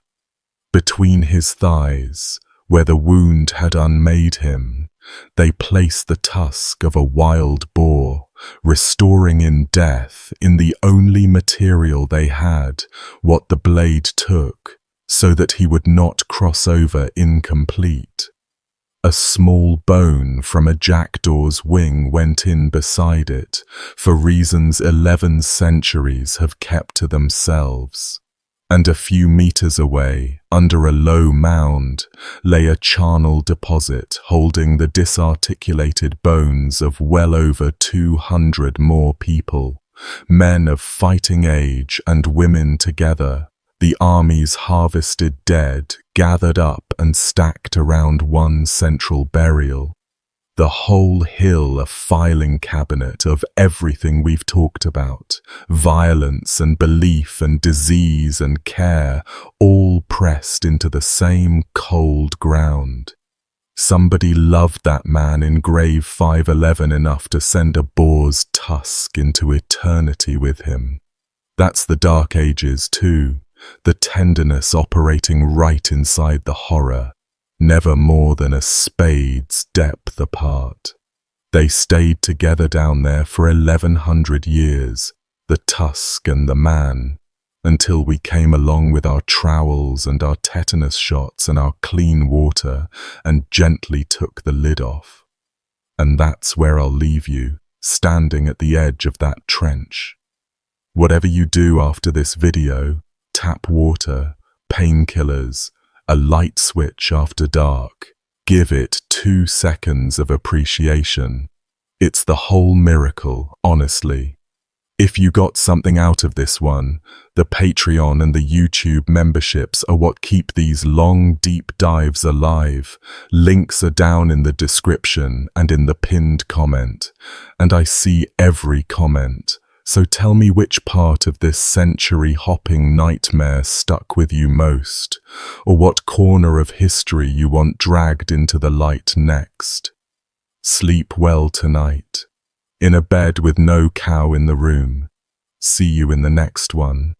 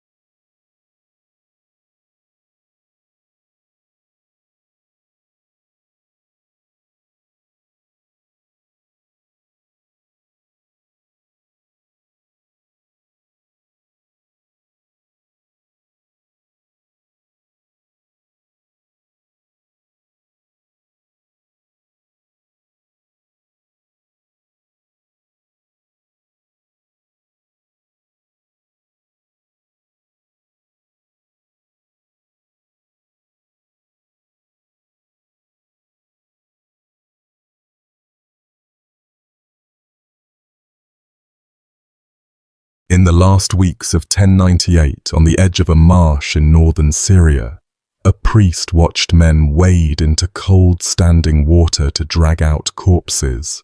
He knew exactly whose corpses they were. 2 weeks earlier, his own army had thrown them in. These were the dead of a town called Ma'arat al-Numan, killed when the town fell, hauled outside the walls and dumped into the swamp so the streets could be cleared. Now, in the middle of December, with the food gone and the countryside stripped bare, the same army was pulling those bodies back out of the water. The flesh had been rotting for a fortnight. The priest wrote down what the men did with it anyway.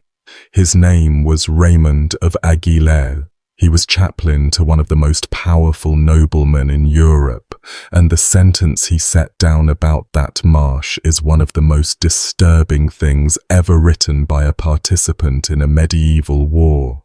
He said the people ate those fetid bodies, and he said they ate them greedily. He was not the only one who wrote it down. a knight's chaplain, an anonymous soldier, a priest from Chartres, a monk in Normandy interviewing veterans, an abbot in France reworking the story a decade later, and most remarkably, the commanders of the army themselves in an official letter to the Pope. Nearly every man who sat down to write an account of the First Crusade in the 20 years after it happened had to deal, one way or another, with the fact that at a small Syrian market town in the winter of 1098, Christian holy warriors ate the dead. Some of them place it during the siege. Some place it after. Some say it was done in shameful secret. One insists it was done in the open, on purpose, in front of horrified onlookers. One claims he heard about it from the mouths of the men who did it, and what he heard involved cooking pots and spits. They do not agree on much. They agree that it happened. That town, Ma'arat al-Numan, sits in what is now Idlib province in Syria, about 20 miles south of Idlib city, on the old road between Aleppo and Hama. People have lived there for a very long time. Its name folds together an old Aramaic word for cave, after the caverns that honeycomb the ground beneath it, and the name of an early Muslim governor, a companion of the Prophet. Before the Crusaders arrived, it was a prosperous, ordinary place, ringed with orchards of figs and olives and pistachios, with a wall, a ditch, markets, mosques, and somewhere under 10,000 people who had every reason to believe the wall would hold. What happened to those people between the 28th of November and the middle of December 1098 is the subject of this video, and I will be honest with you up front. This is one of the darkest stories the medieval world has to offer. Massacre, betrayal, starvation, and the thing beyond starvation. If you are eating dinner right now, this might be the episode to save for later. Before we go any further, a quick hello. Welcome to the channel. Whether you are brand new here or you have been falling asleep to these videos for years, drop a comment and let me know where in the world you are listening from. I genuinely enjoy scrolling through those. It is always a strange comfort knowing someone in Manila and someone in Manchester are hearing about the same medieval catastrophe at the same time. A huge thank you, as always, to the patrons and the YouTube members who keep this channel running. If you would like to support the channel, the links for Patreon and memberships are down in the description and in the pinned comment. Alright, back to Syria. Or rather, back to a muddy field in central France, 3 years and about 2,000 miles before that marsh. Because the men wading into that water had been, 3 years earlier, farmhands and small-town knights, most of whom never expected to leave the villages they grew up in. The road that ended in the swamps of Ma'ara began on the 27th of November, 1095, outside the town of Clermont in the Auvergne, where Pope Urban II stood up in front of a crowd of clergy and laymen and asked the knighthood of Europe to march east. We do not actually know exactly what he said. 4 or 5 versions of the speech survive, all written down years later by men who already knew how the story ended, and each version conveniently emphasizes whatever its author thought the crusade had turned out to be about, but the core of it is recoverable. The Byzantine emperor, Alexios Komnenos, had sent envoys asking for Western soldiers to help push back the Seljuk Turks, who had swallowed most of Anatolia. Urban took that modest request for mercenaries and turned it into something enormous, an armed pilgrimage to liberate the Eastern churches and Jerusalem itself, with a promise attached that would echo for centuries. March east, fight, and the penance for your sins is remitted. Die on the road, and you die absolved. You have to sit for a second with what that offer meant to an 11th century mind. These were people who lived in genuine daily terror of hell. Knights especially, men whose entire profession consisted of exactly the violence the church kept telling them was damning their souls. Urban was offering them a way to do the one thing they were good at, killing, and have it count for their salvation rather than against it. Chroniclers describe the crowd at Clermont shouting Deus vult, God wills it, and men tearing strips of cloth into crosses to sew onto their shoulders right there in the field. Whatever Urban expected, what he got was beyond anyone's planning. Modern estimates for the armed pilgrimage that eventually gathered run somewhere between 60 and 80,000 people, with the actual knights, the trained heavy cavalry, numbering perhaps 7 to 10,000. The rest were foot soldiers, servants, grooms, priests, monks, wives, children, the elderly, the poor. Entire families sold everything they owned to buy a cart and go. That detail matters for our story more than almost anything else. A huge fraction of the people who marched toward Jerusalem were not fighters at all. They were the poor, and the poor, 3 years later, are the ones history would blame for what happened at Ma'ara. The first wave to move did not even wait for the official departure date. In the spring of 1096, a ragged mass of tens of thousands set off behind a small, filthy, magnetic preacher called Peter the Hermit, a man who rode a donkey and was said to look rather like his donkey, and whose followers treated the hairs of that donkey as relics. This so-called People's Crusade lurched east through the Rhineland, and on the way, parts of it committed the first atrocities of the whole enterprise, turning on the Jewish communities of Speyer, Worms, Mainz, and Cologne. Thousands of Jews were murdered in their homes and synagogues by men wearing crosses, some given the choice of baptism or death, some not given any choice at all.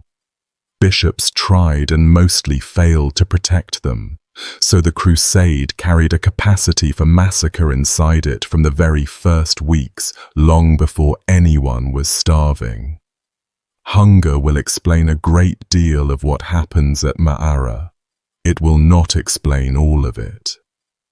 Peter's horde reached Constantinople in August 1096, looted its way through the suburbs, and was ferried across the Bosphorus by an emperor who wanted them gone. In Anatolia, they behaved less like pilgrims than like a plague, torturing and killing local Christians as readily as Turks. And in October, the Seljuk Sultan Kilij Arslan dealt with them. At Sivitut, his horsemen caught the main body in a valley and destroyed it in a morning. Chroniclers speak of a mountain of bones that travelers could still see years later, and of the young and pretty among the captives being marched off to the slave markets while everyone else was killed where they stood. Out of perhaps 20,000 people, a few thousand survivors huddled in a fortress by the sea until Byzantine ships took them off. Peter the Hermit himself survived, having conveniently been back in Constantinople begging supplies when the blow fell. Peter is going to turn up again at the worst possible moments of this story, including, in one later poem, as the man who tells starving men that the enemy dead are food. The real armies came on behind through the autumn and winter of 1096 into 97, and these were a different proposition altogether. 4 or 5 great contingents, each behind some of the most formidable noblemen in Europe. Godfrey of Bouillon, Duke of Lower Lorraine, pious and hard, richer in reputation than in land. His brother Baldwin, colder and cleverer, who would end up a king.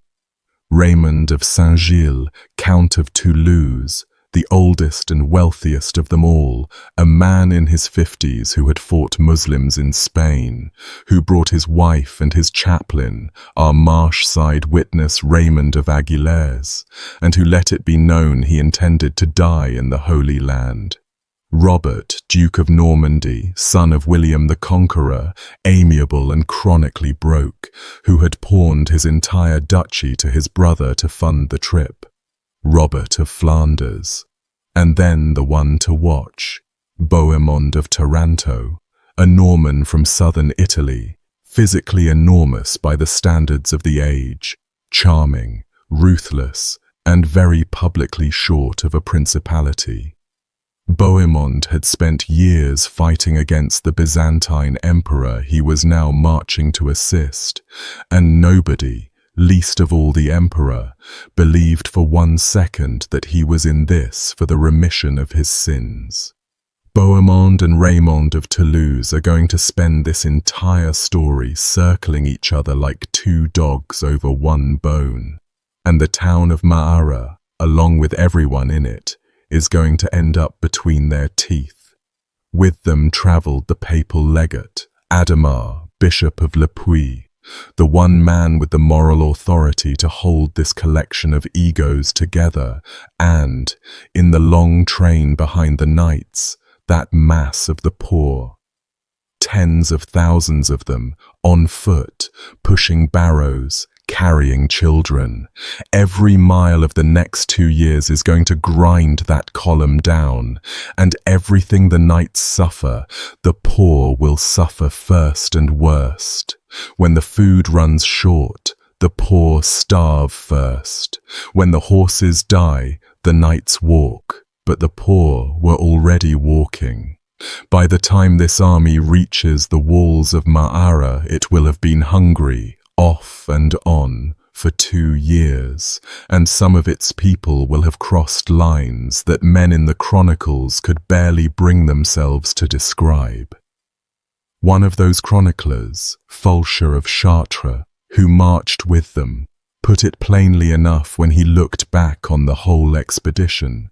The story he had to tell, he said, was one of deeds marvelous and terrible. He was a master of understatement. The popular image of armored columns misses almost everything about what this expedition actually was as a physical object, and the missing parts are exactly the ones that matter for our story. The Crusade on the Move was a walking city, strung out for miles along whatever track the country offered, and most of its citizens went on foot the entire way, better than 2,000 miles from the Rhine or the Loire to Jerusalem for those who lived to finish it. Every person in it had taken a vow, sworn publicly, marked by the cross sewn to the shoulder, and the vow cut both ways. It placed a pilgrim's property and family under the church's protection back home, and it promised excommunication to anyone who turned back short of the Holy Sepulchre, so the column carried its own lock. Around the fighting corps moved everyone a mobile society needs, smiths and grooms and cooks, laundresses, priests by the 100, merchants running tent shops, wives who had refused to be left, children walking or carried, some born in the ditches beside the road and baptized the same evening, old men and women who had sold a lifetime's holdings for the privilege of dying somewhere on the way to Jerusalem, and a floating population of the simply destitute, who had joined because a moving crowd with occasional bread was a better bet than the famine-prone villages they left. The year of Clermont itself had been a year of signs, the sky throwing meteor showers and strange lights that preachers gathered into the sermon, and a year of hunger in parts of France, and historians have long noticed that the crusade recruited heavily out of hard times, hope and hunger holding hands from the very first mile. Feeding this city was never truly solved, only postponed. Through friendly country, it bought from arranged markets. Through hostile country, it took. Through empty country, it starved. Every stage of the next 3 years, and everything at Ma'ara, runs on that one sentence.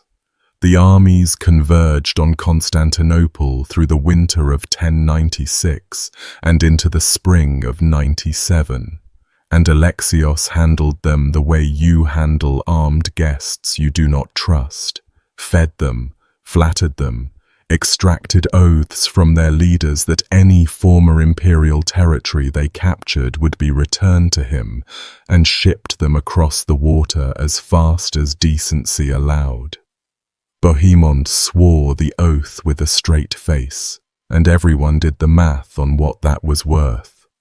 A portrait of Bohemond survives from those Constantinople weeks drawn from life, and the man it describes is going to preside over the worst broken promise in this story. Anna Komnena, the emperor's daughter, was a teenager when Bohemond passed through her father's court, and decades later, writing her history, she produced the most vivid physical description of any figure of the age. A passage in which fascination and loathing wrestle openly. He was, she says, a full head taller than the tallest men, white-skinned and flushed, his yellow hair cropped short against the fashion, clean-shaven, wide in the chest, and something about him, she insists, was hard and savage even in his charm, his very laugh sounding to her like a threat, a man in whom cunning and courage had grown to the same enormous scale as the body. Her father took the measure of him precisely. When Bohemond arrived, Alexios had a room in the palace filled from floor to ceiling with gold, silver, silks and treasure of every sort, then had the doors thrown open in front of his guest. And when Bohemond stared and admitted that with wealth like that a man could master kingdoms, the emperor gave him all of it, a gift calculated to expose exactly what the Norman was made of, and, in Anna's telling, Bohemond took it, half insulted and wholly bought, at least for the moment. He also asked the emperor to appoint him Grand Domestic of the East, commander of all imperial forces in Asia, and Alexios, who had spent years fighting this man in the Balkans, smiled and declined without quite saying no. Anna's portrait shadows everything Bohemond does from here on. At Antioch with Firuz, at Ma'ara with the palace, and the men and women of Ma'arat al-Numan, on the last morning of their town's existence, staked everything they had left on the sworn word of the man she described. Raymond of Toulouse, interestingly, refused the full oath, swore a modified version, and then became, of all people, the one leader who actually took his promises to the emperor seriously. That stubborn streak of his, honoring an inconvenient oath while everyone around him shrugged it off, is going to paralyze the entire crusade at exactly the moment our story needs it to. Their first target was Nicaea, the old imperial city the Turks had made their capital, barely 100 miles from Constantinople. The siege there, in May and June of 1097, gave the Crusaders their first taste of what this war was going to be, and it gave the defenders a preview too. Heads started coming off early. When a Turkish relief force was beaten back, the Crusaders cut the heads from the enemy dead and lobbed them over the walls into the city with catapults, a piece of psychological warfare they would repeat at every opportunity for the next 2 years. The garrison, for its part, hung captured Crusaders' remains from the walls. Modern archaeology around Iznik, the Turkish town on the site, has turned up burials from this period bearing marks that investigators associate with the siege's brutality. And then, just as the Crusaders prepared their grand final assault, they looked up one June morning and saw the emperor's banners flying from the towers. Alexios had negotiated the city's surrender behind their backs, specifically to deny them the sack they were counting on. His reasoning was perfectly sound. Nicaea was full of his future subjects, but to a hungry army that had bled at the walls and expected the customary reward of plunder, it felt like theft. The resentment against the Greeks that took root at Nicaea never healed, and it fed directly into the disaster of discipline and supply that put men in a position 18 months later to eat the dead. A week after Nicaea fell, the army set out across Anatolia in 2 columns, and on the 1st of July at Dorylaeum, Kilij Arslan tried to erase them. His horse archers caught Bohemon's column alone at dawn and enveloped it, wave after wave of arrows pouring into a mass of knights, pilgrims, women, and baggage animals compressed against a marsh. For 5 or 6 hours, Bohemon's people simply endured it, the non-combatants huddled in the center passing water to the fighters, the wounded dragged inward, until Raymond and Godfrey's column came over the hills into the Turkish flank, and Adamar's contingent appeared behind them, and the Sultan's army broke and ran. The Crusaders looted the Turkish camp and found it full of treasure. What they could not loot was food, and it was after Dorylaeum, in the burned and evacuated highlands of central Anatolia in August, that the great hunger of this story really begins. Kilij Arslan could not beat them in the field, so he did the older, crueler thing. He emptied the land in front of them. Wells filled in or fouled, crops burned, villages abandoned. The army marched for weeks through country that gave them nothing, in heat the northern Europeans had never experienced, and it started to die. Not dramatically, in battle, but by the roadside, of thirst and exhaustion. On the worst stretch, chroniclers describe men and women collapsing with blackened mouths, pregnant women going into labor beside the track and, in the telling of Albert of Aachen, mothers so maddened by thirst that infants were abandoned where they were born. Hawks and hunting dogs the nobles had brought from home died on their perches and leashes, and the horses died. Unglamorous as that sounds, the warhorse was the entire basis of these men's way of fighting and of their identity, and Anatolia killed them by the thousand. Knights ended up riding oxen. Baggage was strapped to goats, to pigs, to dogs. An army that had left Europe with several thousand of the finest horses in Christendom would arrive at its next great test with a few hundred, and a knight without a horse, as we will see when we finally meet the Taffurs, was a man sliding down out of his own class, down toward the mass of the poor, and toward everything the poor would later be accused of. They came down out of the mountains in October 1097, through passes so narrow that pack animals roped together dragged each other off the cliffs and arrived, diminished and ragged, before one of the great cities of the ancient world, Antioch. And here the story slows right down. Ma'ara makes no sense without Antioch.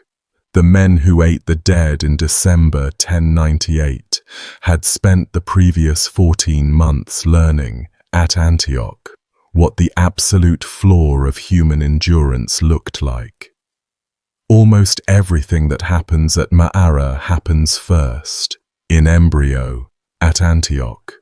The famine, the eating of things no one should eat, the mutilation of corpses, the massacre in the streets, even, in some accounts, the first quiet consumption of human flesh. Antioch was the rehearsal, so we are going to spend some time under its walls. The city sat on the Orontes River, in the corner where Anatolia bends down into Syria, and its fortifications were like nothing any of these Westerners had ever seen. Walls built under the Emperor Justinian in the 500s, patched and improved for 5 centuries since, running along the river, climbing the slopes, and going straight up the sides of Mount Silpius to a citadel 1,000 feet above the streets. 400 towers, give or take, a circuit so long that the Crusader army, big as it was, physically could not surround it. The Turkish governor, Yaghisian, had prepared for their coming with a practical ruthlessness. He expelled or imprisoned much of the city's Christian population, turned the great cathedral of St. Peter into a stable, and settled in to wait, sending letter after letter to the Muslim princes of Syria and Iraq begging for a relief army. The Crusaders arrived on the 20th of October 1097, looked at those walls, argued about whether to assault them, and decided instead to blockade the gates and starve the city out. The siege of Antioch turned into a contest over which side would starve first, and the besiegers lost. For the first few weeks, honestly, it was fine. Better than fine. The Orontes Valley in late October was heavy with the harvest, orchards and vineyards everywhere, the grain stores full, and the army gorged itself with no thought for the months ahead. Nobody rationed, nobody stockpiled. The chroniclers themselves, looking back, are scathing about it, and they wrote with the bitterness of men who remembered eating like lords in November and gnawing boiled hide in January. Because when the food within reach was gone, right around Christmas of 1097, the country had nothing more to give. Winter in northern Syria is not the postcard desert people expect. It rained for weeks on end. Tents rotted and collapsed, mail rusted on men's backs. The camp, pitched between the walls and the river, turned into a sucking field of mud in which men slept wet, woke wet, and sickened.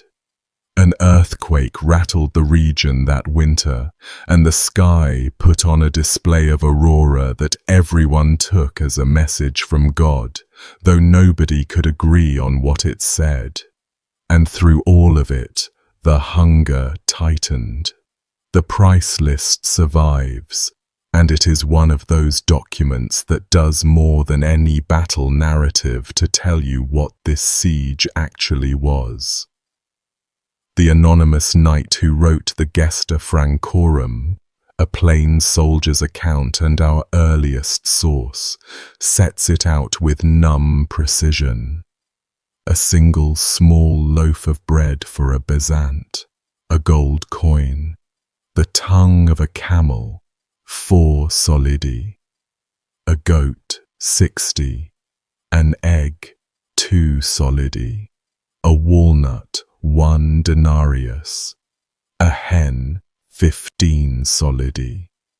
These are famine prices, the prices of a market in which money has almost stopped meaning anything, and most of the army had no money at all. So they ate the horses, the precious, irreplaceable war horses, and when those were too few, they ate the donkeys and the mules. Fulcher of Chartres, who was with Baldwin in Edessa by then but heard it all from the men who lived it, adds dogs and rats to the menu. Men picked through animal dung for undigested seeds of grain and ate those. They boiled the leaves of fig trees, vines and thistles into a green sludge, and they took the dried hides of horses, camels, donkeys, oxen and buffalo, skins that had been sitting stiff for 5 and 6 years, and stewed them until something could be chewed off.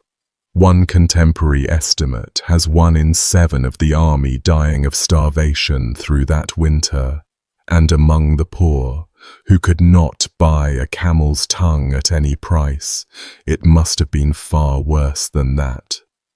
The poor also died invisibly.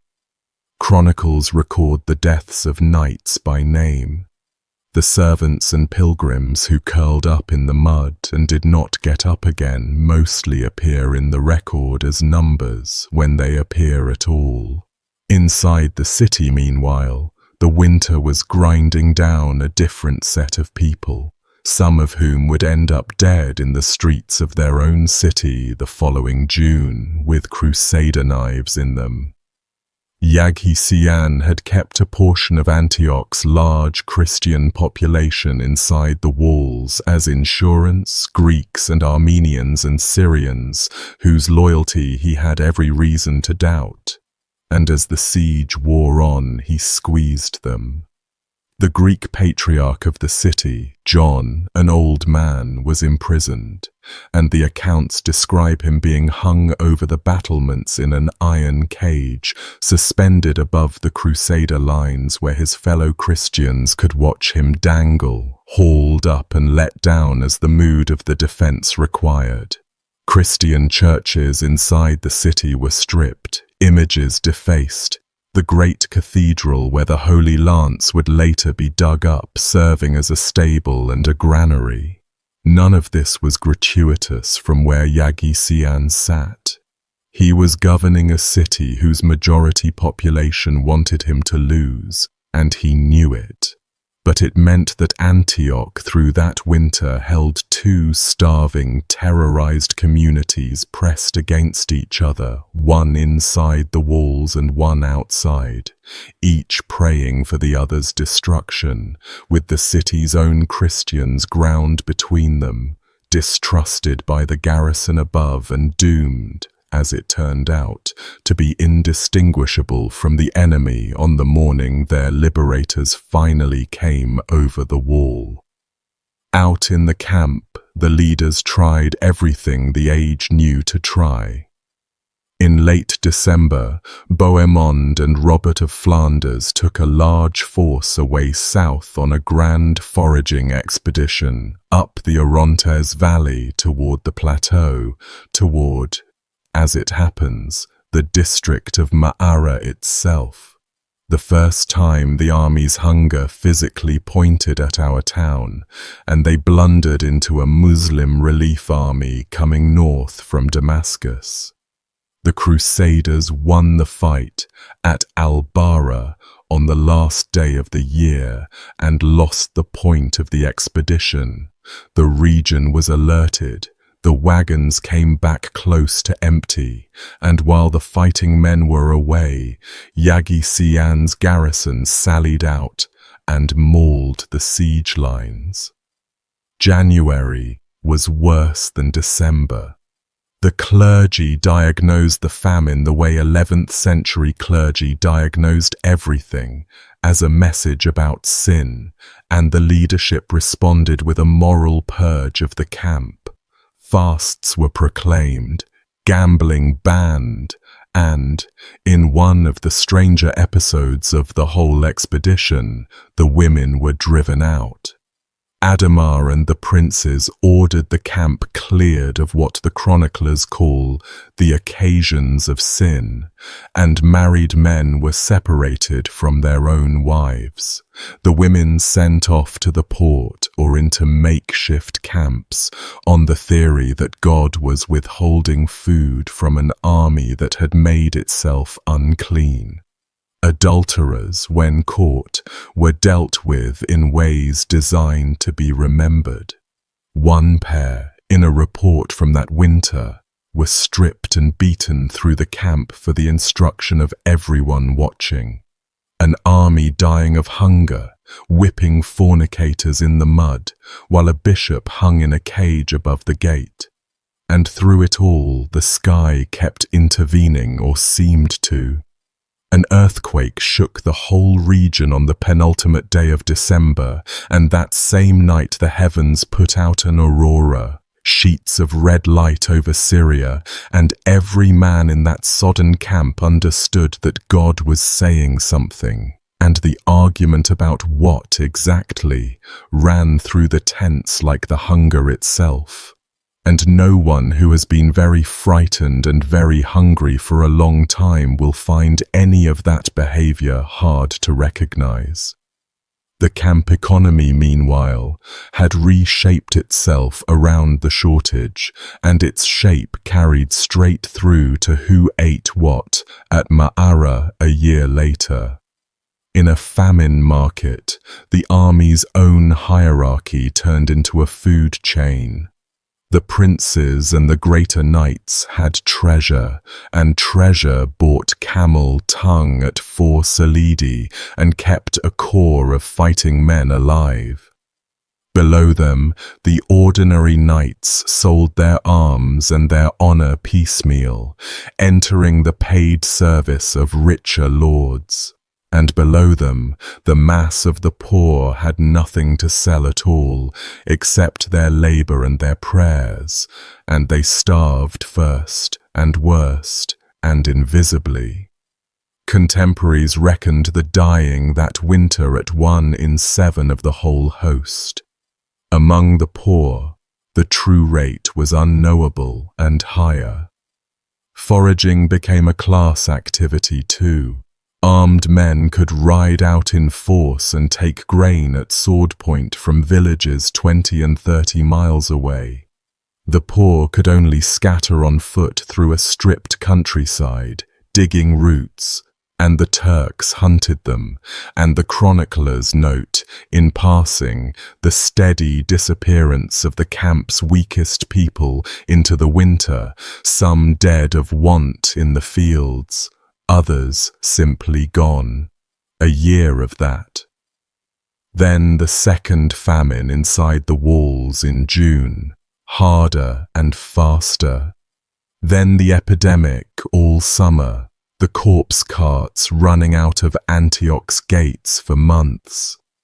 Then the autumn hunger. The people who finally marched on Ma'ara at the end of November 1098 had been living inside that machine for over a year and had watched it eat their families. And it had taught them, in the only school that matters, exactly what a human life weighed against a sack of grain. Starvation of that duration does specific, documented things to a human body. And those things are the physical context for everything that follows. So bear with me through a paragraph of physiology. A starving body consumes itself in a fixed order. The fat goes first, over weeks. Then the muscle, including, eventually, the heart muscle. The belly swells while the limbs waste, that terrible famine silhouette caused by fluid leaking into the abdomen as the blood's proteins run out. The skin dries and cracks. Wounds stop healing. The immune system quietly shuts down, so famine and epidemic always arrive as a pair, typhus and dysentery walking in step with the hunger. And the mind changes. Accounts of famines from every century describe the same progression. First, the constant screaming preoccupation with food, then the collapse of disgust. Things that would have made a healthy person wretch become, to a starving one, simply protein. People in documented famines have eaten grass, bark, leather, clay, carrion, and at the very end, in siege after siege across history, the dead. Every man and woman outside Antioch that winter was somewhere along that progression. The people we will watch at Ma'ara a year later are not making choices with the minds you and I are using to judge them. The army began to bleed deserters, and some of the names were spectacular.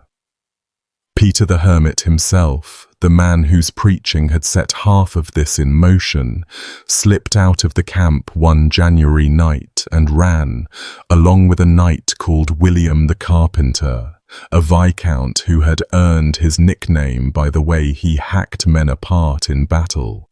Tancred, Bohemon's ferocious young nephew, rode them down and dragged them back, and William spent a night lying in disgrace on the floor of Bohemon's tent like, in the chronicler's phrase, a piece of rubbish, before swearing he would never flee again. He fled again later that year. Peter, remarkably, was quietly forgiven. The poor pilgrims loved him, and the leaders needed the poor. Even the emperor's representative, the general Taticius, packed up and left in February, promising to return with supplies and never coming back, which the Crusaders instantly recast as Greek treachery, and one more receipt in their long ledger of grievance against Alexios.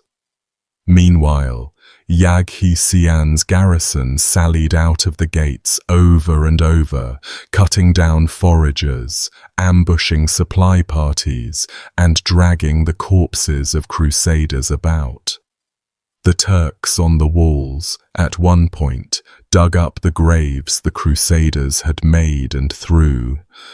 Actually, both sides did this, and I want to be accurate about who did what, since it tells you where everyone's boundaries had gotten to by midwinter. After one battle in March, the Crusaders buried their dead near a mosque outside the walls, in a cemetery the Turks had used. The Gesta's author describes, without any apparent embarrassment, what his own side did next to the enemy graves in that same ground.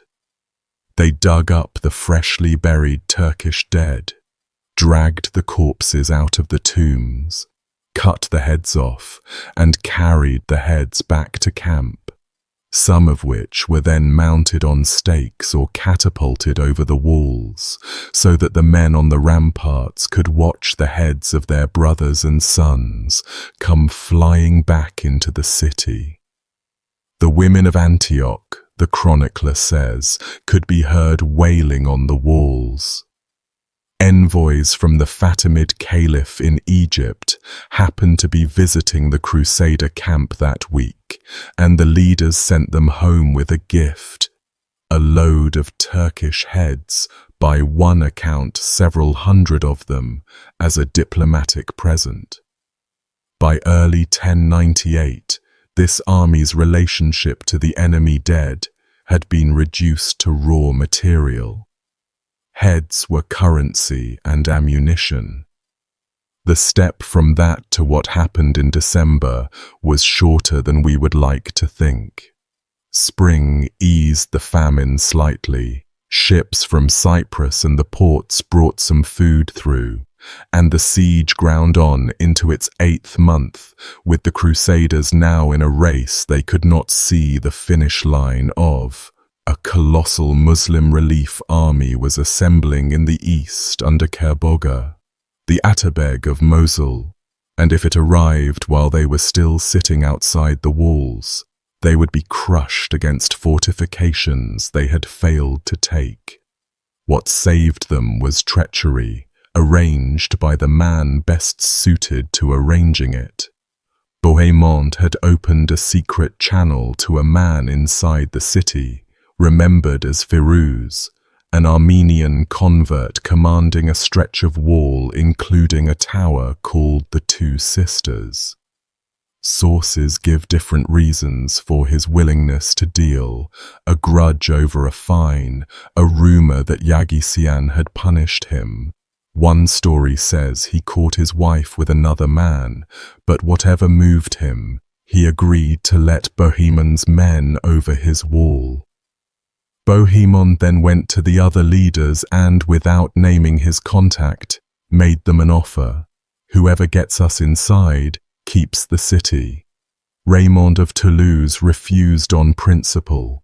The city had been imperial territory, and their oaths said it went back to Alexios. And the argument between those two positions, Bohemon's possession versus Raymond's oath, is the argument that will, months later, park this entire crusade in front of a mid-sized market town called Ma'arat al-Numan. Then word arrived of just how close Kerboga was, and principle got thinner. The leaders agreed. If the city falls to Bohemon's scheme, Bohemond holds it, at least until the emperor comes in person. On the night of the 2nd of June, 1098, the army marched away from the city as if departing, doubled back in the dark, and at dawn on the 3rd, 60 men went up a leather ladder onto Firuz's wall. One story has the ladder breaking under the weight of the men crowding up it. They took the towers along that stretch. A gate was opened from inside, possibly by the city's resentful Christians, and the army poured in. What followed was the sack of a great city by men who had starved outside it for 8 months, and the chroniclers do not soften it. The Crusaders killed everyone they met in the panic of that morning, Turks and the city's own Christians alike, because in the dark and the frenzy nobody was checking. Streets carpeted with bodies. By the time it was over, the Gesta's author says, all the open places of the city were so choked with corpses that no one could endure the stench, and a man could not walk the streets except over the dead. Yaghi Sian, the governor who had held out so long, fled through the hills with a small escort, fell from his horse, and was left behind by his own men. Local Armenian and Syrian villagers found him lying there, recognized him, cut off his head, and carried it, along with his sword belt and scabbard, to Bohemond, selling the trophies of the man who had ruled them. His head ended up displayed at the gate of the city he had defended. The Crusaders had taken Antioch. They had also taken a trap. The city they now held had been starving under their own blockade for 8 months. Its stores were nearly empty, and the citadel high on the mountain never fell, its garrison watching everything from above.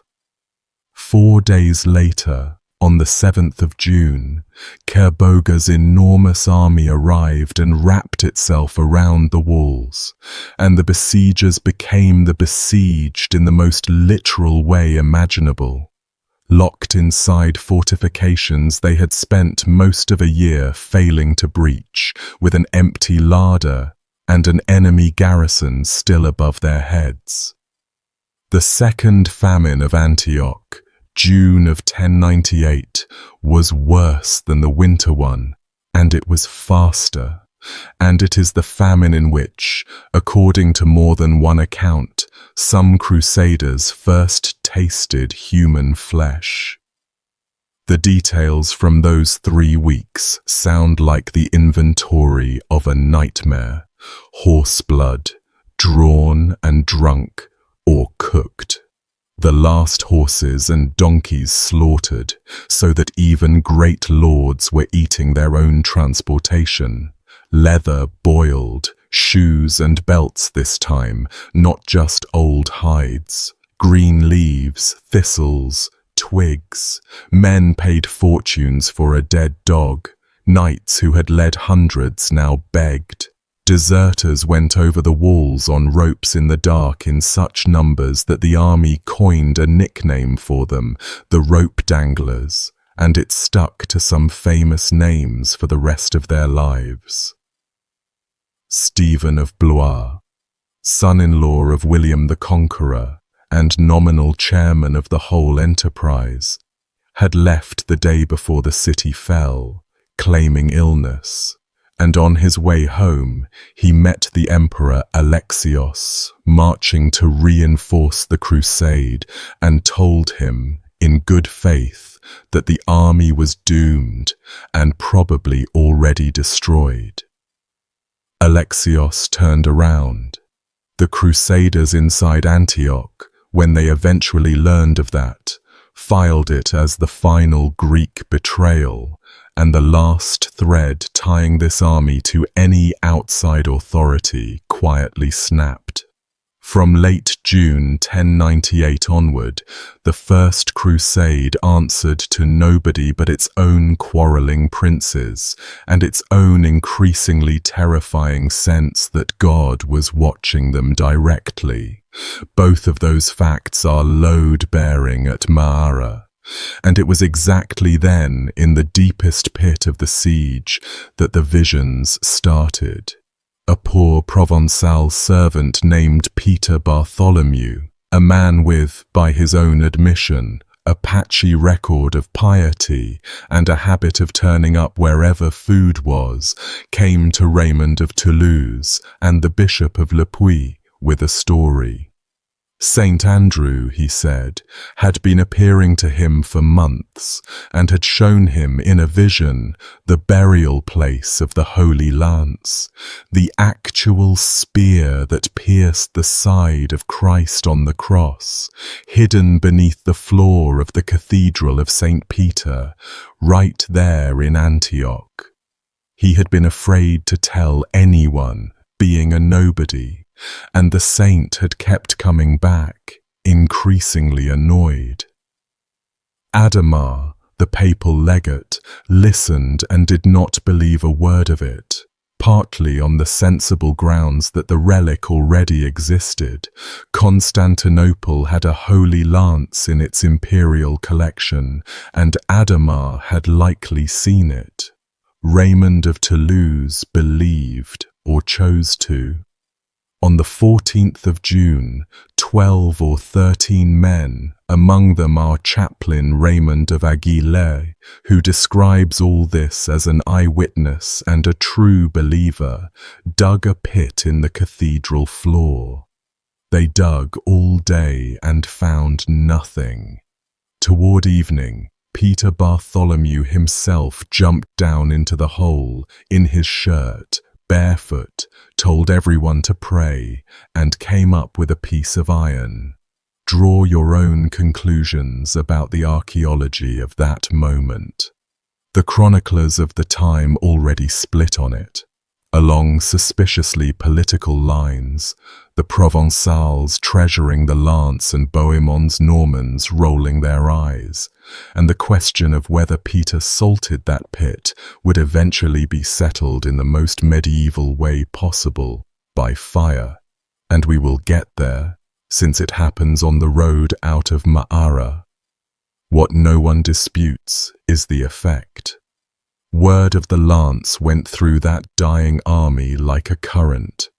Men who had been waiting to die decided God had personally signaled that they would not. The leaders, whatever they privately believed, harnessed it.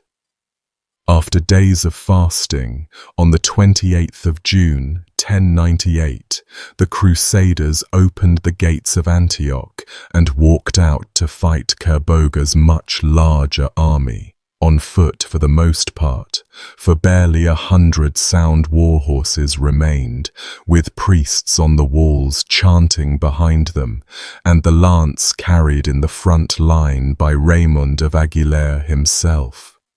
It should not have worked. Kerboga's coalition, though, was a temporary arrangement of rivals who half wanted each other dead.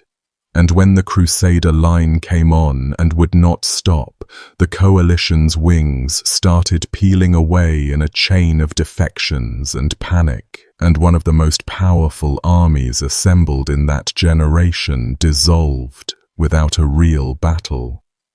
Fulcher of Chartres preserved one more detail from the fall of Kerboga's camp, and it goes in the ledger of what this army had become.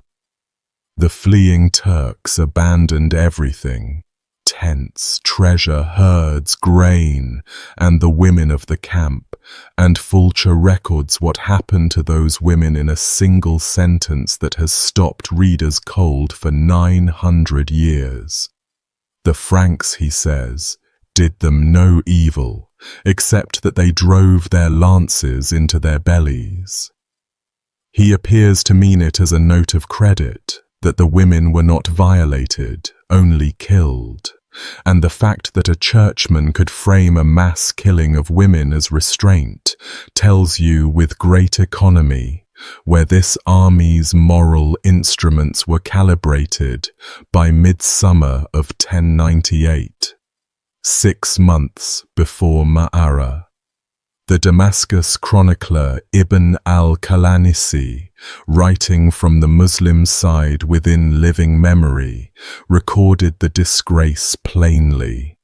An army of men so far gone, they had been eating carrion, had broken the assembled ranks of Islam and scattered them.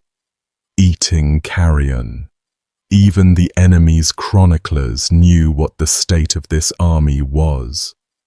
And I said earlier that some accounts place the first eating of human flesh at Antioch itself, months before Ma'ara. The strongest piece of evidence for that is a letter, and no gossiping monk wrote it a generation later. In September 1099, after everything was over, the surviving leaders of the crusade wrote a formal report to the Pope. Urban II was dead by then. He died 2 weeks after Jerusalem fell and never learned of it, so the letter reached his successor. But it was written in the names of the Archbishop d'Ambert, of Godfrey of Bouillon, by then calling himself the defender of the Holy Sepulchre, and of Raymond of Toulouse on behalf of the whole army of God. In the passage about the siege of Antioch, the leaders state that famine so weakened the army that some could scarcely keep themselves from eating human flesh. Scarcely. Look at the wording. It is the sentence of men drafting an official document, reaching for a phrasing that confesses and denies in the same breath.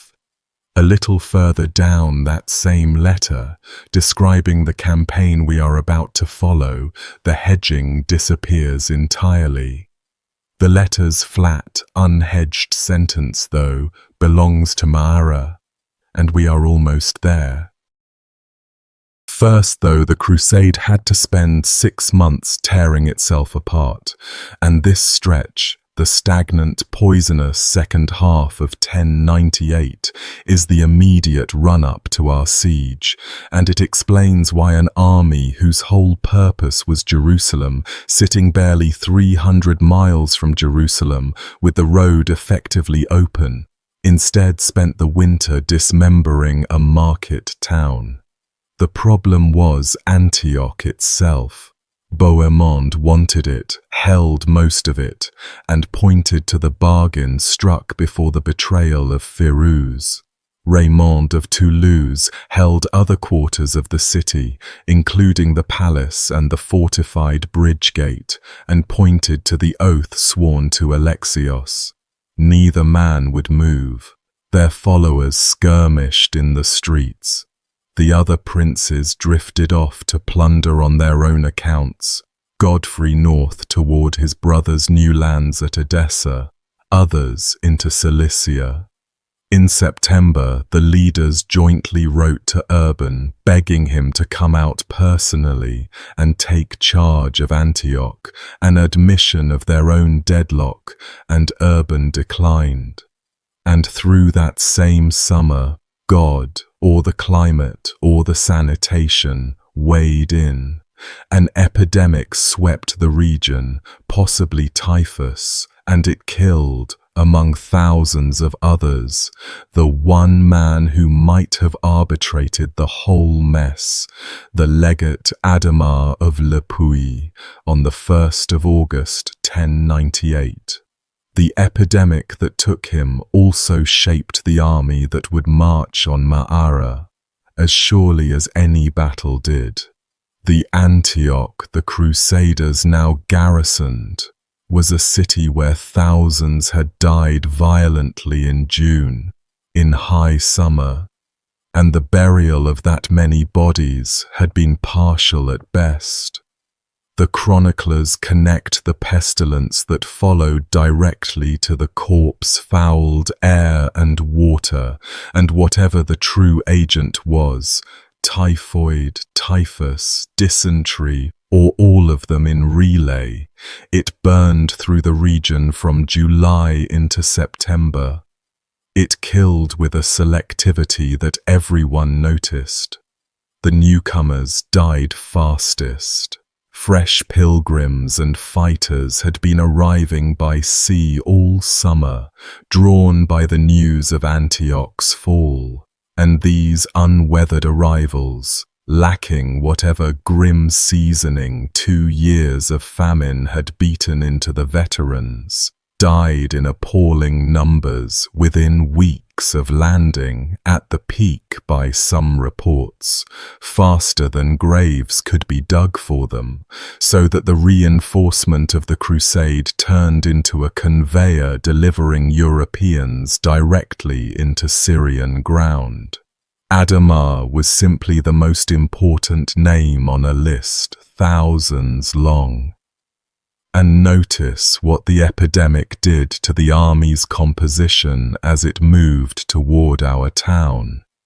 It thinned the fresh and spared the hardened, so that the force that eventually stood before Ma'ara in November was, more than ever, a distillation of survivors, people who had come through Dorylaeum, 2 famines, and a plague, and who had long since stopped expecting the world to be anything but what it had shown them.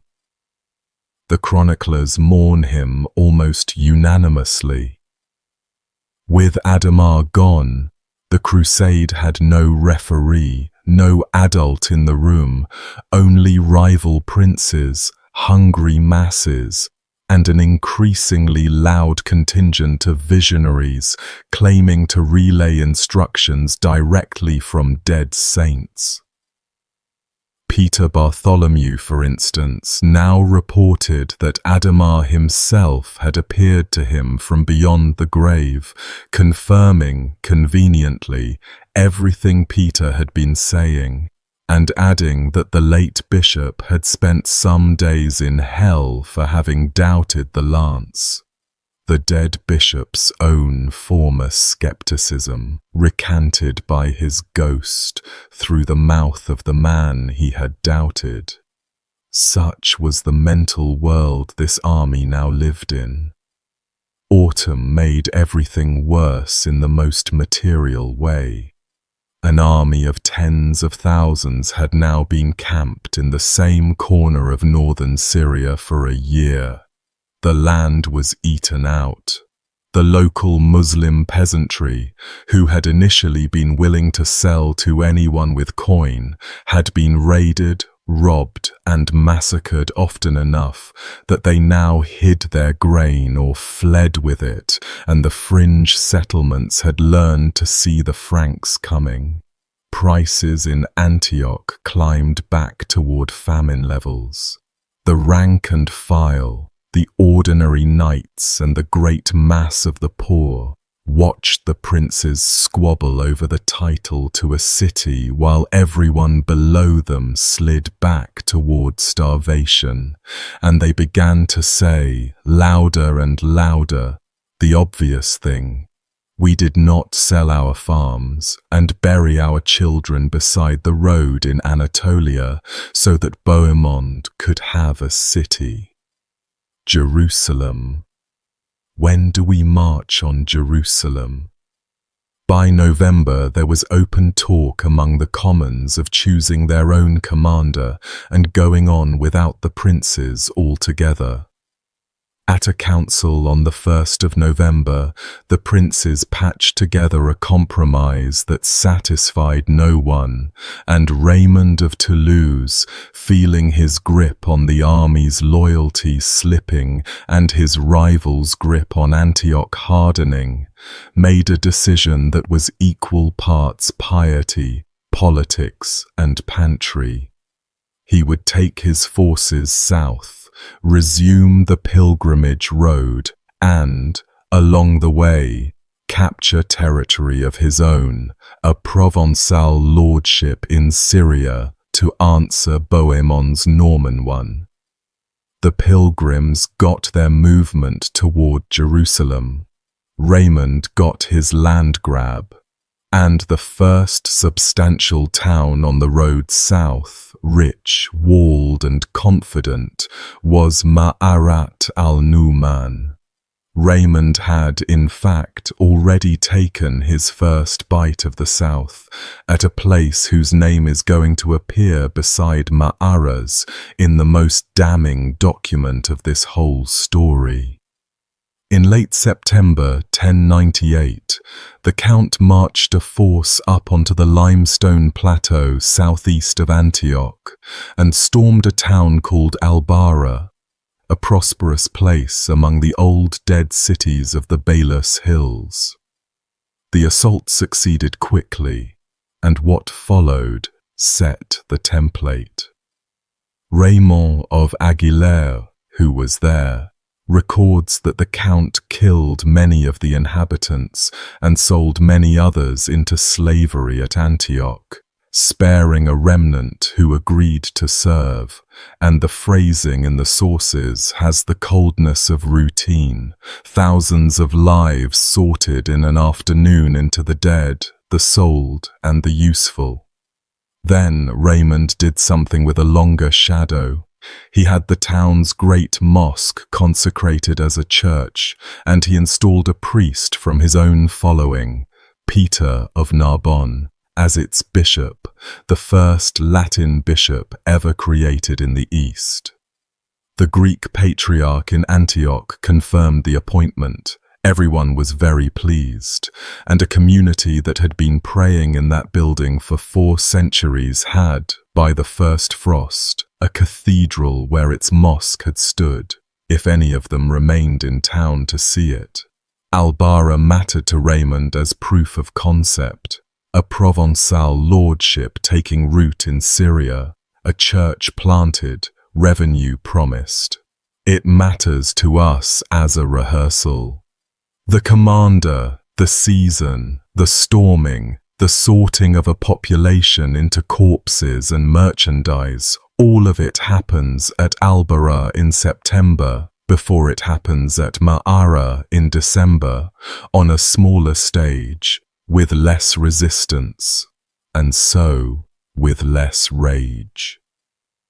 When the leaders of the crusade later sat down at Laodicea to write their report to the Pope, they folded the 2 towns into a single clause, at Bara and Mara, and the pairing was more honest than they probably intended. One was the sketch, the other the finished work. Peter of Narbonne, the new bishop, will drift through the rest of this story like a man who cannot quite believe his diocese. He begged troops from Raymond to hold Albara, got a fraction of what he asked, and spent the winter garrisoning a half-empty town with the Ma'ara campaign boiling 20 miles to his south. He was at Ma'ara during the sack. His men helped hold it afterward, and when the starving poor eventually began tearing the town apart with their hands, the job of standing in front of them and ordering them to stop fell hopelessly to him. Consider where that left him. The first Latin bishop in the East spent the first weeks of his episcopate ministering inside the two towns of the Laodicea letter, Bara and Mara, the sketch and the finished work, and whatever he saw there, he never wrote a word of it that survives. The town knew these people, by the way. Ma'ara had already beaten the Crusaders once, and I suspect that victory 5 months earlier killed more of its citizens in December than any weakness in its wall. Back in July of 1098, in the aimless weeks after Kaboga's defeat, a Provençal knight named Raymond Pillet had gathered a private army of foot soldiers and adventurers and struck out south to carve something for himself.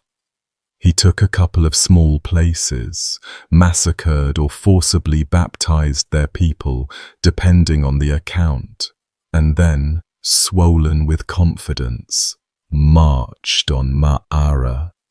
The townsmen, stiffened by Turkish troops from the countryside and from Aleppo, met his ragtag force outside the walls on the 27th of July and broke it. The untrained foot soldiers panicked in the heat.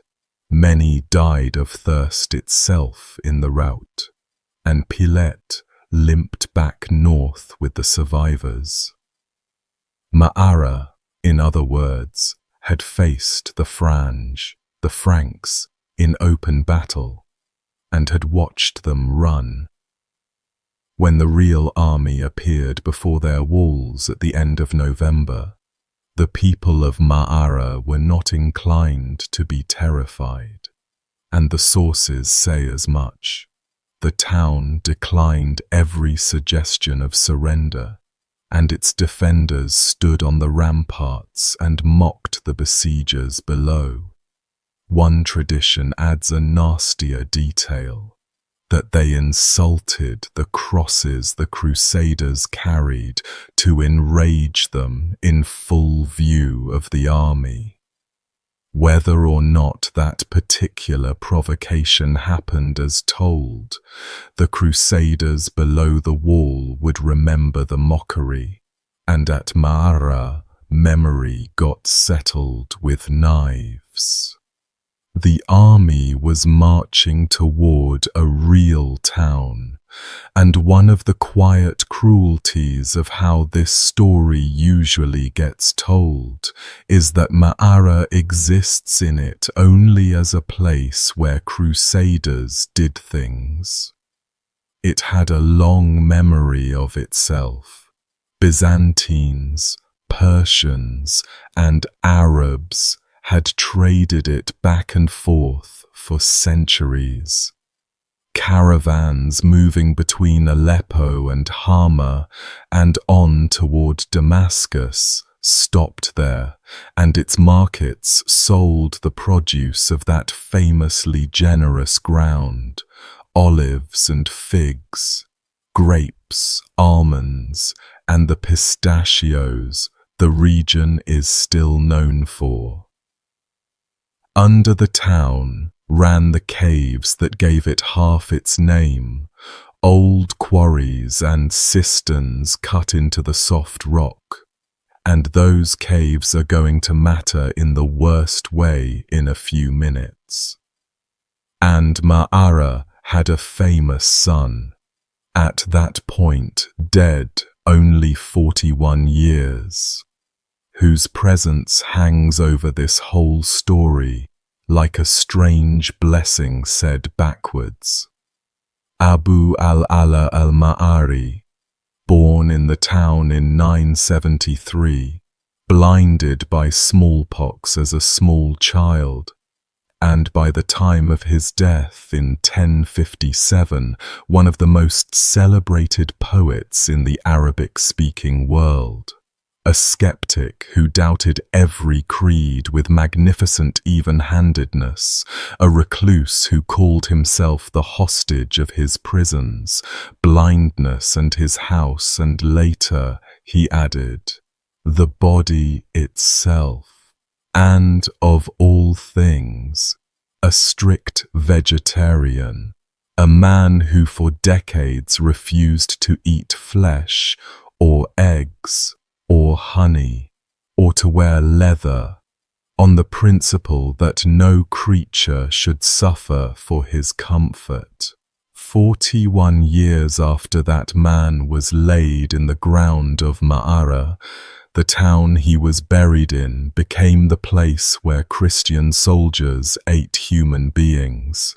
I am not going to hang a moral on that. It hangs itself. And we will come back to Al-Ma'ari at the very end of this video in the year 2013, in circumstances I would not believe if they were in a novel. The army that appeared before Ma'ara's walls on the 27th and 28th of November 1098 was a fraction of the great host, but a hardened fraction. Raymond of Toulouse and Robert of Flanders brought their forces down from the north, and Bohemond, who did not trust Raymond out of his sight and wanted a share of whatever the south held, followed within a day. Realistic estimates for the whole force run to a few thousand fighting men and an uncounted mass of pilgrim camp followers. Facing them, on a wall with a deep ditch in front of it, stood a garrison that was mostly the town itself, a citizen militia of merchants, artisans, and farmers with limited fighting experience, reinforced by whatever Turkish and Arab fighters had come in from Aleppo and the nearby castles when word spread that the Franks were moving. No relief army was coming, and everyone probably knew it. The Muslim powers of Syria were as divided against each other as the Crusader princes were, Aleppo and Damascus and Mosul all watching each other. And after Kerboga's humiliation, no emir was eager to try his luck against the Franj in the field. Ma'ara would stand or fall alone. The first thing the siege killed was the orchards. An army in winter needs firewood beyond counting, and an army building engines needs timber, and the groves that ringed Ma'ara, the olive and pistachio groves that had made the town's name and its living for generations, went down under Crusader axes in the opening days, trees older than anyone inside the walls dismembered for cook fires and for the frame of the machine that would break the town. People on the ramparts stood and watched a century of their families' patience burn in the enemy's camp each evening, the smoke of their own wood drifting back over the wall. And if you want to know when the people of Ma'ara understood in their stomachs rather than their heads that this would end differently from July, my guess is that it was then, in the first week, watching the trees come down. A siege announces itself like that, in property before persons, in the methodical conversion of everything a town loves into instruments against it. The wells outside the walls went next, seized or spoiled, and then the outlying farmsteads, stripped and burned, and by the end of the first week, Ma'ara sat inside a widening ring of its own destroyed livelihood, watching the horizon at night for a relief army that everyone on both sides of the wall knew was never coming. Aleppo was 20-odd leagues away, and its ruler, Ridwan, had already been humiliated by the Franks once that year, and had no intention of volunteering for a second helping. Damascus was farther and cared less. The town's couriers went out through the lines anyway, in the early days carrying appeals. What came back, when anything came back, was sympathy. The first assault came almost immediately, on the 28th of November, Raymond and Robert of Flanders throwing their men at the wall the very morning after arrival, hoping the town's nerve would crack. It did not. Ladders went up short of numbers, the ditch fouled the attack, and the townsmen threw them back. Bohemond arrived that evening with his Normans, and the leaders tried again, another direct storm, and failed again. The defenders of Maara, the same townsmen who had chased off Raymond Pillet in July, had now beaten the main Crusader army twice in 2 days, and you can feel their confidence in the sources, in the taunting from the walls. So the siege settled into a blockade, and here the shape of this whole story tightens like a knot, since the besiegers had almost no food. This is the crucial, grotesque fact about the siege of Maara. The attackers were starving while they attacked.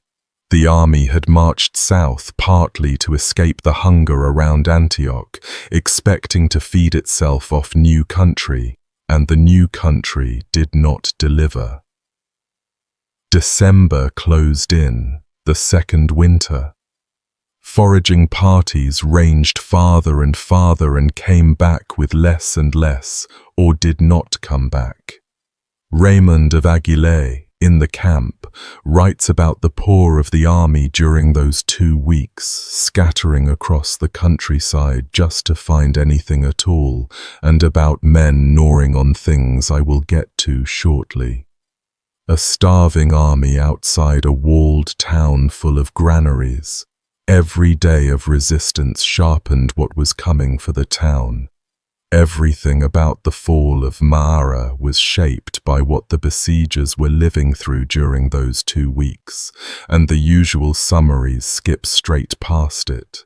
The camp sat within bowshot of the wall in the cold, and the food situation, already bad on arrival, went from bad to desperate with astonishing speed, since a stationary army eats a district bare in days. Raymond of Aguilé describes the poor of the army during the siege scattering up to 12 miles out just to stay alive, digging for roots and grain caches in abandoned villages, and he mentions men so reduced they chewed on stalks and seeds picked out of the dirt and the dung. The Antioch diet again, 1 year on. Foragers went out in armed packs and came back thinner than they left, or came back over a saddle, the countryside having grown teeth. Turkish riders from the direction of Aleppo and the garrisons of nearby castles cut off stragglers, and villages that had already been robbed once had learned to bury everything and vanish. Meanwhile, the work at the wall went on under a rain of everything the town could throw. The Crusaders labored to fill sections of the great ditch with brush, rubble, and the stones of nearby buildings, so that ladders and eventually the tower could reach the wall, and the defenders concentrated on exactly those men, dropping cut stone on the ditch parties, pouring down quicklime that burned into eyes and wet skin and kept burning. And, in the detail, every account seems to relish, hurling down hives of furious bees. Men blinded by lime were led back to a camp that had nothing to feed them. Men crushed in the ditch stayed in the ditch until dark. And from the rampart, day after day, came the taunting, and the Crusaders below, boiling thistles over dung fires, absorbed it and said little in the way of men keeping accounts. Parley happened, or something like it. In glimpses the sources barely bother to record. Emissaries went back and forth at points during the fortnight, and the shape of the failure is easy enough to reconstruct. The town had beaten these people twice, in July and again on the 28th of November, and did not believe the wall would fall. The Crusaders, for their part, no longer had the supplies to accept anything short of everything. A negotiated tribute of food and gold would feed them for a week and leave them starving in front of an intact enemy town. Somewhere in those 2 weeks, the possibility of a Ma'ara that survived this story quietly expired. By the second week of December, the leaders knew and said aloud in council that the army could not sit there many more days without dissolving, that men were already slipping away north toward Antioch's flesh pots and south into the wild in search of food, and that the choice had narrowed to taking the town at once or abandoning the campaign in humiliation, with a starving mob for an army, and Bohemond laughing all the way back to Antioch. The tower was Raymond's answer, and its timbers were being hammered together by men who had, some of them, not eaten properly in a month. Hunger built the machine that broke Ma'ara. I do not know a shorter way to say what this siege was. Unable to feed a long blockade, the leaders went for engineering. Raymond of Toulouse paid for the construction of a siege tower, a rolling wooden castle, built higher than Ma'ara's wall, on 4 wheels, with knights stationed on the upper platform, and according to the accounts, priests and clergy assigned to accompany the machine praying aloud as it moved. The defenders answered with what defenders always did: stones from their own engines, fire, quicklime, and the chronicles claim, hives of bees hurled down onto the attackers. On the 11th of December, the Crusaders rolled the tower up against the wall. Forget the film image of a drawbridge slamming down with men pouring across. The machine served as a fire platform and a terror weapon. Knights on the top hurled stones down onto the defenders on the rampart. Javelins and arrows swept the wall walk. Men below worked with iron hooks to drag stones out of the battlements. And under all that cover, the real work happened at ground level, where sappers got into the ditch and began undermining the wall itself, prying at its base while the tower kept the defenders' heads down. The defenders fought all day. Everyone in that town understood by now exactly what was at stake, whatever formal promises might later be made. At some point in the afternoon, with the garrison's attention nailed to the sector where the tower loomed, Crusaders with ladders went up a stretch of wall on the far side of town that had been stripped of men. And this is where a knight named Golfier of Las Dores enters history as the first man over the wall of Ma'ara, a distinction that made his family's reputation for generations, and a sentence that lands very differently from the other side of the wall.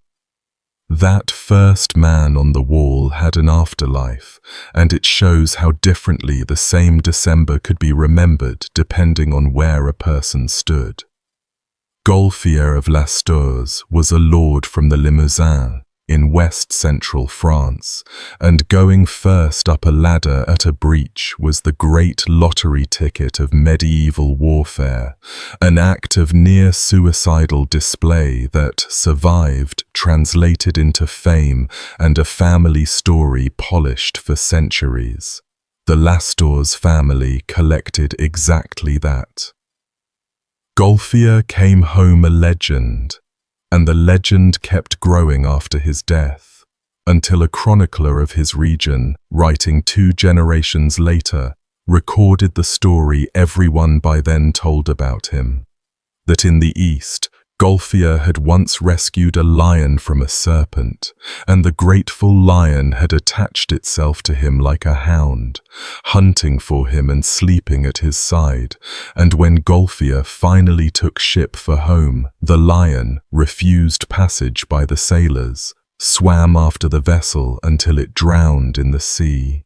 A faithful lion, dying of love for the hero of Ma'ara. Such was the tale the family and the region wanted attached to those weeks, and honestly, who can blame them? Chivalric romance grew over the winter of 1098 the way grass grows over a pit. From the wall where Golfia stood at dusk on the 11th of December, you could, within a few weeks, have watched the marsh, and the men wading into it, and everything his ladder had made possible, and none of that made it into the lion story. Memory is a set of choices, and the choosing started early.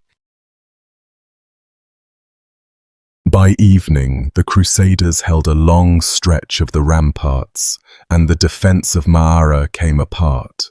The Turkish and Arab fighters and the town's leading men pulled back off the walls in the dusk, some negotiating, some retreating towards strongpoints, many of the townspeople withdrawing into their houses and into the caves. Night fell with the town breached and not yet taken, in that suspended, dreadful interval that students of siege warfare will recognize, since it recurs across the centuries, the hours between the wall falling and the sack beginning, when everyone inside knows what the morning is. The sources, for once, let us inside the town on that last night. Everyone in Ma'ara on the evening of the 11th of December knew the wall was lost. The fighting men pulling back through the streets knew it, the families barring doors knew it, and the town did what towns have always done in that gap between defeat and its arrival. Valuables went under floors and into wells.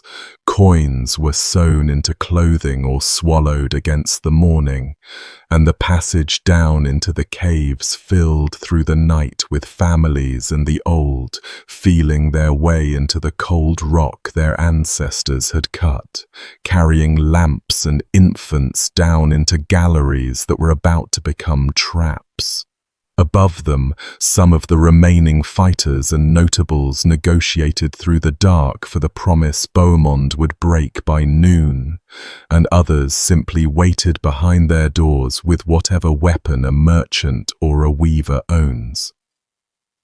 The Gesta and Ibn al-Qalanisi, enemies in everything, describe the same dawn from opposite sides.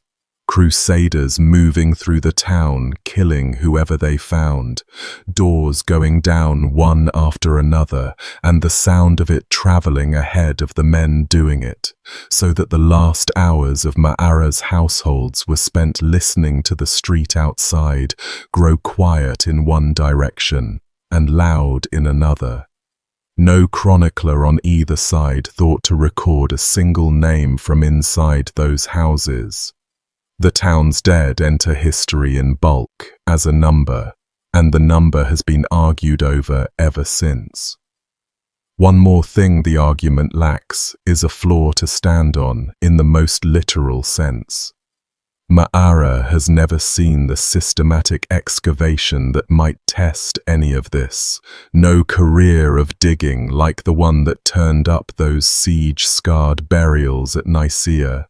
And the layers of 1098 lie somewhere under a living town that spent the last decade being shelled, occupied, emptied and fought through, which has pushed any such work further away than ever. The marsh ground outside the old line of the walls has never been surveyed for what the chronicles say went into it and came out of it. So the entire event rests, and may always rest, on the testimony we have been weighing, ink against ink, with the ground itself keeping whatever it keeps. And the sack of Ma'ara did not even wait for morning. The princes may have paused for the night. The poor did not. The famished mass of the army poured through the breaches and over the walls in the dark, ahead of any order and outside anyone's control, and began to plunder. In the sources you can watch the two sieges of Ma'ara happen at once.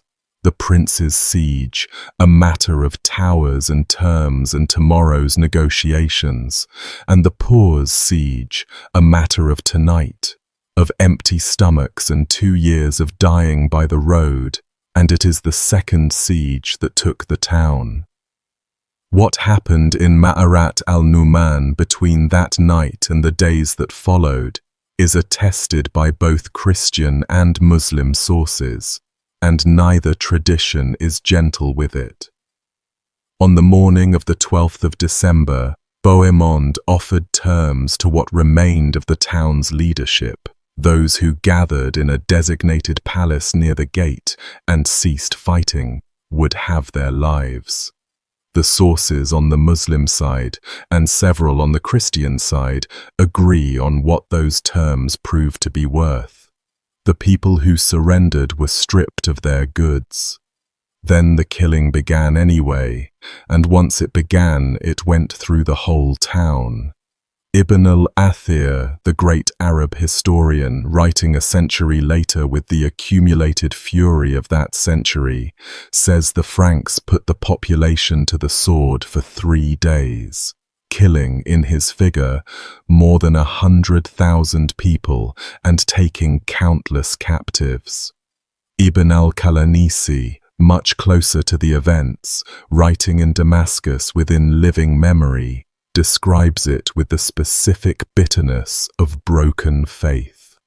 The townspeople took refuge in their houses under a promise of protection, and the Franks broke every assurance, plundered everything they found, and raised crosses over the town. The Latin chroniclers, for their part, hardly dispute the substance. The Gestas author says flatly that his own side killed everyone they met there, man and woman, and that no corner of the town was clear of Saracen corpses, so that a person could scarcely walk the streets except by stepping on the dead. The Gestas author, remember, marched with Bohemond, and he preserves without any visible discomfort the detail that damns his own lord most completely. Bohemond, he says, sent word through interpreters to the leaders of the town that they should gather, with their wives and children and goods, into a palace above the gate, and he would save them from death.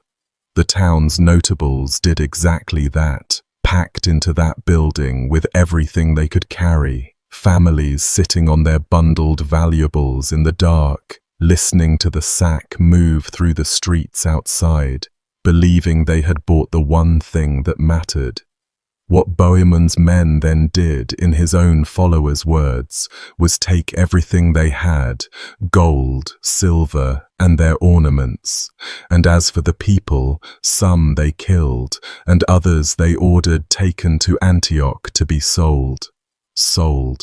The palace of protection emptied into slave coffles, the pledged word of the most famous soldier in Christendom converted overnight into inventory, and the anonymous knight sets it down in the same register he uses for the price of grain. Ibn al-Athir's tradition preserves the other side's summary, 3 days in which the Franks put people to the sword, and between the two of them, the fate of Ma'ara's population resolves into its final sorting, the dead in the ditch and the marsh, the enslaved shuffling north up the Aleppo road in December toward the markets of Antioch, and, under the town, in the caves, a dwindling residue of the hidden, being hunted floor by floor and hole by hole for the rumor of gold. Muslim jurists in later generations, when they wrote about whether one could trust a Frankish safe conduct, had their case study ready-made. The numbers need honest handling, and I will try to manage it without turning this into a seminar. Western tradition settled on a figure of around 20,000 dead at Ma'ara, and you will see ranges of 8 to 20,000 in the literature. Ibn al-Athir's 100,000 is vastly larger. Modern historians who have studied the town point out that Ma'ara's entire population before the siege was probably under 10,000 people, swollen somewhat by villagers who had fled inside the walls for safety, so every one of the traditional figures outruns the number of people who could physically have been there. And I do not think that observation diminishes anything. Numbers in medieval chronicles work less like statistics and more like volume knobs. 100,000 is the sound of a scream carried across a century. What the figures agree on from every direction is totality.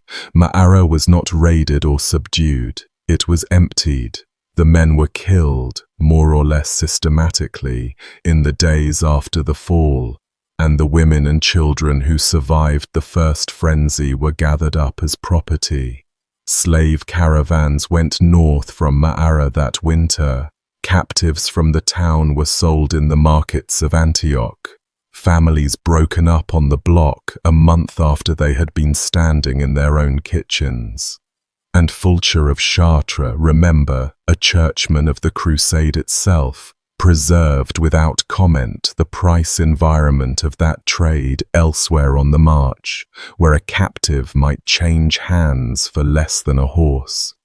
Those convoys moved north in the dead of winter, strings of roped survivors walking the same Aleppo road their town had lived on, past the stumps of their own orchards, toward the slave markets of a city the princes of Syria had failed to save the year before.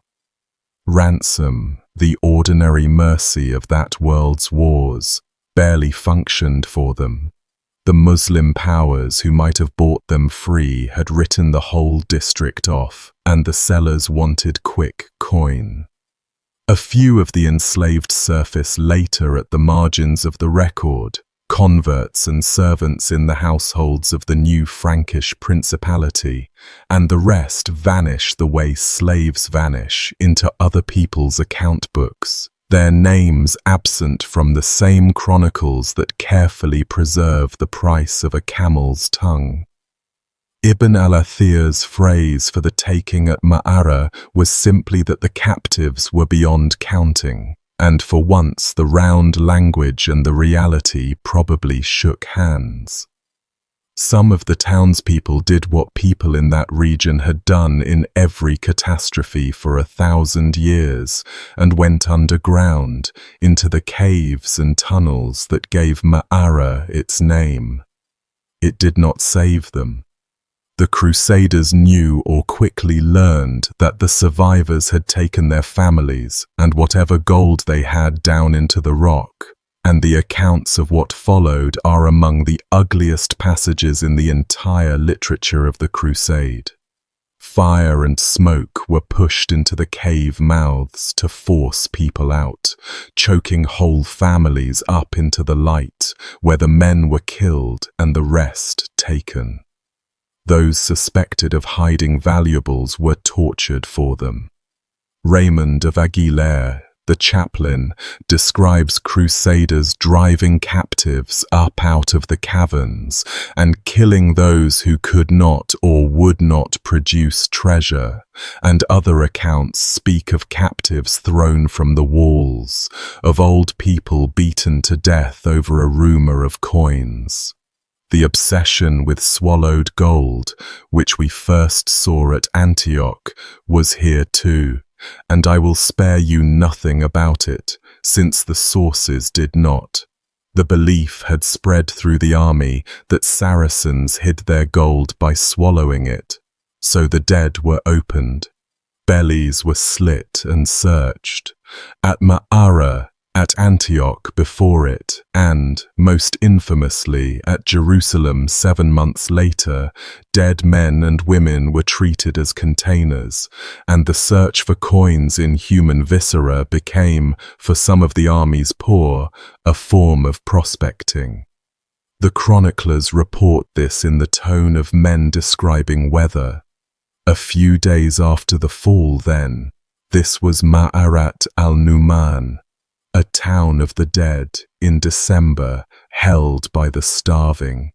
Corpses filled the streets faster than they could be dragged away, and were pitched into the ditch. into wells and cisterns, fouling the town's own water, and into the marshy ground outside the walls. The cold slowed the rot, but did not stop it, and the accounts speak of a stench that made quarters of the town unusable. The victors, meanwhile, tore the place apart, looking for the wealth a town this prosperous was supposed to contain, and found much less than they had dreamed.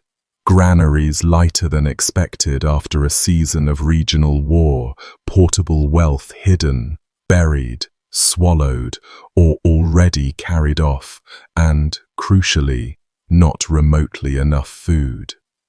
The army had taken Ma'ara to solve its hunger, and Ma'ara did not solve it. Within days of the massacre, the conquerors of the town were starving inside it, wintering among the thousands they had killed, and the princes, with a timing that defies parody, resumed their real war, the one against each other. Bohemond held the walls and towers, Raymond held the interior and installed his own man, the newly minted bishop of the nearby town of Albara, and the two greatest lords of the Crusade settled in to bicker over the title to a charnel house. And in that place, in those weeks, the thing happened that this video is named for. So here we are. I am going to take you through the sources one at a time, in roughly the order they were written, and I am going to let each writer say what he says, since the fascinating and terrible thing about the cannibalism at Ma'ara is precisely that a dozen men wrote it down and every one of them handled it differently, like men passing something hot from hand to hand. You will hear hunger in some accounts, calculation in others, shame in nearly all of them, and you can weigh for yourself where the truth of it sits. What you will not hear from any of them, Christian or Muslim, is a denial that it happened. Start with the earliest, the anonymous Gesta Francorum, written around 1100 by a knight who followed Bohemond and was there. His account is the shortest and the plainest, one sentence dropped into the narrative of the aftermath, and its plainness is its own document. While the army lingered at Ma'ara, he writes, some of our people, driven by terrible necessity, cut flesh from the dead bodies, sliced it into strips and cooked and ate it. One clause, and he moves on. A soldier recording what soldiers did. His close cousin in the sources, a Poitevin priest named Peter Tudebode, who was also on the crusade and whose account overlaps heavily with the Gesta, repeats the report with one addition that has kept historians up at night for 900 years. He specifies that it was the bodies of Saracens that were eaten, only the enemy dead. Notice what that detail does. An army starving indiscriminately had, by December, buried a great many of its own people. If pure famine was the whole engine here, the freshest and nearest dead would have served, whoever they had been in life. The insistence, repeated across several accounts, that the eaten were Muslims, suggests that even at the absolute floor of human extremity, a line was being maintained, and a line maintained is a choice being made. What that choice meant, whether it was the last remnant of a taboo or something colder and more deliberate, is the crack that runs through this whole episode, and we will follow it. Fulcher of Chartres next. Fulcher was a priest on the crusade, though by this point he was hundreds of miles away at Edessa serving Baldwin, so his account of Ma'ara rests on what the army itself said had happened, on the testimony of men he knew and marched with. He is generally a sober, careful writer, not given to horror for its own sake, and his sentence about Ma'ara visibly costs him something. I shudder to tell it, he says, and then he tells it. Many of our people, harried by the madness of starvation, cut pieces of flesh from the buttocks of the Saracens lying there dead and cooked them, and when the pieces were barely warmed through, hunger took over, and they devoured the flesh half raw. Every clause of that is doing work. The buttocks, the gluteal muscle, the largest cut of meat on a human body, a detail with the awful specificity of testimony rather than invention. The cooking attempted and abandoned, mouths that could not wait for the fire to finish. And Fulcher's timing. He places this during the siege, in the hungry camp before the wall fell, and he adds a bitter observation of his own, that in this, the besiegers were more damaged than the besieged. He seems to mean it spiritually as much as anything. The men outside the wall, in his telling, were being destroyed by the siege in a way the men inside were not, in a place no relief army could reach. Two questions hang over all of these accounts, and the chronicles, so vivid about the act, go quiet on both. The first is scale. Some of our people, says the Gester. Many of our people, says Fulcher. The Christian people, says the leader's letter. And none of them attaches a number, so we genuinely do not know whether the eating at Ma'ara involved a dozen men at the last extremity, or hundreds, or something in between, and the interpretation shifts with the scale, a handful suggesting private desperation, a crowd suggesting something with an audience and a degree of tolerance from above. The second is consequence, and here the silence is stranger. Eating flesh that has spent 2 weeks decomposing in marsh water is, medically, a catastrophe. Putrid meat of any species carries bacterial loads that kill healthy adults, let alone people already in the late stages of starvation, and it is close to certain that some of those who ate at Ma'ara sickened terribly for it, and plausible that some died of the meal itself. No chronicler records it. Deaths in the camp that winter were so ordinary and so multi-causal that dying of the marsh would have vanished into dying of everything else. And perhaps no writer wanted to follow the story that one step further, into the picture of a crusader killed by the body of the enemy he had eaten. The record simply stops at the eating. Everything after the swallow is inference, and I flag it as inference, and it has kept me up at night anyway. Now the eyewitness. Raymond of Aguilé was in the Provençal camp at Ma'ara, chaplain to the Count, carrier of the Holy Lance at the Battle of Antioch, and a man whose chronicle runs hot with visions, portents, and absolute certainty that God's hand steered every hour of this expedition. He places the eating after the fall of the town, during the starving weeks of the occupation, and his version opens with the image we started this whole video with, the one I find harder to shake than any other in the sources. Famine gripped the army so hard, he writes, that the people ate the bodies of the Saracens, already stinking, which had been thrown into the swamps beside the city 2 weeks and more before, and they ate them greedily. 2 weeks. The bodies pulled from that cold marsh water in mid-December had been dead since the fall of the town, softening in the wet the whole time. And the chaplain's word for how his fellow Christians consumed them is greedily. He is the only writer who gives us appetite, and coming from a man standing inside that camp, it lands like a door slamming. Then Raymond does something none of the other early writers do. He tells us who was watching.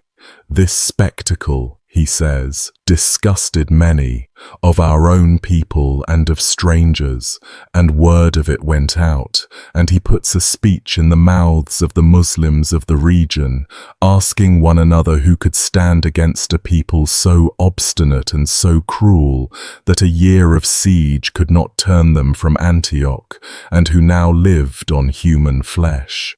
God, Raymond concludes, with what I can only describe as satisfaction, had put the terror of the Franks into every race, though the Franks themselves did not yet realize it. Run that back slowly and notice the shape of it. The man was there. He describes public eating, an audience, revulsion spreading outward, and then he banks the revulsion as a strategic asset, terror as a gift from God. Whether anyone at Ma'ara planned it that way in the moment, the army's own chaplain, writing within a couple of years, understood perfectly well what the cannibalism had bought them and priced it without blinking. His accounting gets cashed, as we will see, on the road to Jerusalem. One more feature of Raymond's version deserves a look, since historians have chewed on it hard.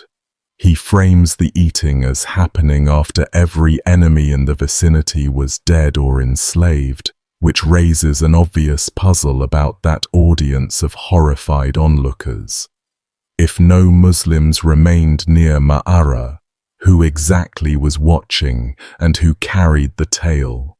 The likeliest answer is the mundane one, that the region was never actually empty, that survivors, traders, villagers, captives, and travelers on the Aleppo road saw or heard everything, and that news of this sort moves faster than armies. But the wrinkle in his telling shows you something about all these accounts. Each writer is arranging true and terrible material into a shape he can live with. Raymond needs the eating to be both famine-driven and providentially useful. The Gester needs it brief. Fulcher needs it to be madness. Nobody is lying exactly, and nobody is giving you the whole of it. And 9 centuries later, we are still triangulating between their discomforts. The accounts written back in Europe over the following decade by men who had not been there but who interviewed those who had, do not soften the story. They escalate it. Ralph of Caen, a Norman clergyman who served Tancred and wrote his deeds sometime after 1112, delivers the single most horrifying sentence in the entire dossier, and he stakes his credibility on his sources for it. He says he had it from the very perpetrators of the shame. At Ma'ara, Ralph writes, lack of food drove our people to make meals of human flesh, and the adults were put into the cooking pot, and the children were fixed on spits and roasted, and both were devoured. Boiled adults, roasted children. I have gone back to that sentence many times, and it does not get easier. Now, the responsible thing is to tell you what surrounds it. Ralph wrote 15 or 20 years after the events, in a florid, classicizing style, for an audience that expected atrocity in its histories of the infidel war. His stewpot and spit imagery closely resembles a passage the Byzantine princess Anna Komnene wrote about Crusader atrocities in Anatolia years earlier, babies dismembered, others impaled on wooden spits and roasted over fire, and scholars have gone both ways on that resemblance, some seeing a literary image migrating between texts, a stock picture of ultimate barbarism reached for by 2 different writers, others noting that 2 independent witnesses describing similar horrors is also what it looks like when similar horrors occurred. Muslim Chronicles of Ma'ara, notably, dwell at length on the massacre and the broken promises and say almost nothing about eating, and nothing at all about anyone being cooked alive or butchered fresh for the pot. The Arabic tradition that does mention the eating attributes it to hunger, to the consumption of the dead. So you have Ralph claiming the confession of participants, describing something beyond every other account, and you have a surrounding record that supports the eating of corpses and goes silent exactly where Ralph goes furthest. I am not going to rule on that for you. I will only say that whichever way you resolve it, you are left somewhere terrible. Either men told Ralph the truth about pots and spits, or the Crusades' own veterans and the writers who loved them found the documented reality so unbearable that the retellings mutated into monstrosity within a generation. Pick your horror. Albert of Aachen, working in the Rhineland from returned Crusaders reports, adds his own texture and one genuinely strange grace note. The Christians at Ma'ara, he writes, did not shrink from eating the bodies of the Saracens and Turks they had killed, cooked in fire, and here his sentence takes a turn nobody expects. And even the dogs they caught. Even the dogs. The construction places dog-eating as the further extremity, the thing his audience would find harder, and maybe for an 11th century European audience that was true, dogs being companions and human enemies being, in the mental furniture of the time, something less. I find that little sentence one of the most quietly revealing in all of this, since it shows you the hierarchy of horror operating in the minds these reports landed in, and how differently that hierarchy was built from ours. Robert the Monk, reworking the Gesta around 1107 for a wide readership, keeps the plain report, hunger, corpses cut up, cooked, eaten, and inserts one flinch of his own, calling it a thing horrible to relate, a small editorial shudder from a writer who narrates beheadings by the hundred without pausing. Baldric, abbot of Bourget, calls what happened at Ma'ara an unspeakable banquet, and then, having spoken of it, hurries to reassure his audience on the point that clearly mattered most to him, that Christians ate only Turks, that no Christian flesh was touched, framing the whole episode as an agony endured for God, almost a martyrdom of the mouth. Watch how many of these men reach for that same handhold, only the enemy dead, as if the taboo could be half kept, as if the eating could be sorted into licit and illicit meat. Whatever else that insistence is, it is not the voice of indiscriminate famine. Starvation does not check papers. Although, in fairness, the record of modern survival cannibalism cuts partly the other way, and I should say so. The documented cases, the Andes crash survivors of 1972, the boat wrecks of the Age of Sail, the trapped expeditions, show starving people maintaining rules inside the horror with remarkable consistency, eating only the already dead, sparing particular bodies, building little frameworks of consent and exception, since human beings apparently regulate even this.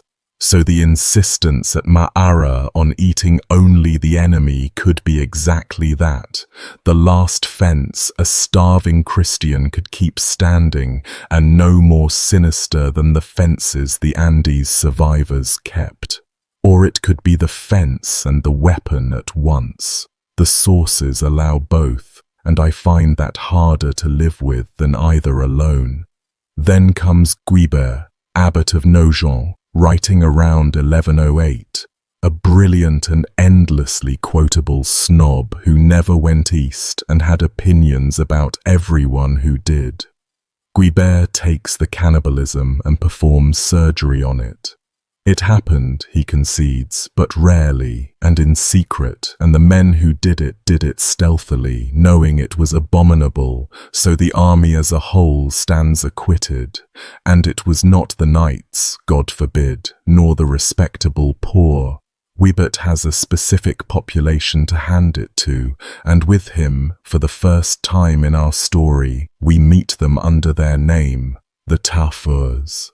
The Taufeurs are one of the strangest presences in medieval literature, and half the difficulty of talking about them is deciding what genre they belong to. In the sober chronicles they barely exist. In Guibert, and then massively in the vernacular epics composed over the following century, they swell into a whole barefoot nation within the army. And the name itself seems to come from a word for beggar or vagabond, possibly from the cheap sackcloth such men wore. Guibert describes them almost anthropologically, a horde of the utterly destitute who marched without weapons, without money, without shoes, living on roots and the refuse of the camp, filthy, covered in sores, and terrifying to everyone, including their own side. He gives them a king. King Tafur, the story runs, had been a Norman knight who lost his horse and with it his rank, and instead of clawing his way back up, he went the other way entirely, gave away his arms and armor, dressed in sackcloth, and took command of the poor. Guibert has him inspecting his followers like a general, and any man found carrying money was expelled upward, sent off to buy weapons and join the paid ranks. Wealth disqualified you from this army within the army. The princes, Guibert says, valued the Taufeurs.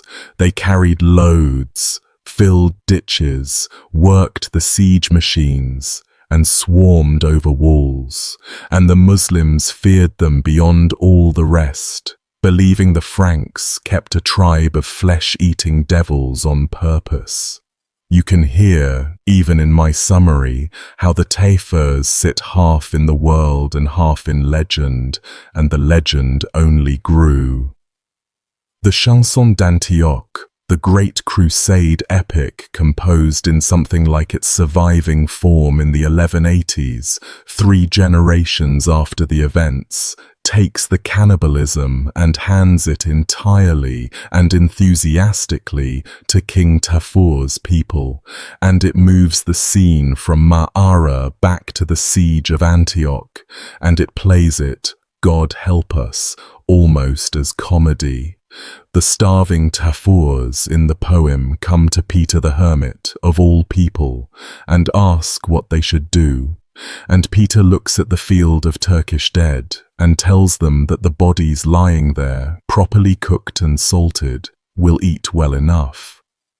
So the Taufeurs flay the corpses, boil some and roast others over fires in full view of the city walls, and sit there before all of Antioch, eating the enemy dead and pronouncing the meat, in one line that has scandalized readers for 8 centuries, tastier than spiced peacock. On the walls, the poem gives us the Turkish garrison watching this, crying out to their gods, fathers watching what happens to the bodies of their sons, and the city's commander sends to Bohemond in outrage, and Bohemond in the poem spreads his hands. Nothing to do with me, he says, in effect. These people are not ours to command, even we cannot control them. They frighten us too, and having disclaimed them, the poem's Crusader princes quietly bank the fear, exactly as Raymond of Aguilé had banked it in sober prose 80 years earlier. The later Histoire d'Antioche pushed the caricature to its final grotesque form, imagining the Tafurs as barely human at all, black-skinned, dressed in the hides of men, carrying clubs and flaying knives, opening Saracens the way butchers open pigs. By the 1200s, the poorest people of the First Crusade had been rebuilt in literature as a monster race, and the monster race owned the cannibalism, and everyone else in the story was clean. Who was in the room when those poems were performed? The answer explains a great deal about how the Tafurs ended up holding the bag. The Chanson d'Antioche, in its surviving form, is credited to a poet named Grindor de Douai, reworking older material for audiences in the France of the 1180s, and those audiences were, to a striking degree, the actual descendants of the Crusaders, noble houses whose founding glory was an ancestor at Antioch or Jerusalem, listening after dinner to a professional singer perform the family's finest hour. Crusade epic was ancestral advertising, and it obeyed advertising's rules. The ancestors must be magnificent and the miracle real. The cannibalism could not be cut, it was too famous. The whole of Christendom had heard something, so the poem does the next best thing and gives it entirely to people no listener in the hall was descended from, and then, in the poem's strange doubled logic, half redeems even them. King Tafur in the chanson is not only a monster, he is holy, first into the fighting, beloved of God precisely for owning nothing, and at Jerusalem the poem sends him storming the walls half naked at the front of the assault. The paradox came straight out of the Crusades' real ideology, in which voluntary poverty was the highest sanctity, and the barefoot pilgrim stood closer to Christ than any prince. So the poor of the army had to be, at once, God's favorites and the ones who did the unspeakable thing, saints with human fat on their hands, and the poem simply held both, with Peter the Hermit of all people recycled as their shepherd and provisioner. Medieval audiences apparently held that contradiction without strain. We mostly cannot, which may say more about us than about them. And either way the accounting stands.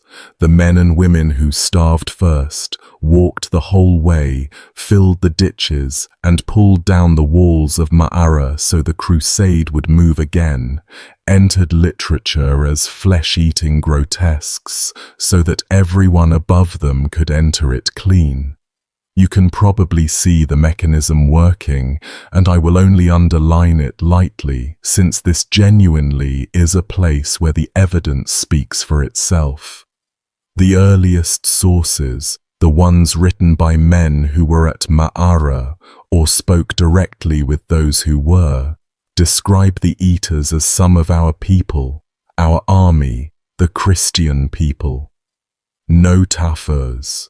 The word and the blame arrive together, a decade later, with a writer safe in a French abbey, and then flower in poems written for the grandchildren of the Crusaders, audiences that wanted the great deeds without the taste of the marsh. Whether a corps of organized poor under a beggar king ever existed as described, historians still argue. The destitute mass of the army certainly existed.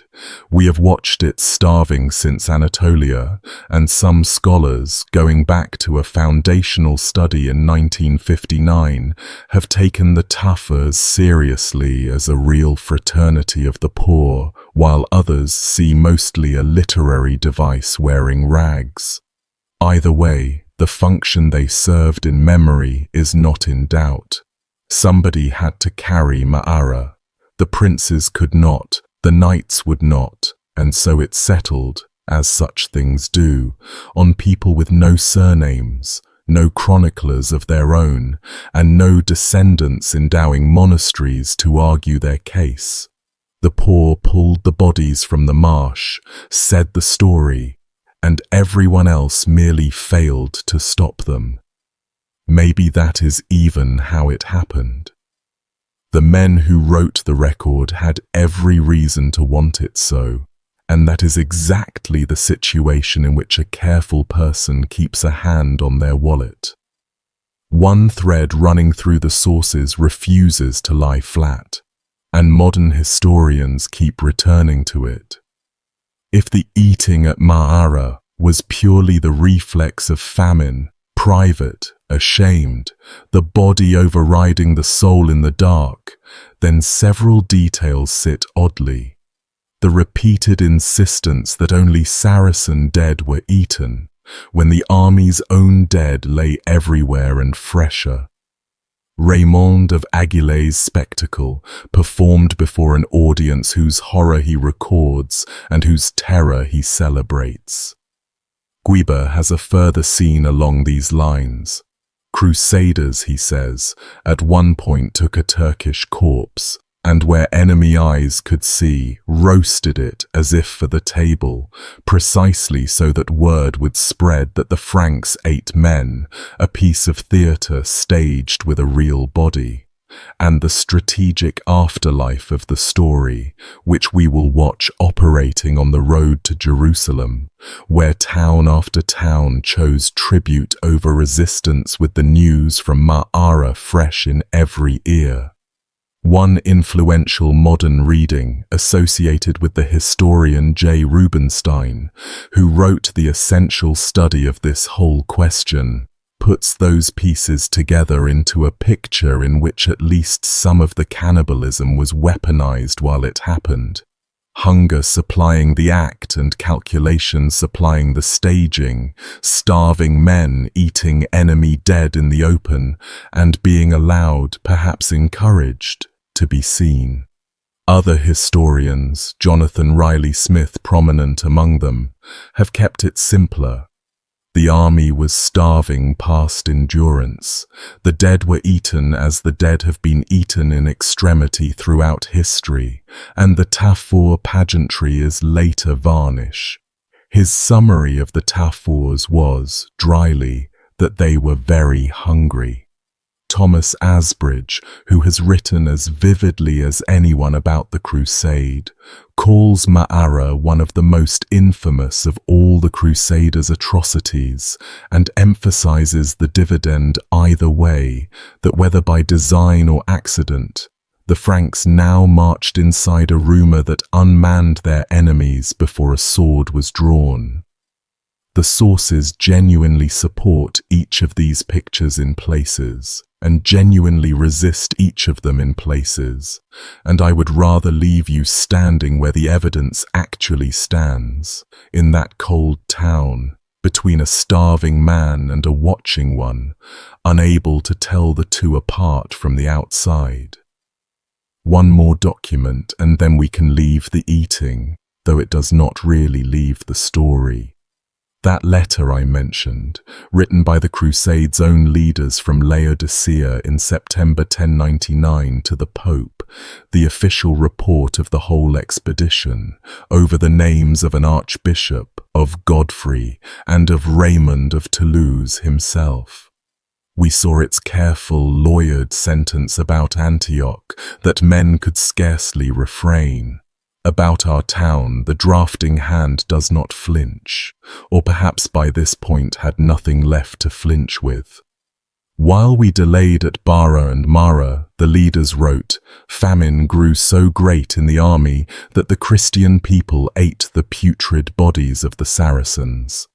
The commanders of the First Crusade, in an official dispatch to the head of their church, reported the consumption of rotten human flesh by their own people in one flat clause, wedged between logistics, years before anyone thought of blaming the Tafurs. With no secrecy claimed and no monsters invented, the sentence simply signed, sealed, and carried to Rome. Whatever else remains uncertain about Ma'ara, and plenty does, the event itself was entered into the record by the men responsible for the army that did it, within 9 months, addressed to God's own vicar. Historians spend careers wishing for confirmation that clean. The Crusaders' own writers set Ma'ara against the longer history of siege and famine, and the comparison sharpens rather than softens what happened. Survival cannibalism under siege was not unknown to these men, even as a concept. Every educated churchman in the army knew Josephus, whose account of the Roman siege of Jerusalem in the year 70 contains the most famous atrocity story in ancient literature, the noblewoman Mary of Bethzuba, who, starving in the encircled city, killed, roasted, and ate her own infant son. And the horror of that story had been quoted from pulpits for 1,000 years as the outer limit of what famine does to human beings. Nor was it only ancient. Within living memory of the Crusaders' own grandparents, the great European famine of the 1030s had produced reports, recorded by the monk Ralph Glaber, of human flesh dug up, of travellers murdered for food, and of a man at the market of Tournus in Burgundy caught selling cooked human meat, for which he was burned. The 11th century mind, in other words, had a filed category for this. Famine cannibalism was a known horror at the absolute edge of the human map, something that happened to the besieged and the God-forsaken. What had no precedent at all was what the chronicles of the First Crusade had to record. An army of the cross, on the most sacred journey Christendom had ever organized, doing the edge-of-the-map act in enemy country, to enemy dead, some of it possibly in the open, and then marching on to triumph. The besieged eat the dead in the old stories. At Ma'ara, the besiegers did and won, and their priests wrote it down. Some scholars go a step further into genuinely uncomfortable territory, and point out that these writers belonged to a faith whose central weekly rite was the consumption of the body of their god, and that 11th century theology was right then in the middle of fierce controversies over how literally that consumption should be understood. I will not press on this beyond noticing it, since the scholars themselves handle it with tongs, but it may be part of why the Latin sources circle the eating at Ma'ara so compulsively, unable to suppress it and unable to leave it alone. The subject sat too close to the most charged nerve in their entire mental world. At the far end of the interpretive range, one French historian, Michel Rouche, proposed in the 1990s an argument that still startles people at conferences, that in the apocalyptic weather of the crusade, the flesh of the pagan dead could be assimilated to manna, food that God had, in extremity, permitted his pilgrims in the desert. Very few historians follow him all the way there. It shows you how wide the honest disagreement runs, from an atrocity of pure hunger, through hunger weaponized, to hunger sanctified, and every position on that line is held by serious people staring at the same 9 sentences. The apocalyptic weather, though, is real, and it may be the most important context of all. A strong current of modern scholarship, with J. Rubinstein again at the front of it, argues that many people on the First Crusade believed, sincerely and increasingly, that they were living inside the last days of the world, that the march to Jerusalem was the opening act of the apocalypse, and that the army itself was the instrument of prophecies now visibly coming true. 2 years of impossible survivals had fed that belief. Dorylaeum, the lance, the defeat of Kerboga by starving men on foot, each one filed as a miracle, each one raising the temperature. And in the apocalyptic frame, the ordinary rules were already suspended. The poor were exalted, since the last days belonged to the meek, and the enemy dead were already damned, their bodies so much matter. Signs and wonders were expected daily and duly appeared. A man inside that frame, starving at Ma'ara, watching the visionaries relay orders from dead saints, did not necessarily experience the marsh as a moral abyss. He may have experienced it as one more impossible thing in a year of impossible things, one more sign that the world was ending, and that he, of all people, was in the cast. None of this consoles. It may, though, explain how men came back from that winter and talked about it, to Ralph of Khan among others, in tones their interviewers could bear to transcribe.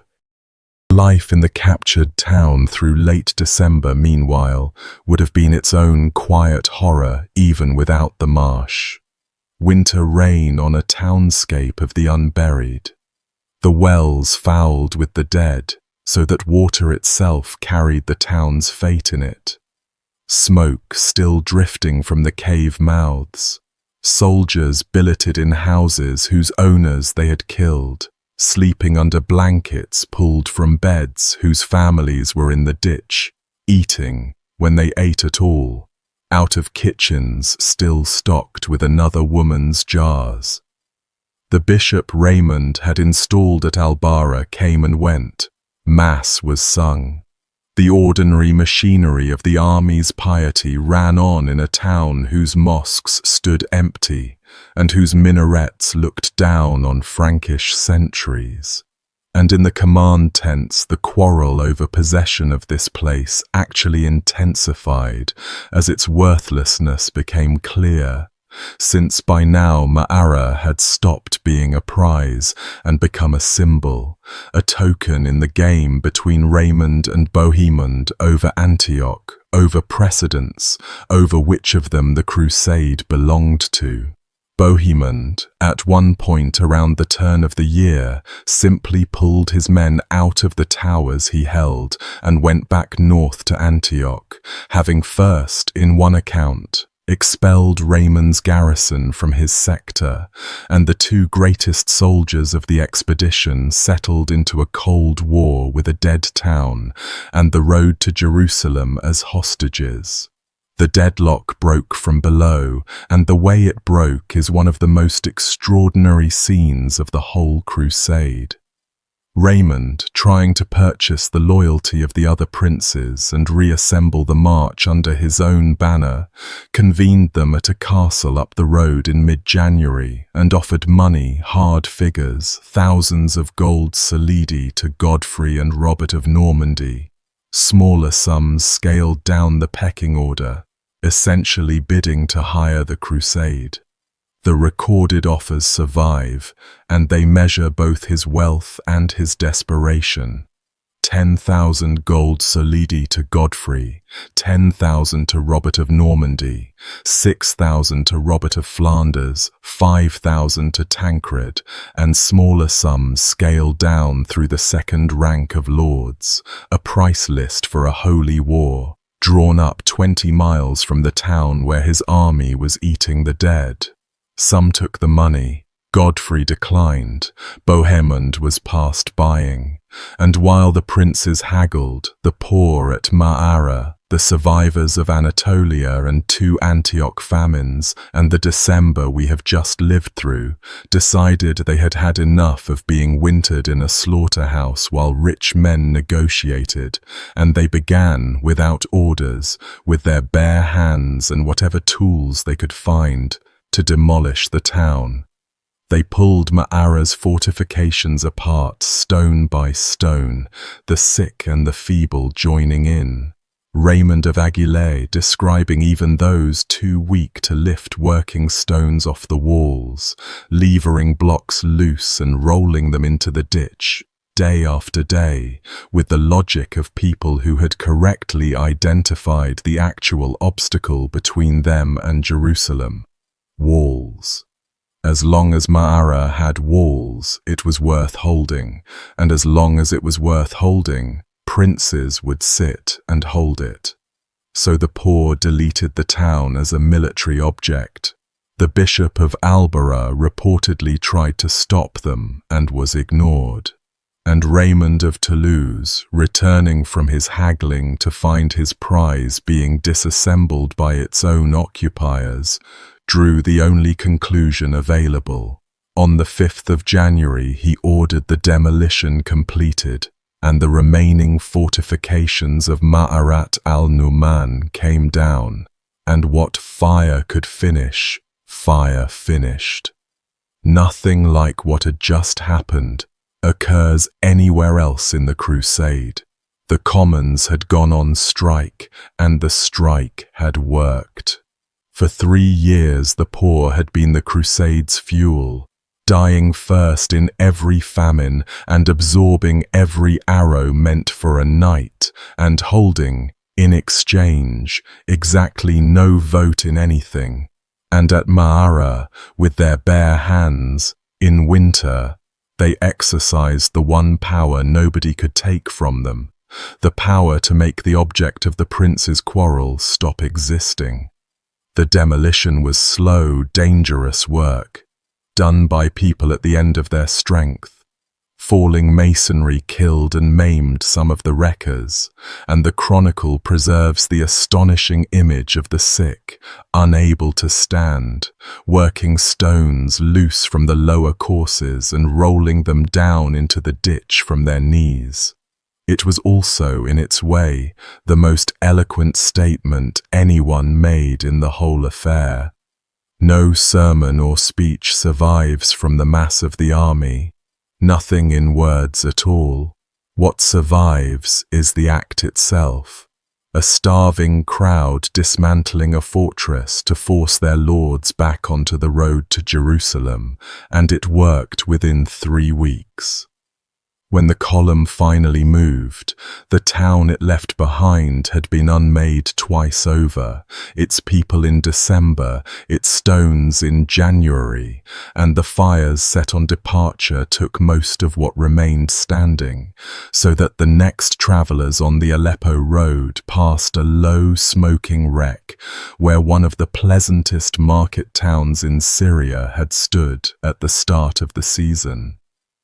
Then, on the 13th of January, 1099, the Count of Toulouse, the richest crusader of them all, the man who had spent a month wrangling over the ownership of ruins, walked out of the gate of Ma'ara barefoot, dressed as a simple pilgrim, and took the road south.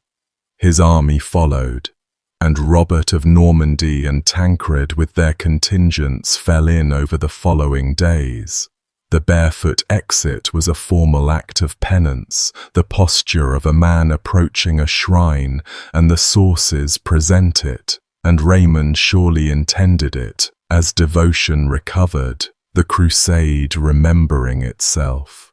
Stand where we have been standing for the last hour, though, and it is hard not to see what the gesture was penance for, and what the man's bare feet were walking away from. The chroniclers do not connect those dots for us. They rarely do.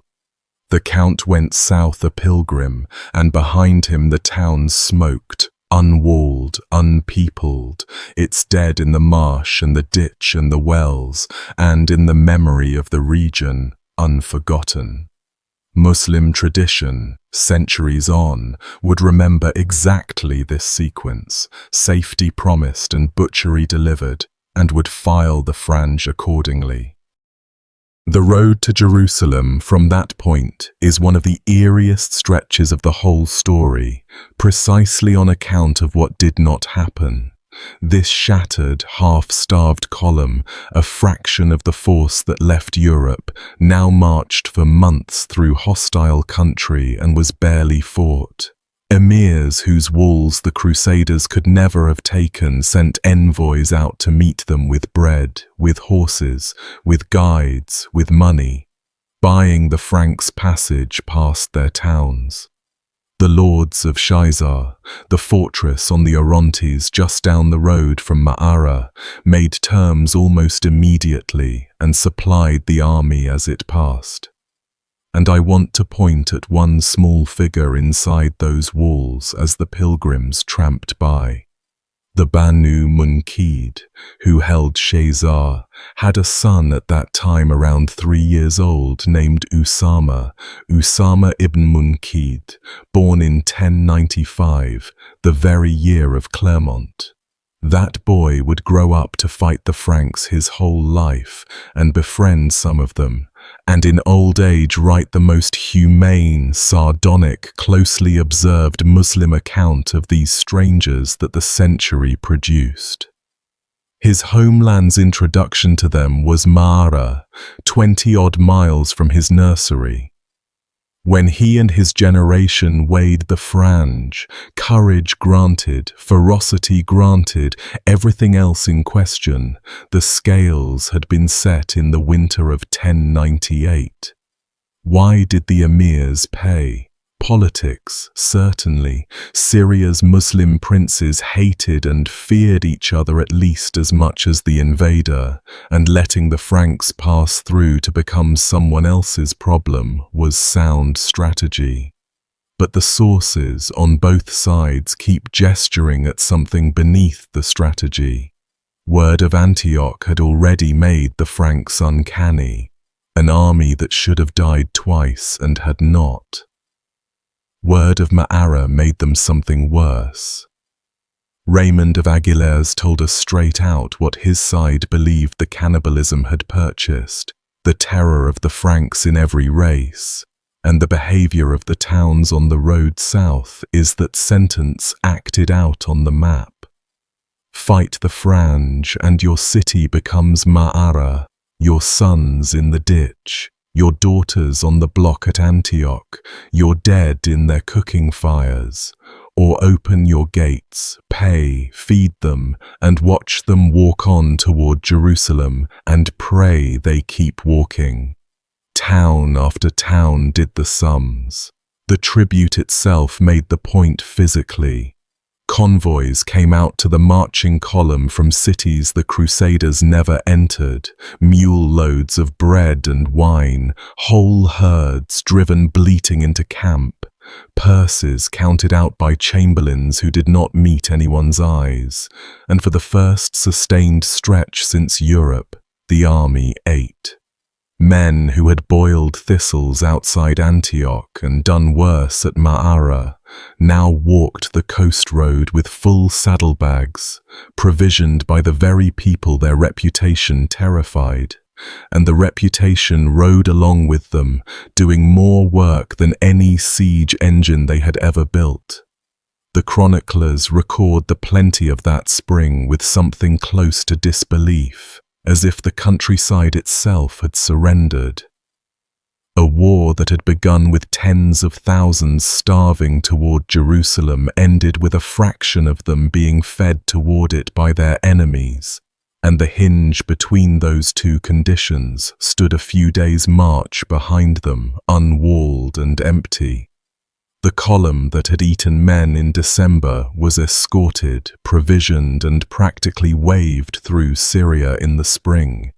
And if you want a one-sentence summary of the strategic afterlife of the atrocity at Ma'ara, it would be this: the Crusades' worst crime paved the road to its greatest victory. One piece of unfinished business from Antioch met its end on that road, and having given the Holy Lance its scene, I owe it an exit.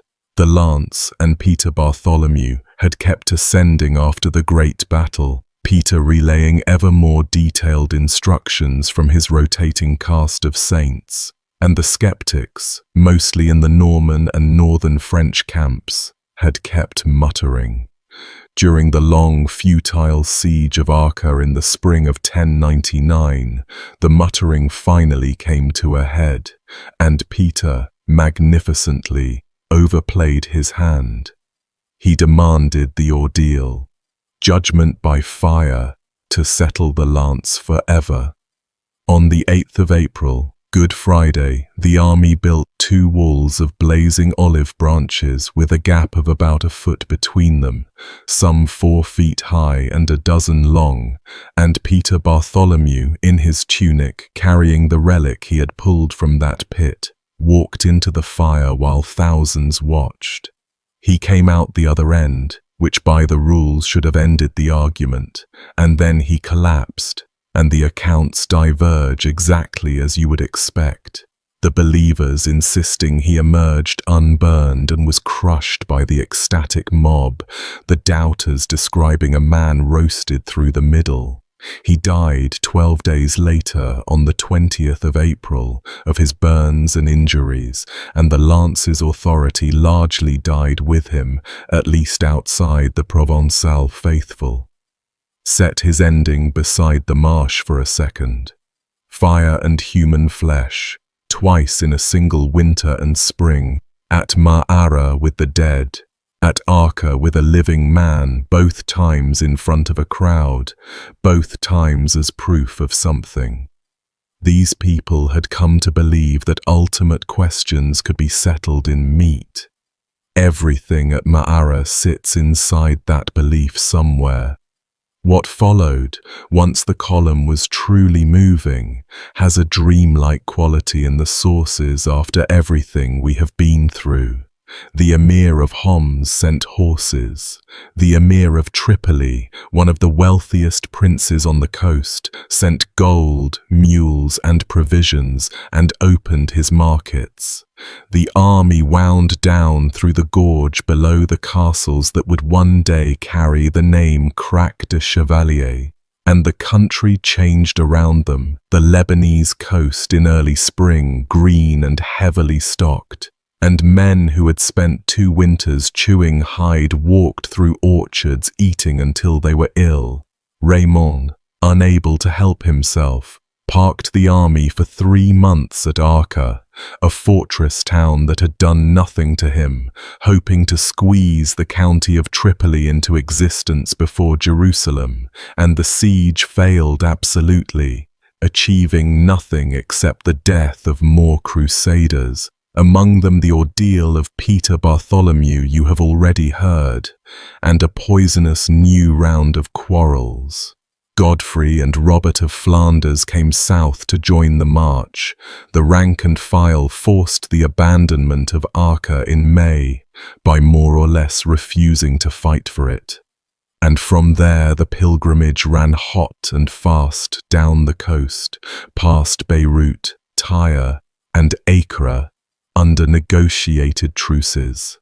Every city buying its safety with bread and coin, inland at Jaffa through Ramla, until, on the 7th of June, 1099, the army came over the ridge northwest of Jerusalem and saw it.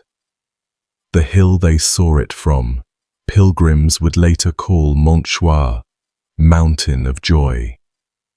Chroniclers describe the whole column weeping, men falling to their knees, 3 years and uncounted tens of thousands of lives from Clermont, and among the people crying on that ridge at the site of the holy city were necessarily whoever had waded into the marsh at Ma'ara 6 months before. The sources do not distinguish them. God presumably could. 5 weeks later the city fell, and the men of the marsh went over the wall with everyone else. Jerusalem, when they finally reached it in June 1099, is a story that deserves and has its own videos, so I will keep to the parts that belong to ours, the parts where you can see Ma'ara's fingerprints. The siege was short and desperate, waterless high summer. the wells poisoned or held against them, timber for siege engines hauled from miles away, and on the 15th of July the towers went against the wall and the city fell in an afternoon. The sack that followed became a byword within its own generation. The chroniclers on the winning side, and this bears repeating, the winning side, describe the streets and the temple platform running with blood, Raymond of Aguilers reaching for the book of Revelation and exulting that in the courts of the temple men rode in blood to the knees, to the horses' bridles.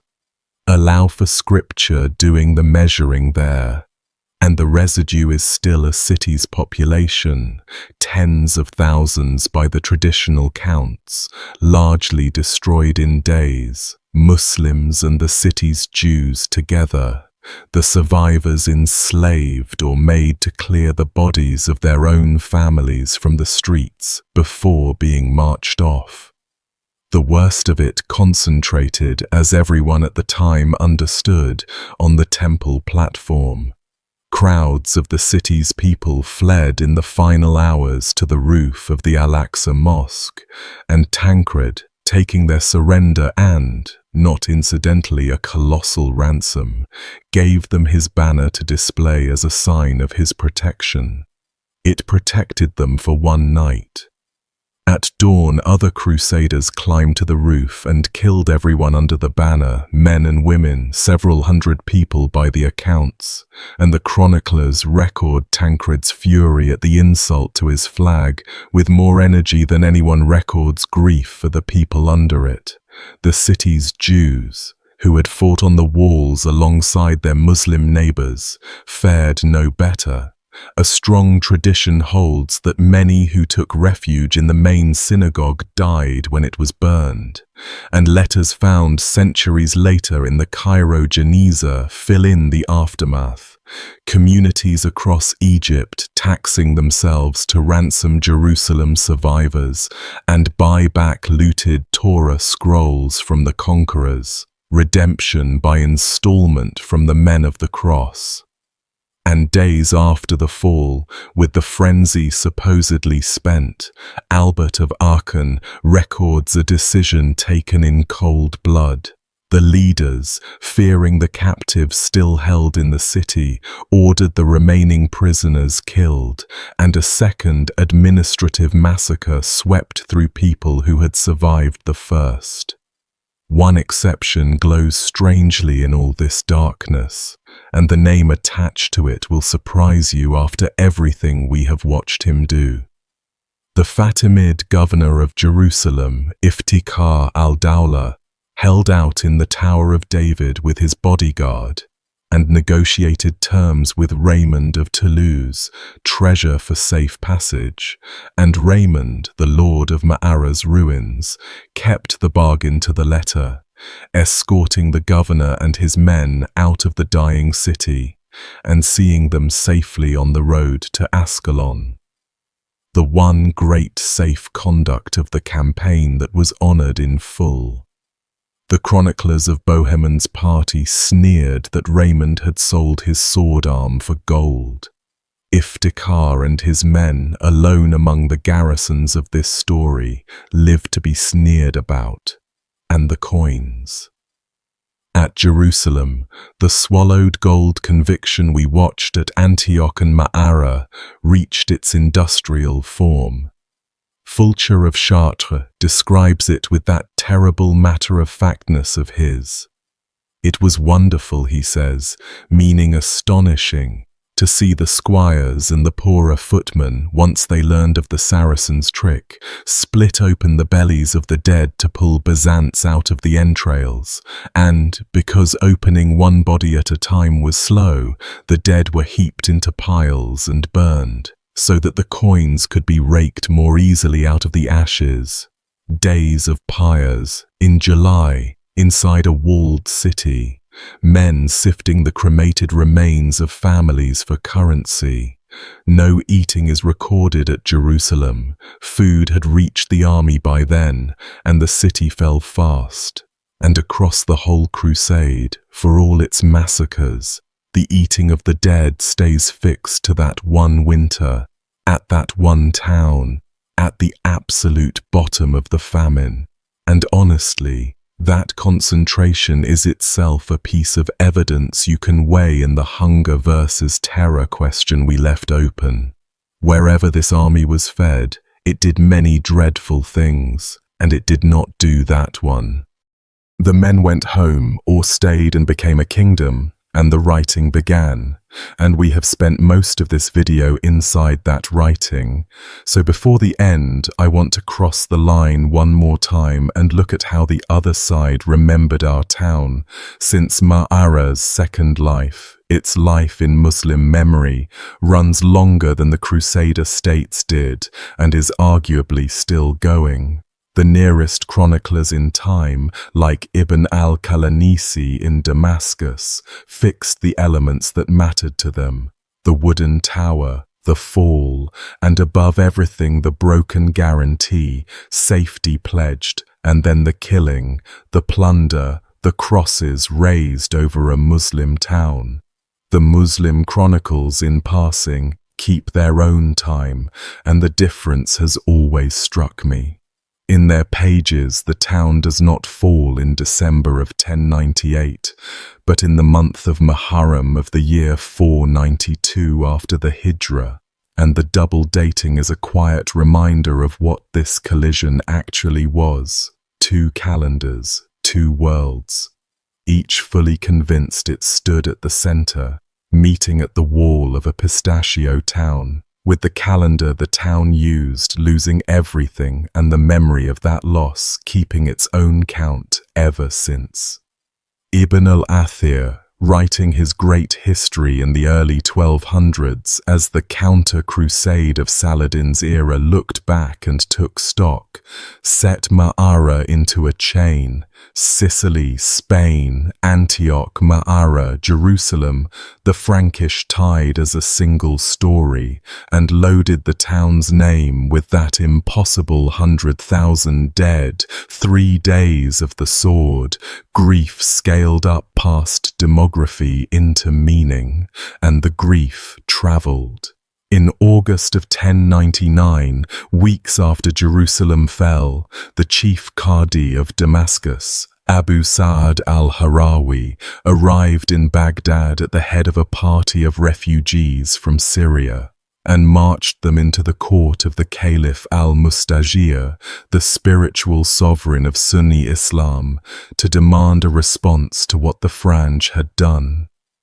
The scene, preserved in the Arabic tradition and made famous again by Marlouf, is one of the great set pieces of the era. It was Ramadan, and al-Harawi and his companions, travel-worn and deliberately scandalous, broke the fast publicly in the caliph's own audience, eating in daylight before the court, precisely to force the assembly to feel a fraction of the outrage it was declining to feel about Jerusalem, about Antioch, about the towns of Syria.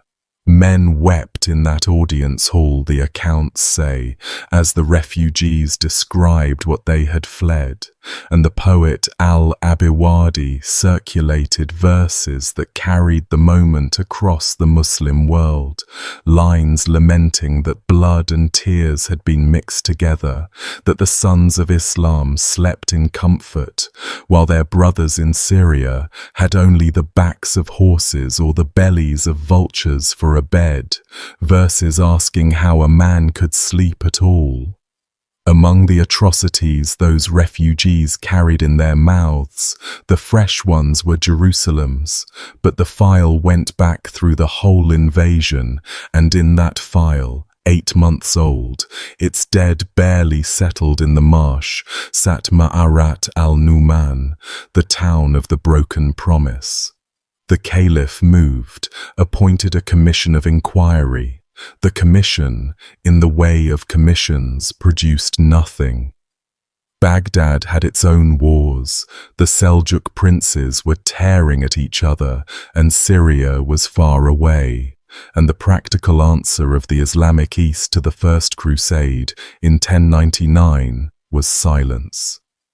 The silence lasted a generation, and its ending lies mostly outside this video, so one sentence will have to hold it. The counter-crusade, when it finally came slowly. Zengi taking Edessa in 1144, Nur al-Din unifying Syria, Saladin taking Jerusalem back in 1187, and the men who built that movement built it, in part, out of memory, out of the grievance file that al-Harawi had carried to Baghdad and Baghdad had shelved, and Ma'ara stayed in the file the whole time. Preachers of jihad in the 12th century did not need to invent Frankish savagery. They had the towns of 1098, and they had the stories, and whether or not any given preacher knew the Latin chronicles' confessions about the marsh, the outline, a people who broke their sworn word and devoured the dead, was already fixed in the tradition his audience had grown up inside. For the Arabic tradition broadly, Ma'ara became a shorthand for Frankish faithlessness and savagery, and the eating where it appears as one horror among horrors, explained as the hunger of brutes. The modern book that carried this memory to the widest audience, Amin Maalouf's The Crusades Through Arab Eyes, published in 1983, gives its chapter on this campaign the title The Cannibals of Ma'ara, and argues that the townspeople's fate, carried by poets and oral memory, fixed the image of the Frange for centuries. An image, he writes, in which the Turks would never forget the cannibalism of the Occidentals. Some historians have pushed back on parts of that framing, noting the curious fact we have verified for ourselves along the way, that the detailed, gloating, ashamed, contradictory testimony about the eating survives overwhelmingly in Christian ink, the perpetrator's own literature, while the Arabic sources mostly recorded the massacre and moved on. Which means the strangest custodians of this atrocity's memory have always been the heirs of the men who committed it, writing it down, generation after generation, unable to leave it alone. Make of that what you will. I find it quietly affecting despite myself, this 900-year chain of Latin clerks and modern historians picking the scab because someone has to. Usama grew into exactly the chronicler that strange borderland needed, and his book, set down in his old age in the 1180s, is the best window we have into how the generation raised on the memory of 1098 actually thought about the Franks once it had to live beside them. His judgment, delivered more than once, was that the Franks were animals, possessing the virtues of animals, courage and fighting zeal, and nothing else. And then, being an honest man, he spent chapters recording the exceptions and the puzzles.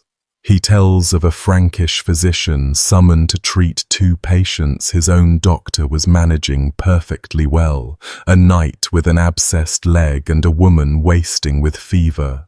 The Frank, he says, put the leg on a block and had it chopped with an axe, and the knight died on the spot. Then diagnosed a devil in the woman's head, cut a cross into her scalp and rubbed it with salt, and she died too, at which point Usama's informant, a Christian physician of the region, packed up and went home, having learned, he said, things about Frankish medicine he had never known before. He tells of praying in a corner of the Al-Aqsa compound, by then handed over to the Templars, when a newly arrived Frank grabbed him mid-prayer, twice, and physically turned him to face east, the proper direction as the Frank understood it, until the embarrassed Templars, old hands who knew their neighbors, hauled their guest off with apologies, explaining that the man was fresh from the west. That little scene, the veteran Franks apologizing for the new ones, contains an entire century of accommodation the Crusade chronicles never imagined. And still, under all of Usama's urbane anecdotes, the beast verdict sits unretracted, and it had a genealogy.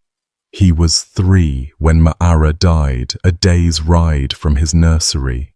The world that taught him what Franks were had learned it, in the first instance, from the winter this video is about. Western popular memory, meanwhile, performed its own quiet operation on Ma'ara, and you can watch it happen across the centuries. It kept Jerusalem and dropped the marsh. The chronicles preserved everything as we have seen, and scholars always knew. But the crusade that entered European legend, the one in the paintings and the boys' histories and eventually the films, ran from Clermont to the Holy Sepulchre with the cannibal winter filed neatly out of the visible record.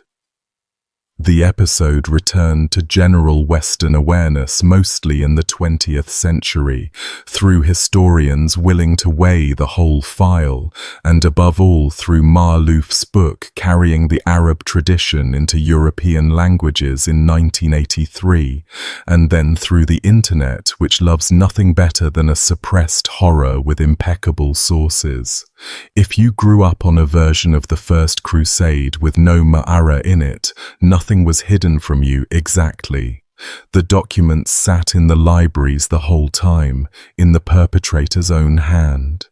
The story simply was not told, which after everything we have seen about how this event was narrated from the very first decade, feels less like an accident than like the Tafur maneuver running on a 1,000-year timer, the shame forever sliding towards somewhere out of the frame. The town itself endured, as towns do. Ma'ara was retaken for Islam within a generation, rebuilt and rewalled, and it went on trading and growing pistachios through Zengids, Ayyubids, Mamluks and Ottomans, keeping at its heart the tomb and the memory of its blind poet. Anyone who visited the town in the last century before the war walked, mostly unknowing, through the layers of this story. Ma'arat al-Nu'man grew into a busy provincial town of tens of thousands, olive presses and pistachio brokers on the Aleppo highway, with an old great mosque at its heart, rebuilt over the centuries after earthquakes, its courtyard and square minaret standing a few minutes from where the December fighting came over the wall. The town's pride, apart from the poet, was its museum, housed in the Khan Murad Pasha, a grand Ottoman caravanserai, and it held one of the finest collections of Roman and Byzantine mosaics in the Middle East, gathered from the dead cities of the surrounding hills, centuries of villas and churches laid out floor by floor in a building where camel caravans once slept, under the streets, the caves. Above them, ordinary life, traffic and weddings, the poet's statue in the square with pigeons on its head. History does not mark the places where it did its worst. It just moves on and lets people live there, and for 900 years, in Ma'ara, people did. And here, as promised, we come back to Abu al-Ala al-Ma'ari, and to the ending I trailed at the start. The poet's afterlife tracked the towns. His verses, skeptical of every faith, hard on every power, were too famous to suppress and too dangerous to celebrate, and the centuries handled him gingerly. The poetry is why anyone still says his name, and it is stranger and darker than the statue suggests. His masterpiece in prose, the Epistle of Forgiveness, written around the turn of the millennium, sends a contemporary of his on a guided tour of the afterlife, wandering paradise and glancing into hell, interviewing dead poets about their sins and their grammar, heaven as an endless, slightly petty literary salon, and readers have been arguing for a century about how much of it is piety and how much is satire wearing piety's coat. His great verse collection, the Luzumiyat, he composed under a self-imposed double rhyme scheme, difficulty for its own sake, thousands of lines of pessimism polished like knives, doubting the sects, and in some verses the resurrection itself. And conservative critics called him a heretic for 1,000 years, while poets kept memorizing him. Then the verses that land hardest in our story, the vegetarian poems, in which he berates his fellow humans for the whole economy of eating.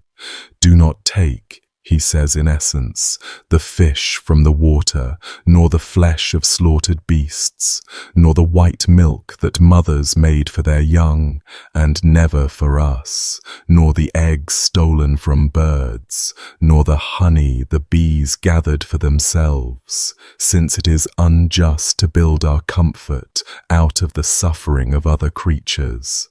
He lived that code for decades in the town, whose marsh we have spent this video beside.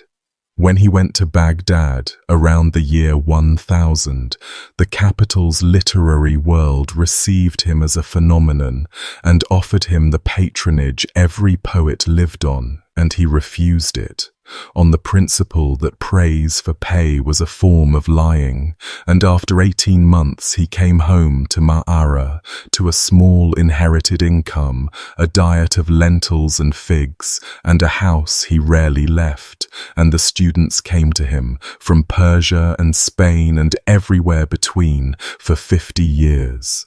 He never married, on principle. He never travelled again. He was, by the testimony of everyone who met him, the most learned man of his age, and he asked that his grave carry one line only, holding his father responsible for the sole crime ever committed against him. He had asked for a single line above his grave, that this wrong was done to me by my father, and I did it to none, meaning that being born was the only injury in his ledger, given to him, passed on to nobody, a childless man's epitaph, and a whole philosophy in 14 words. The people of Ma'ara kept his tomb.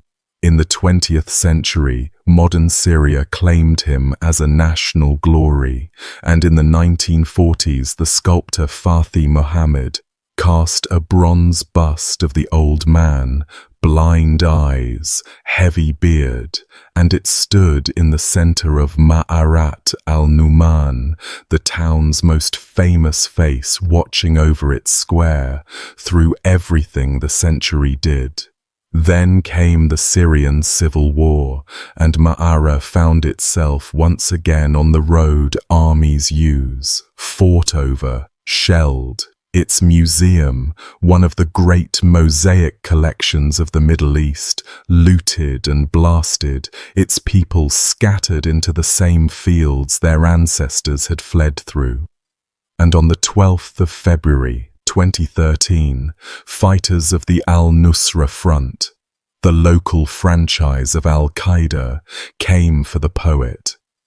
They took a stone-cutting tool to the statue of Al-Ma'ari and cut the head off. Photographs went around the world within hours. The bearded bronze head on the ground beside its plinth, and people who had never heard of the town spent that week learning the words Ma'arat al-Numan. Explanations varied. Some said the militants condemned him as a heretic for the poetry. Some said it was clan politics, or the rumor of treasure inside the bronze, and perhaps it hardly matters which. 1,000 years nearly after the man's death, and 915 years after Crusaders ate the dead in his hometown's marshes, men with absolute certainty in their eyes stood in the square of Ma'ara and beheaded the one citizen it ever produced who had warned, in meter, against absolute certainty. His line about the world's two sorts of people had been quoted for centuries: those with brains and no religion, and those with religion and no brains. The statue stood headless in the square, and the town emptied around it, and somewhere under all of it, under the square and the houses and the ruined museum, the old caves are still there, holding whatever the winter of 1098 left in them. That is where I will leave Ma'ara. Thank you for sitting with me through one of the heaviest stories this channel has ever covered. I know these long dark ones are a strange way to spend an evening, and I appreciate every one of you who makes it to the end. If it stayed with you, the comments are open. Tell me what you think happened in that camp: hunger, calculation, or both, and tell me what you would like covered next. Enormous thanks to the patrons and members holding this whole operation up. Links to join them are in the description and the pinned comment. Sleep well if you can. See you in the next one.